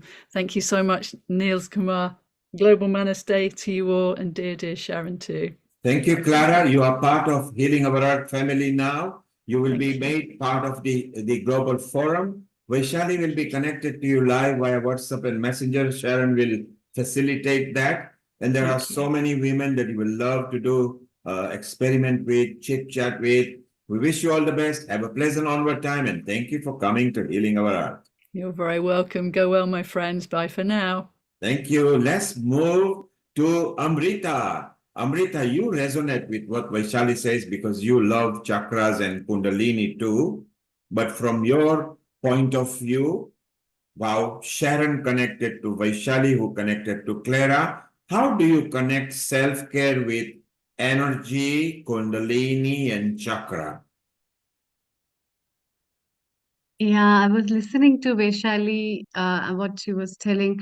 There are a lot of facets of energies that body holds, and in fact, in most of my lectures, I talk about, because it is all about the laws of physics, which talks about law of conservation of energy. That says that energy can neither be created nor be destroyed, but transformed from one form to another. So we all are hubs of energies and different atoms and molecules in this universe, with which different scientists have been working. Talk about those energies. We give energy, we take energy, and these energies resonate at different vibrations in the body, which are stored at different centers, and we in different traditional medicine systems talk about them. And these energies make your aura ideally, and your aura resonates with your oj, which in Ayurveda a term is given, which talks about your resonance of enlightened energy within you. And that which resonates in your face, that comes up as an external beauty and also comes up as an internal beauty. So that's why you can see, especially, there's a glow on people's face who are very spiritual. There's a glow on and serenity and calmness, and innocence as well, to every individual thing that is pure and natural. And that's what it is about. And as an Ayurvedic expert, I would advise people, especially women, to take care of your diet and your gut health, because your gut health is a very big door for your skin as well as your mind. And if you stay hydrated, if you design your diets that suits you very well, you will be able to manage a lot of problems that are related to skin issues. And another big tip that I would like to give is, don't go by the advertisements of cosmetics and the hub of market of cosmetics, as we are bringing to you various beauty experts who are well potentially capable to give the credibility of the cosmetic products that are well versed and good enough. It's very important to use the products that are very healthy. As in our last episode, which we covered, where we were discussing about the kidney issues and organ transplantation through kidney, the nephrologist panel of doctors had mentioned about the use of cosmetic products and beauty products that caused kidney failures. So all these things have a greater impact, especially the lipsticks that you use, as well as the skin foundations and sunscreens people use, might have those heavy metals as chemicals that are getting absorbed from skin and are flushing off towards your kidney, that might damage your organs and also can be a leading cause of cancers. So you have to be very aware about the different ways, what all things are beautiful for you that can enhance or is required or not. That's also an important thing. So your resonance with energy basically is pretty much dependent on what are your right choices in life, and therefore it's very important to keep up those things and work with them. And exploring your inner self will help in finding you new ways and new solutions to the problems that you tackle up. And I think women itself have got a great power to know about themselves, and being a part of those genesis, the evolution part, they already are framed in a way to have that power to resonate at a very high potential that other people cannot. So be powerful and confident in what you have, and be beautiful from inside and outside. That's what I have to say. Thank you, Dr. Amrita. You particularly mentioned for various things when you came to physical appearance and the makeup and the ingredients and metal and etc. Well, we've got a beauty expert here. Let's take a bit of tape, and then our Riddhi is also ready, smiling and beaming. She's going to lead us through a mini session. Then we'll go back to Alexandra, Sharon, Lakshmi, Mala later. Vaishali, for women, so they get the tip, because self-care external is as important as internal. What are your tips when selecting makeup and products? What to watch out for, because that's your specialist subject? Which kind of, don't mention any brands or we don't malign any brands, but what are the basic things to look up in foundation, lipstick, just the basic makeup, not the complicated one. Just give a few tips over here and we'll move on to Riddhi. So first of all, it's a very good question, because whenever we want to select our makeup or skincare, number one, we have to look for certain aspects. Like number one, if it is a non-comedogenic. Now, what is non-comedogenic? So whatever product, first we need to understand what is non-comedogenic. Whatever products we apply on our face, right, or our body, it is going to go inside the pores, whether you want it or not, right? And if it is not non-comedogenic, it will clog your pores. Once the pores are clogged, it will lead to comedons, which is one type of an acne. So basically, the skin would not look smoother, you know, it looks like a sandpaper, you know. You must have seen every skin is not smooth. So these are the things which is responsible. So number one, look for non-comedogenic products.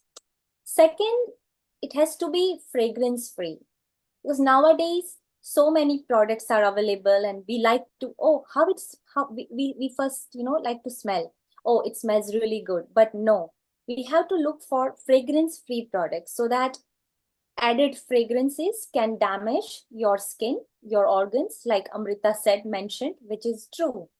But when you select your makeup and skincare, again, non-comedogenic, fragrance free, phthalate free, and paraben free. So you need to again make sure that whatever foundation you are choosing, if it is phthalate free or fragrance free or paraben free. So these are the things. Also, it has to be allergy tested. Right, nowadays there is a skin biology, you know, which is called a skin biology. So many factors work behind, because one product you see on the shelf, it is not just like that, you know. Big companies, they do loads and loads of research on that. So there is some, I don't want to mention, but some companies, they have 50 plus years of allergy data, you know. So let's say if you come up with one eye cream and if you get some kind of an allergy, they go back to the laboratory, they check it again, they do again research on that, then they come up with a different reformulated product. So again, go for allergy testing, allergy tested, whether it is a hypoallergenic, allergy tested. So these are the things that you need to keep in your mind while choosing your products. Thank you, Vaishali. And what we will do, let's now go to an alternative way of Riddhi style. We bring peace and calmness to us, and then you can come back and we can discuss further on this. You, Amrita, Sharron, the whole panel, because again, for self-care, as much as internal beauty is important for female, even external is important. Riddhi, global namaste to you. And what have you got lined up for us? And then we'll go back to the panel. Over to you, Riddhi. Global Namaste. So I just wanted to take you through a couple of really simple exercises. I'll be taking you deeper through these exercises next week, but just a couple for today, which will actually help us to get started, that can help to set the mood. So first of all, when we're actually in that state of menopause, perimenopause, PST, or we're getting problems with our menstrual cycles, it's usually because our hips aren't open. So during these times, it's really important to maintain a strong core. Now, what are one of the relaxing ways in which we can actually achieve this? I'm going to show you, right? Okay. So come down, lying down on the floor, bending your knees up, just opening them to the side, keeping your feet together, palms facing upwards. Now you may find that you've got a gap between your knees and the floor. That's not a problem, you can use blocks. So we literally place the blocks underneath the knees, open up, keep the core nice and strong, and open up the palms towards the ceiling. This in itself helps to open up the inner thighs, it helps to open up the outer hips, and it's just really relaxing to enable the body to do what it needs to do, because the body already has its own wisdom that we are tapping into. So that's exercise number one. Exercise number two, bring the knees back together, is we can also do that one knee at a time.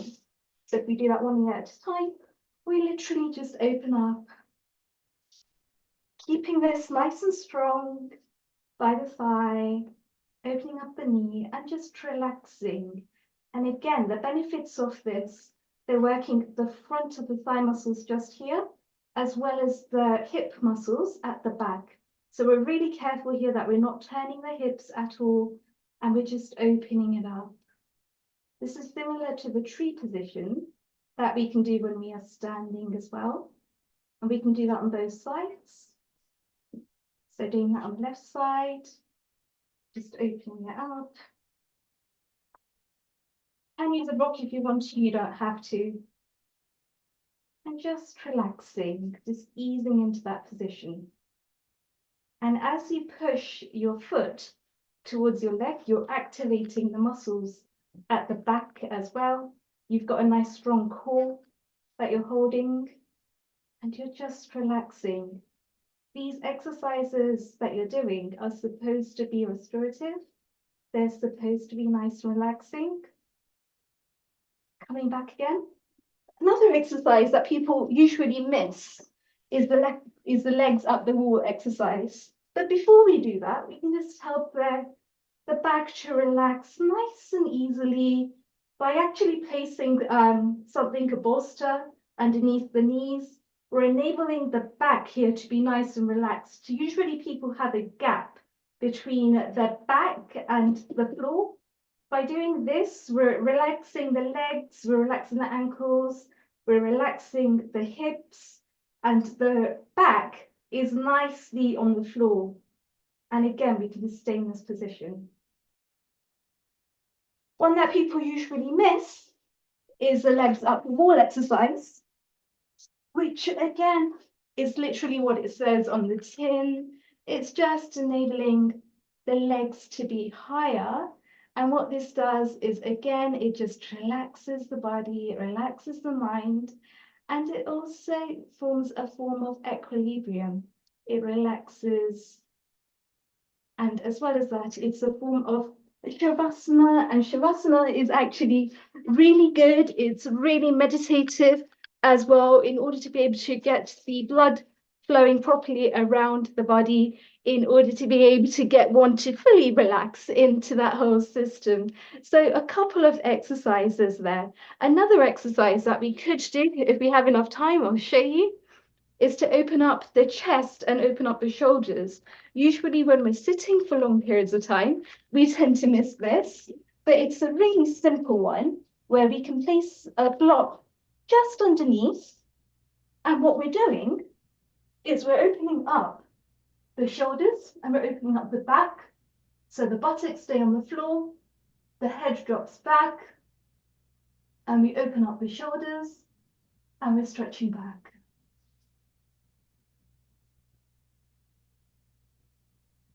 And what benefits are for this, Riddhi? What are the benefits for this? And the benefits for this asana, it's really the fish. So the fish is what we do to enable the shoulders to open up. It enables the back to open up. So usually when people are working at the desks, they tend to find that they get really sort of curved back because they're constantly working. So this is basically a correction exercise to be able to open up again. That's beautiful. We'll move on to people's opinion. Vaishali, our kitchen producer, episode producer, Seema has posed a question on a chat, and I think she's referring to the wild harvested, organically sourced, cruelty-free skincare. In the skincare product, do you have those kind of ranges with some of the companies, which are organically harvested and no cruelty to animals? Yes, there has to be few companies, but at the moment I don't want to, mention something which I'm 100% not sure, because there are 2-3 factors working, like 100% vegan and cruelty free. Like, for example, some companies, they do animal testing in USA, but they don't do animal testing in UK. Right? I'm just giving an example of let's say one company is called Clinic. So their skincare, they do animal testing in USA. So people who come and who may ask that, is it 100% cruelty free? So what should we say? Because products are, I mean, yes, it's difficult to answer individual questions. But and I need to. And Seema is down there. She's in a position. She's out where she can't put a video. But global namaste to you, Seema. Jambo, how are you? You are in Africa. Habari, Muzuri, Sana, global namaste, everybody. Yeah, you see, Wonderful there's to a hear very from fine you. line, like Vaishali said. This always confuses me between harvested, organically sourced, and cruelty-free. Like you said, there is testing allowed in some countries, and some countries don't do the testing. But I've seen that there are many brands now. I don't want to name any particular brand as such that are emerging out of the Indian market. And it's a very interesting market because they're vegan, vegetarian, number one. They're wild crafted. They're organically harvested. They're cruelty free. And these brands are actually reaching out to the international market. I will name a few brands with no biasness whatsoever. We know that Forest Essentials has opened up in the UK, in Covent Gardens. Estee Lauder is a big stakeholder in them. We have Karma Ayurveda that has opened in which is a great brand, by the way. All the brands are wonderful. I don't want to, they're all beautiful brands. Every brand has a superb product. And of course, Pura has launched in the UK recently. And Seema, Vaishali, I think, is familiar with Estee Lauder because she even does some work with them. I think one of our favorite, Vaishali, you were mentioning earlier that you like clinic product that works for you. Yeah. And so it's nice to know from Seema that this stuff, where I think Amrita will be able to tell us, because there are Ayurveda products which are not animal tested. Yes. And Vaishali, you were also involved in a I think vegetable product, I think kokum or something that you were doing a research on. So Seema, you are very right that yes, there are a lot of alternative things coming in market. You know, I'm really leaning towards these vegan, vegetarian, organic, wild harvested products. Like the skin is our largest organ in our body, right? And just like we say, we are what we eat, we're also ingesting everything that we put on our skin because it absorbs everything. So it's really, really important, I feel, for us to lean on experts like Vaishali, who are so well versed in the beauty industry, to really reach out and ask, what products are really very ethical, number one, and what are very safe for us to put on our skin. Amrita, you spoke of lead recently in products. I have a question for you, if you don't mind me asking, and correct me if I'm wrong. I was recently told by an Ayurvedic expert, a doctor, in fact, here in Kenya, that we need to pace out our Ayurvedic medication. You cannot have it continuously because you can also affect your kidneys with a lead overdose with Ayurvedic medicine. Can you throw some more light on that? Because there's so many mixed reviews. I get so confused with all this makeup and all this Ayurvedic medication and which brand to use and which brand not to use. Can you throw some more light on that for me, please? Amrita, you are muted. The question is directed to you. Over to you. Thank you. Thank you. Seema ji, today's question that you are asking now, which is my midnight around, since morning, at least 10 people have asked since morning the same question. Okay. So, interesting. I really wonder. And So because Ayurveda has been dealing with... Amrita, can you hold on there for a moment? Riddhi is back. I just want to, and we come back because the subject that Vaishali, you and Seema will be very good for the kitchen episode because we are going plant-based as well. So stay around before you answer. Riddhi showed us 2-3 form of exercise and everything. Alexandra, you were keenly watching. Sharon, you were partly following as well. Did it help, or do you resonate with what Riddhi said? Sharon? Yeah. Yes. And Alexandra says yes too. Elaborate a bit more, please. Okay, so everything that she showed is part of my daily routine. And how many years have you been following that, Sharon? Let's see, some of them I started in the late 60s. When I encountered yoga was in college, so that was like 66. So that's way over 50 years. So Riddhi, you were not even born then, and Sharon has been following. So you have a testimony that yes, Riddhi, the exercise you showed the female who are watching on social media, if you do suffer with some of the points that Riddhi was mentioning, give it a go. Who knows? It will work for you. Sharon, over to you more, and Alexandra. Yes, and working with the props, I first learned, let's see, when did I encounter? In the late 70s, I think I encountered Iyengar yoga, and was really, I was a dancer. I was a modern dancer too. So flexibility was a big part of what we were doing. But the props, that was amazing to me. It really, really helps, especially people who are not flexible, to be able to use these to just relax into the pose is just wonderful. Right, And Lakshmi? Sharon, asking to you and Riddhi, does this have to be done under medical supervision or is fairly safe? What if you got a spinal injury? Should they be putting what you did on the last exercise, a pillow under your body, or is it okay? So the first thing that I would actually recommend there is to work with your body, work with your body's wisdom.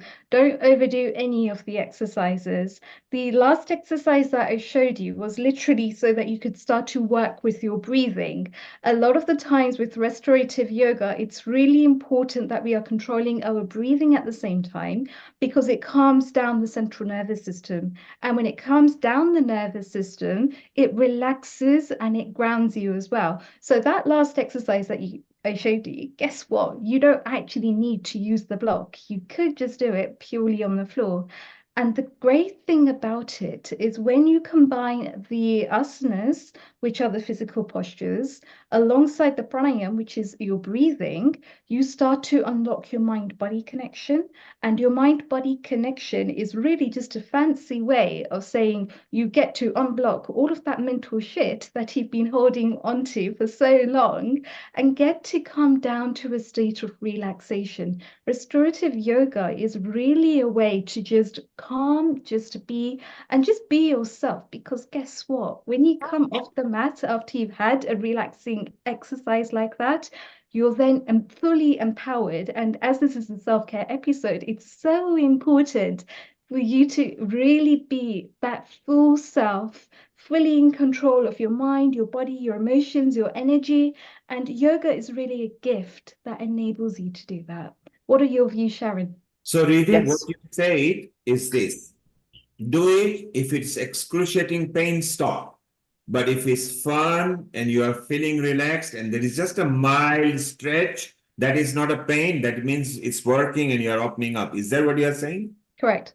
And be aware of your breathing. So on an exhalation, should the body be becoming bigger or the tummy should be coming out, or which way around is it? On an exhale and an inhale, what should be happening to your stomach? So I'll show you this, an inhalation and an exhalation.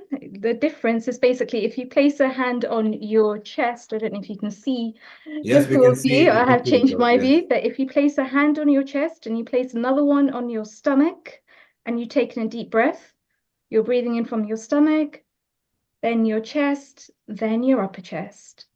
As you exhale, your chest, then your stomach, and you're relaxing, you're breathing back, you're pushing your stomach towards your spine as much as you can until you can no more. And then you take another nice deep breath.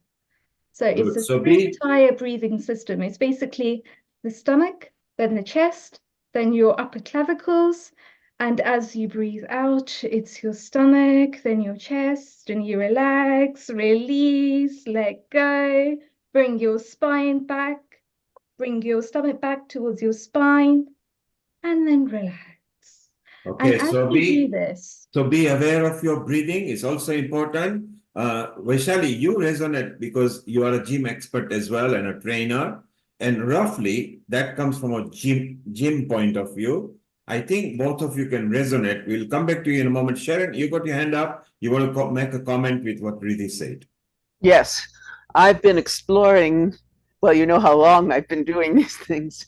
What's clear to me, so if I'm lying in one of those postures, and I'm breathing, and then all of a sudden my mind will go off into some thoughts, some problem, and then I notice that those thoughts will tense the body, right? So we really need to look at those relationships between the thoughts and what I call the holding patterns of the body, and to really become aware. In my own practice, I will catch myself that I'm off doing this and sense that I'm tensing, and then just breathe and let it go and let it go and let it go. So Sharon, again, you came into breathing, and you are very right. Sometimes you got to let what Bindu and Riddhi said, the bullshit from your mind, you need to breathe it out. Okay, take it out, let it go, because as you let go or surrender to those things which shouldn't attack you, I think it works. So both of you are recommending be aware of your breathing. Breathing is also important part. Okay, Vaishali, we'll come back to you. Alexandra, you put Rainer's poem on, which is beautiful. Would you like to recite it? Would you like to read it to us? Yes, it's a English translation, so it's not as good as in German. I am too alone in the world, and yet not alone enough to make every moment holy. I'm too tiny in this world and not tiny enough just to lie before you like a thing, shrewd and secretive. I want my own will, and I want simply to be with my will as it goes toward action. And in those quiet, sometimes hardly moving times when something is coming near, I want to be with those who know secret things, or else alone. I want to be a mirror for your whole body, and I never want to be blind or to be too old to hold up your heavy and swaying picture. I want to unfold. I don't want to stay folded anymore, because where I am folded, there I am a lie. And I want my grasp of things to be true before you. I want to describe myself like a painting that I looked at closely for a long time, like a saying that I finally understood, like the picture I use every day, like the face of my mother, like a ship that carried me through the wildest storm of all. Wow, and you obviously got emotional because you have got very good affinity, just like Sharon, and you want to set up a nice forum, a nice platform where you can educate people, and we could see why you're emotional, because mother, you can see when Vaishali getting emotional. I think mother are that being that we cannot replace, because we had umbilical cord tied with the mother. Sharon still loves. In fact, Sharon and I were connected when she went to the hospital where she thought she might not have a chance. And I said, don't worry, put your hand on her forehead. I will be connected. You will be connected, and we'll feel mom. We actually felt her. And then we were peaceful. It was like the fear of losing mom was not there then. It was just the ricochet that comes with losing a mom. And Sharon did fantastic. And look how lip and bound. Now Sharon is actually connected to her mother with the fond memories, as are you, Alexandra. Suddenly mom came in your dream, and now you feel connected to her. So it's beautiful. And I love the poem. This is very nice. Shortly we'll be winding up. We have been there. Amrita, you've done amazing. I mean, in your country where you are in India, you've gone past midnight and you are still fresh. I don't know what makeup you use or what Ayurveda you use, but it's beautiful. Vaishali, you did a super smoky eye. Sorry, we didn't have time because you had some more tips. We will bring, I think the women's session, we need to bring more, because today all you women made other women proud. We have had good response on social media. It's a good connection. Sharon, Amrita, and Vaishali, tell us, and Alexandra, tell us what we've got planned for the Global Women Forum that we are, you female are setting up, and we are privileged that you are keeping us in the loop. So Sharon, your thought first, and then we'll go Amrita and Vaishali and Alexandra. I feel like it's a time where, what do they say, women rising. And the way we can do that is all coming together, bringing our thoughts, bringing our experiences, bringing our feelings, our emotions, and our perceptions of what's happening in the world and what can we do to assist each other in really realizing our full potential. I like that bit, assist each other, which means let's work in harmony and help each other and promote each other and uplift each other and make each other rise and elevate to an angle that we can actually uplift our environment. Is that what you're trying to say? Exactly. You've got it. Exactly. Wow. Alexandra, your thoughts on the new offing that is going to come pretty soon, the Global Women Forum? Yeah, I think this is what Sharon said, what she went through, just staying open to what is happening. And I think this is happening at the moment. We really want to turn toward ourselves and to the even pain. We don't want to go away from the pain. And what Lata mentioned about mindfulness, it's really about staying present, just staying present. And this expansion, just like what Riddhi did in Supta Baddha Konasana with the knees, when we were lying down with the knees apart, opening hips, it's making room and making space for all the even unpleasant feelings, sensations, urges, memories. So we want to create a space for everyone to come, whatever is currently relevant and happening, so that we can just create a new environment where people are not judged and where they can love themselves. And it's not a luxury, it's not selfish to love oneself and take care of oneself. It's actually a sanity, I think. So you are saying a non-judgmental forum where everybody can come and we'll together try to heal each other. Is that what you are saying? Exactly. Okay. No, I love that tone. So what from Sharon says to what Alexandra says, that it's time that we did that. It's a time where we stop judging people. It's a time where we unite, I think, for the women, of the women, by the women, and the men who are willing to should be helping towards the women. Amrita, your thoughts on the new forum that is being in formulation? Okay, while Amrita is unmuting, Vaishali, what are your thoughts? I would just say that,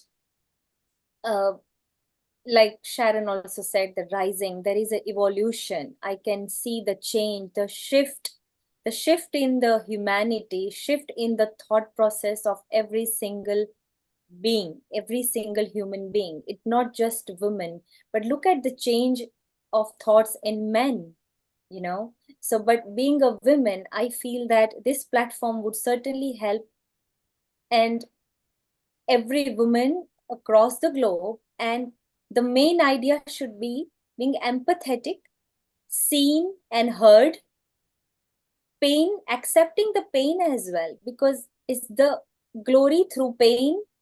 It's always appreciated, and without pain there is nothing that, and every woman have gone through certain kind of a pain in their life. No one's life, I can say, that without pain. So this platform, I would say that being more empathetic, able to help each other in every single way, that whatever way we can, because women from all walks of life, professionals, whoever. So it's a community, like we are going to build something that is going to help next decades, generations and generations.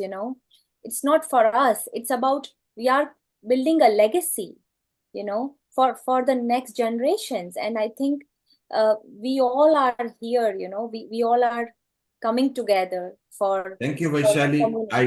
Thank you, Vaishali. Sharon says we've got a lot of experience. Let's rise. Alessandra says let's not judge. You say let's leave a legacy for the generations to come. So we are not selfish.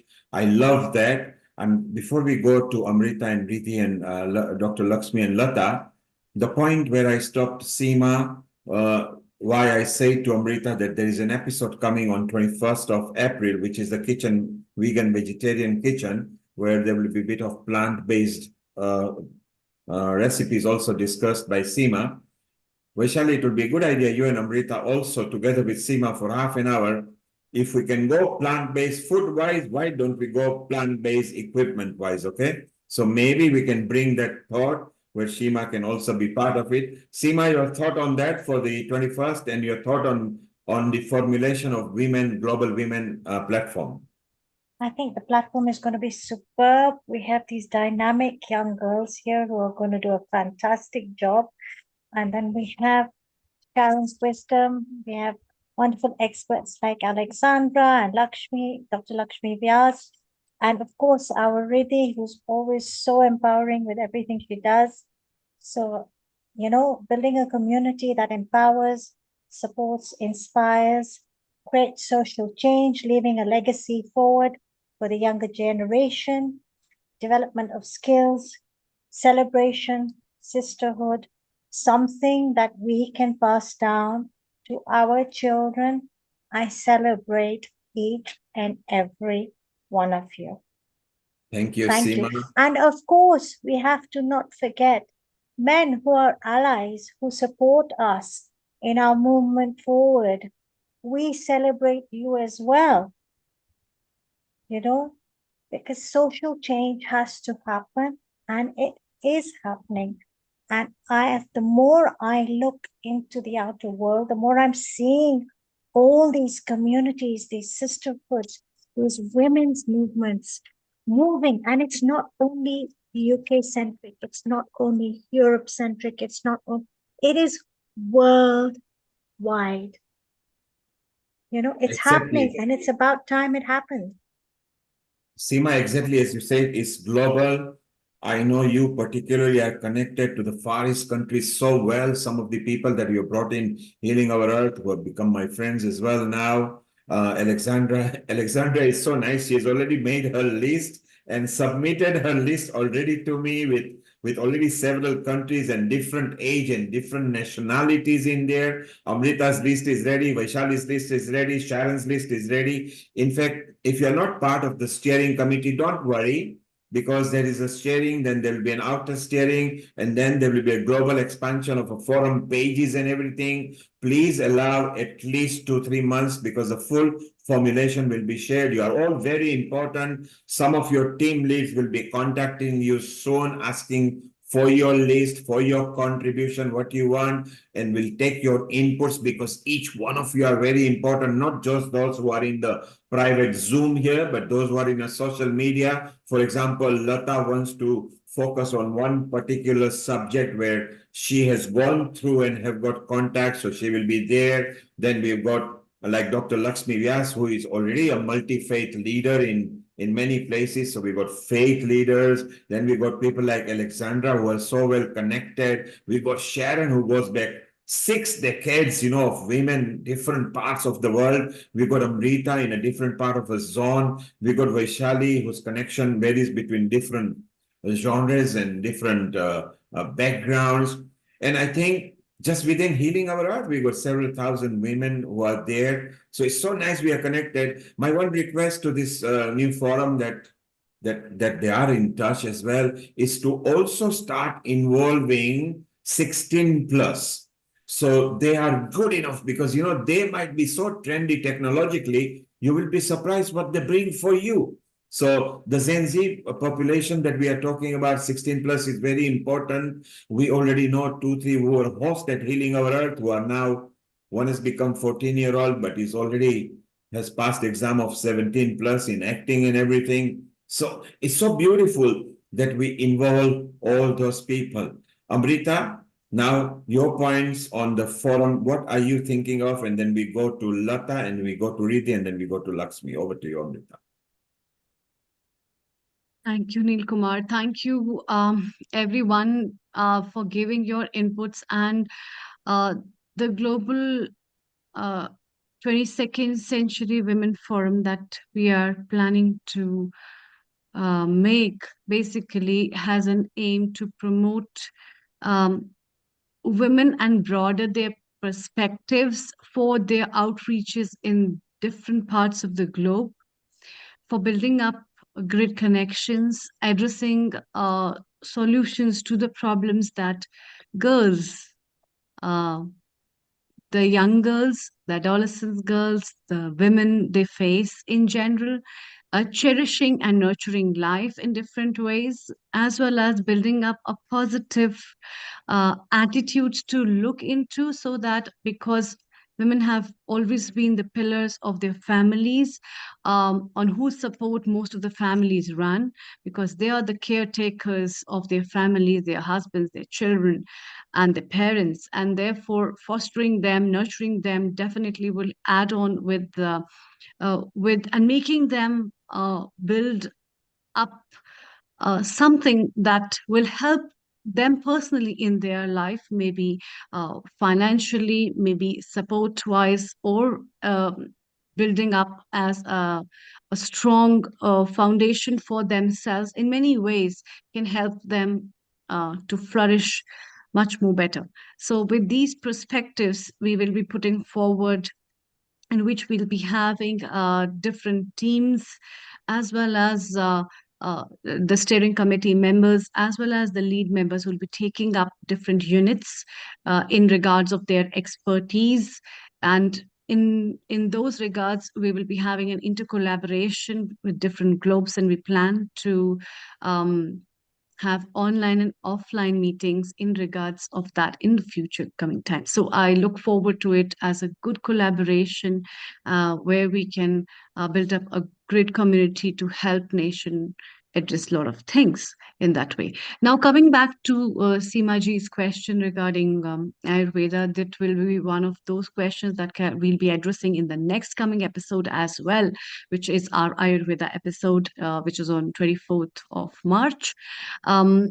Many of the products which are made up of herbs, we use mineral formulations as well, but the mineral formulations that are given by the Ayurvedic Formulary of India should be accredited with the quality control labs under the conditions of FDA, as well as the lab clearance.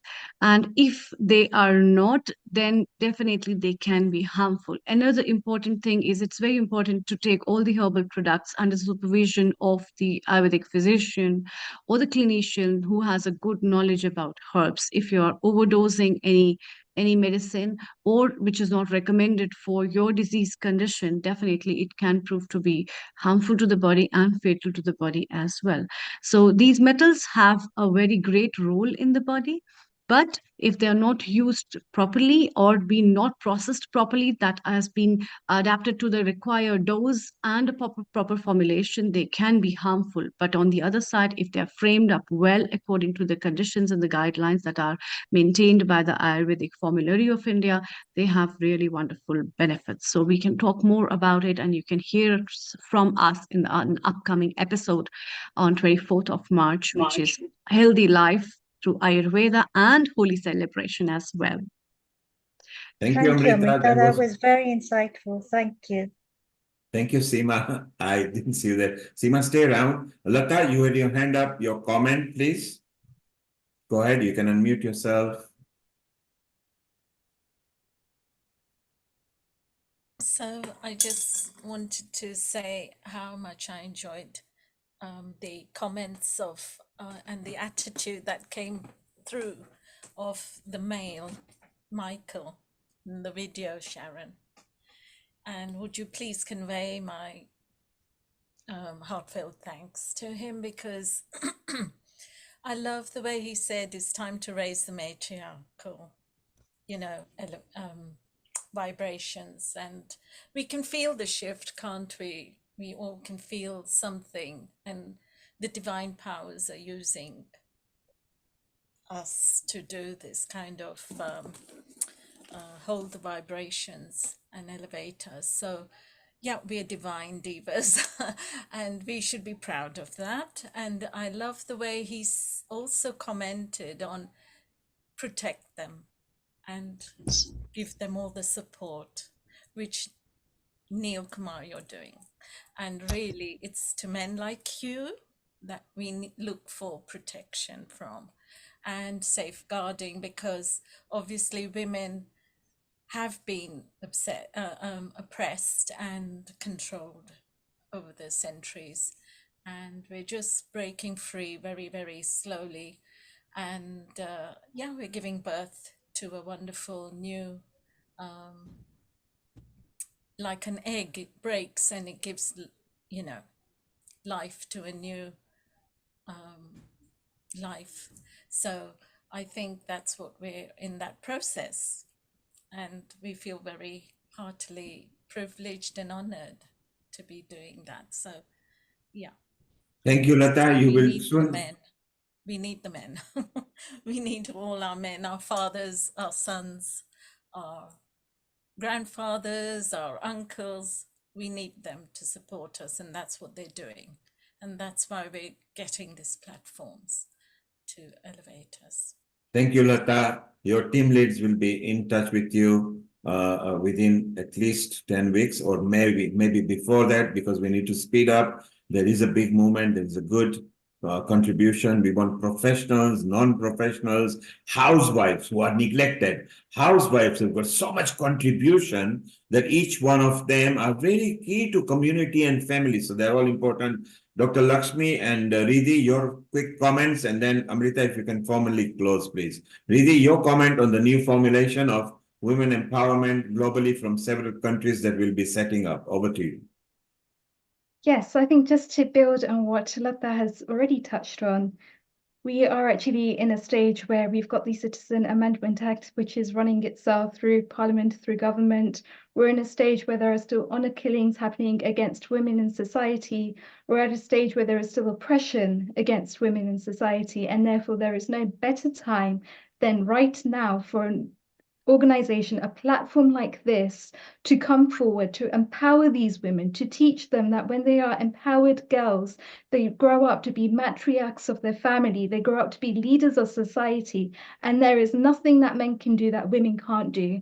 And that in itself is a power to come forwards and for everyone to realize, for everyone to see, is that when actually women step into their power, they break through all barriers, they break through all limitations, they break through all egos, and it's fascinating. And especially being a yoga producer myself, I can actually say that when we tap into that inner energy and we let go of all of those limiting beliefs, even if it's just for a few minutes, we feel completely different within.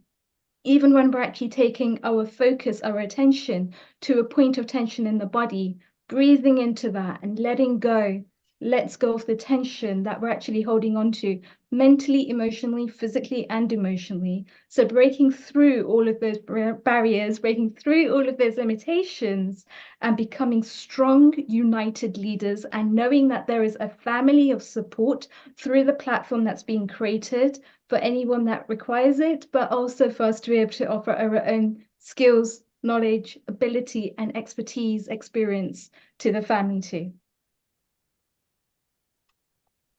Thank you, Riddhi. Thank you, Riddhi. And your line leads will be in touch with you as well. Keep your list ready. Keep your ideas ready. Keep on focusing.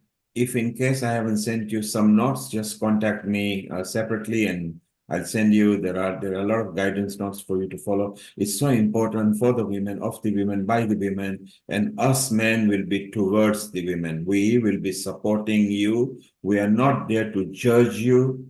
We just want to work in harmony with you because you guys have contributed so much to healing our earth regularly that some of you have been here over 4 years. And we verily and truly believe that you have the knowledge and the humbleness and the expertise to bring a different forum for women. There are several, there are more than a couple of million of them in different countries and everything, but there is requirement for one that will actually support right from the teenagers to the over 80s, because now the population is living over. We also need some sort of a platform for over 80s because they're living longer. So there's so much to discuss that we will do that. Dr. Lakshmi Vyas, your last comment, and Amrita, then you can formally close. Over to you, Dr. Lakshmi Vyas. Yes. To all beautiful ladies there, on this self-care episode, we've done a wonderful job of protecting ourselves as well as others. So I would end by saying, let us smile, let us help others, and be kind and be honest to yourself. So these once you are honest to yourself, everything is taken care of. Thank you. Thank you, Dr. Lakshmi Vyas. You're already there in a group. Set your women group ready. Keep all your contacts ready. Put your thoughts. You got expertise in European communities. You follow multi-faith as well. So again, that will be very useful. So thank you for being part of it. And now, Sharon, Vaishali, and Amrita, if you can just conclude and finish the episode. And all it says is, we love you women. You are the trend-setting women for next century. Sharon, your comment. Amrita, your Vaishali, your comment, and then Amrita will formally close. Sharon, over to you. Well, it's been a wonderful show today. And as always, great to be with you all. And I really look forward to all of the wonderful things that we're going to do together. And I really look forward to one day meeting you all in person. Wow, isn't it fantastic? And Sharon, you're already going to meet the Nada from a different state into your state, and you'll be introducing them to Ram Loti and Michael and John and Hannah. Other Hannah and everybody. So our family is growing. So we are very proud of you. You're always there, always available. We wish you all the best, and the things that we are planning with you, Amrita and Nada and Vaishali in that group and Nishit. So please go forth and multiply. We will be catching up on that next week. We'll catch up on the Women Forum next week as well. We've got the new integrated health coming. Rajiv is going to come back. So Riddhi is going to help. Sharon, you are helping. Our Amrita is actually going to go gallivanting, exploring some different places in India. So she will be connecting remotely. So it'll be lovely. Vaishali, have you got a sloka lined up for us, or is there anything you are going to recite before we pass to Amrita? We loved what you did earlier. You saw Sharon and Clara was riveted to the computer. So is there anything you have lined up before Amrita can close up? Yeah, sure. First of all, I just want to say that I the deepest gratitude to the universe to be able to part of healing our earth. And you know what a wonderful people we are here. And I think it's an energy, and this energy what we are creating here. It is like healing the earth, the actual title of our community. So very, very grateful to all of you, and truly, truly grateful. And yeah, just one shlok I would say that from Saptashati Chandi Path, which I always keep this it's in my own language, but so Ma Durga, Ma Saraswati, Ma Lakshmi. Just one shlok I would like to recite. Earlier I recited from Argala Stotra, which was Mahalakshmi Devi Stotra. This is Kilak. Kilak is Mahasaraswati, Devi of knowledge and wisdom. So this is something that I would like to recite.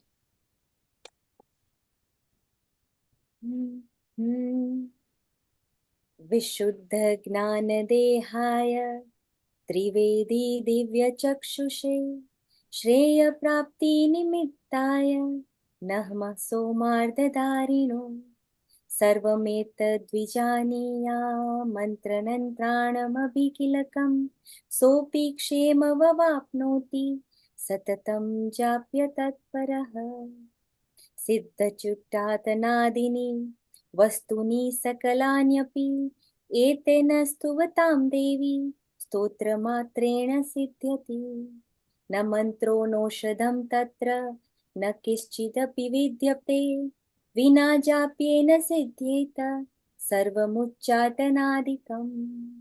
Om Shri Saraswatyaya Namaha. Om Shri Saraswatyaya Namaha. Om Shri Saraswatyaya Namaha. Amrita, over to you. Wonderful. Amrita, over to you. Thank you. Wonderful, Vaishali ji. That was really wonderful closing. And we would like to thank all the viewers, all the contributors who have contributed and made today's episode a very successful one. And special thanks to Vaishali Acharya, Sharon Rose, Sharon Lloyd, and Lal Goelji, who have given the wonderful contribution as always. And we will be coming up again next Sunday, bringing up to you a new episode of Healthy Life, especially on Ayurveda and Holy Celebration, with the upcoming episode on 31st of March, which will be Integrated Health episode, where we will have experts from different medical fields discussing about fitness, health, and healthy life.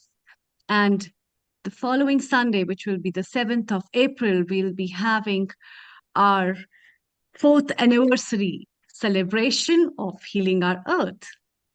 And let's jovially celebrate this time together. And I'd like to thank all the viewers for watching us for today. And keep joining us, keep sharing, stay happy and stay blessed. A very good morning, good afternoon, and good evening to all of you, wherever you are connected to us on the globe. Keep watching and keep loving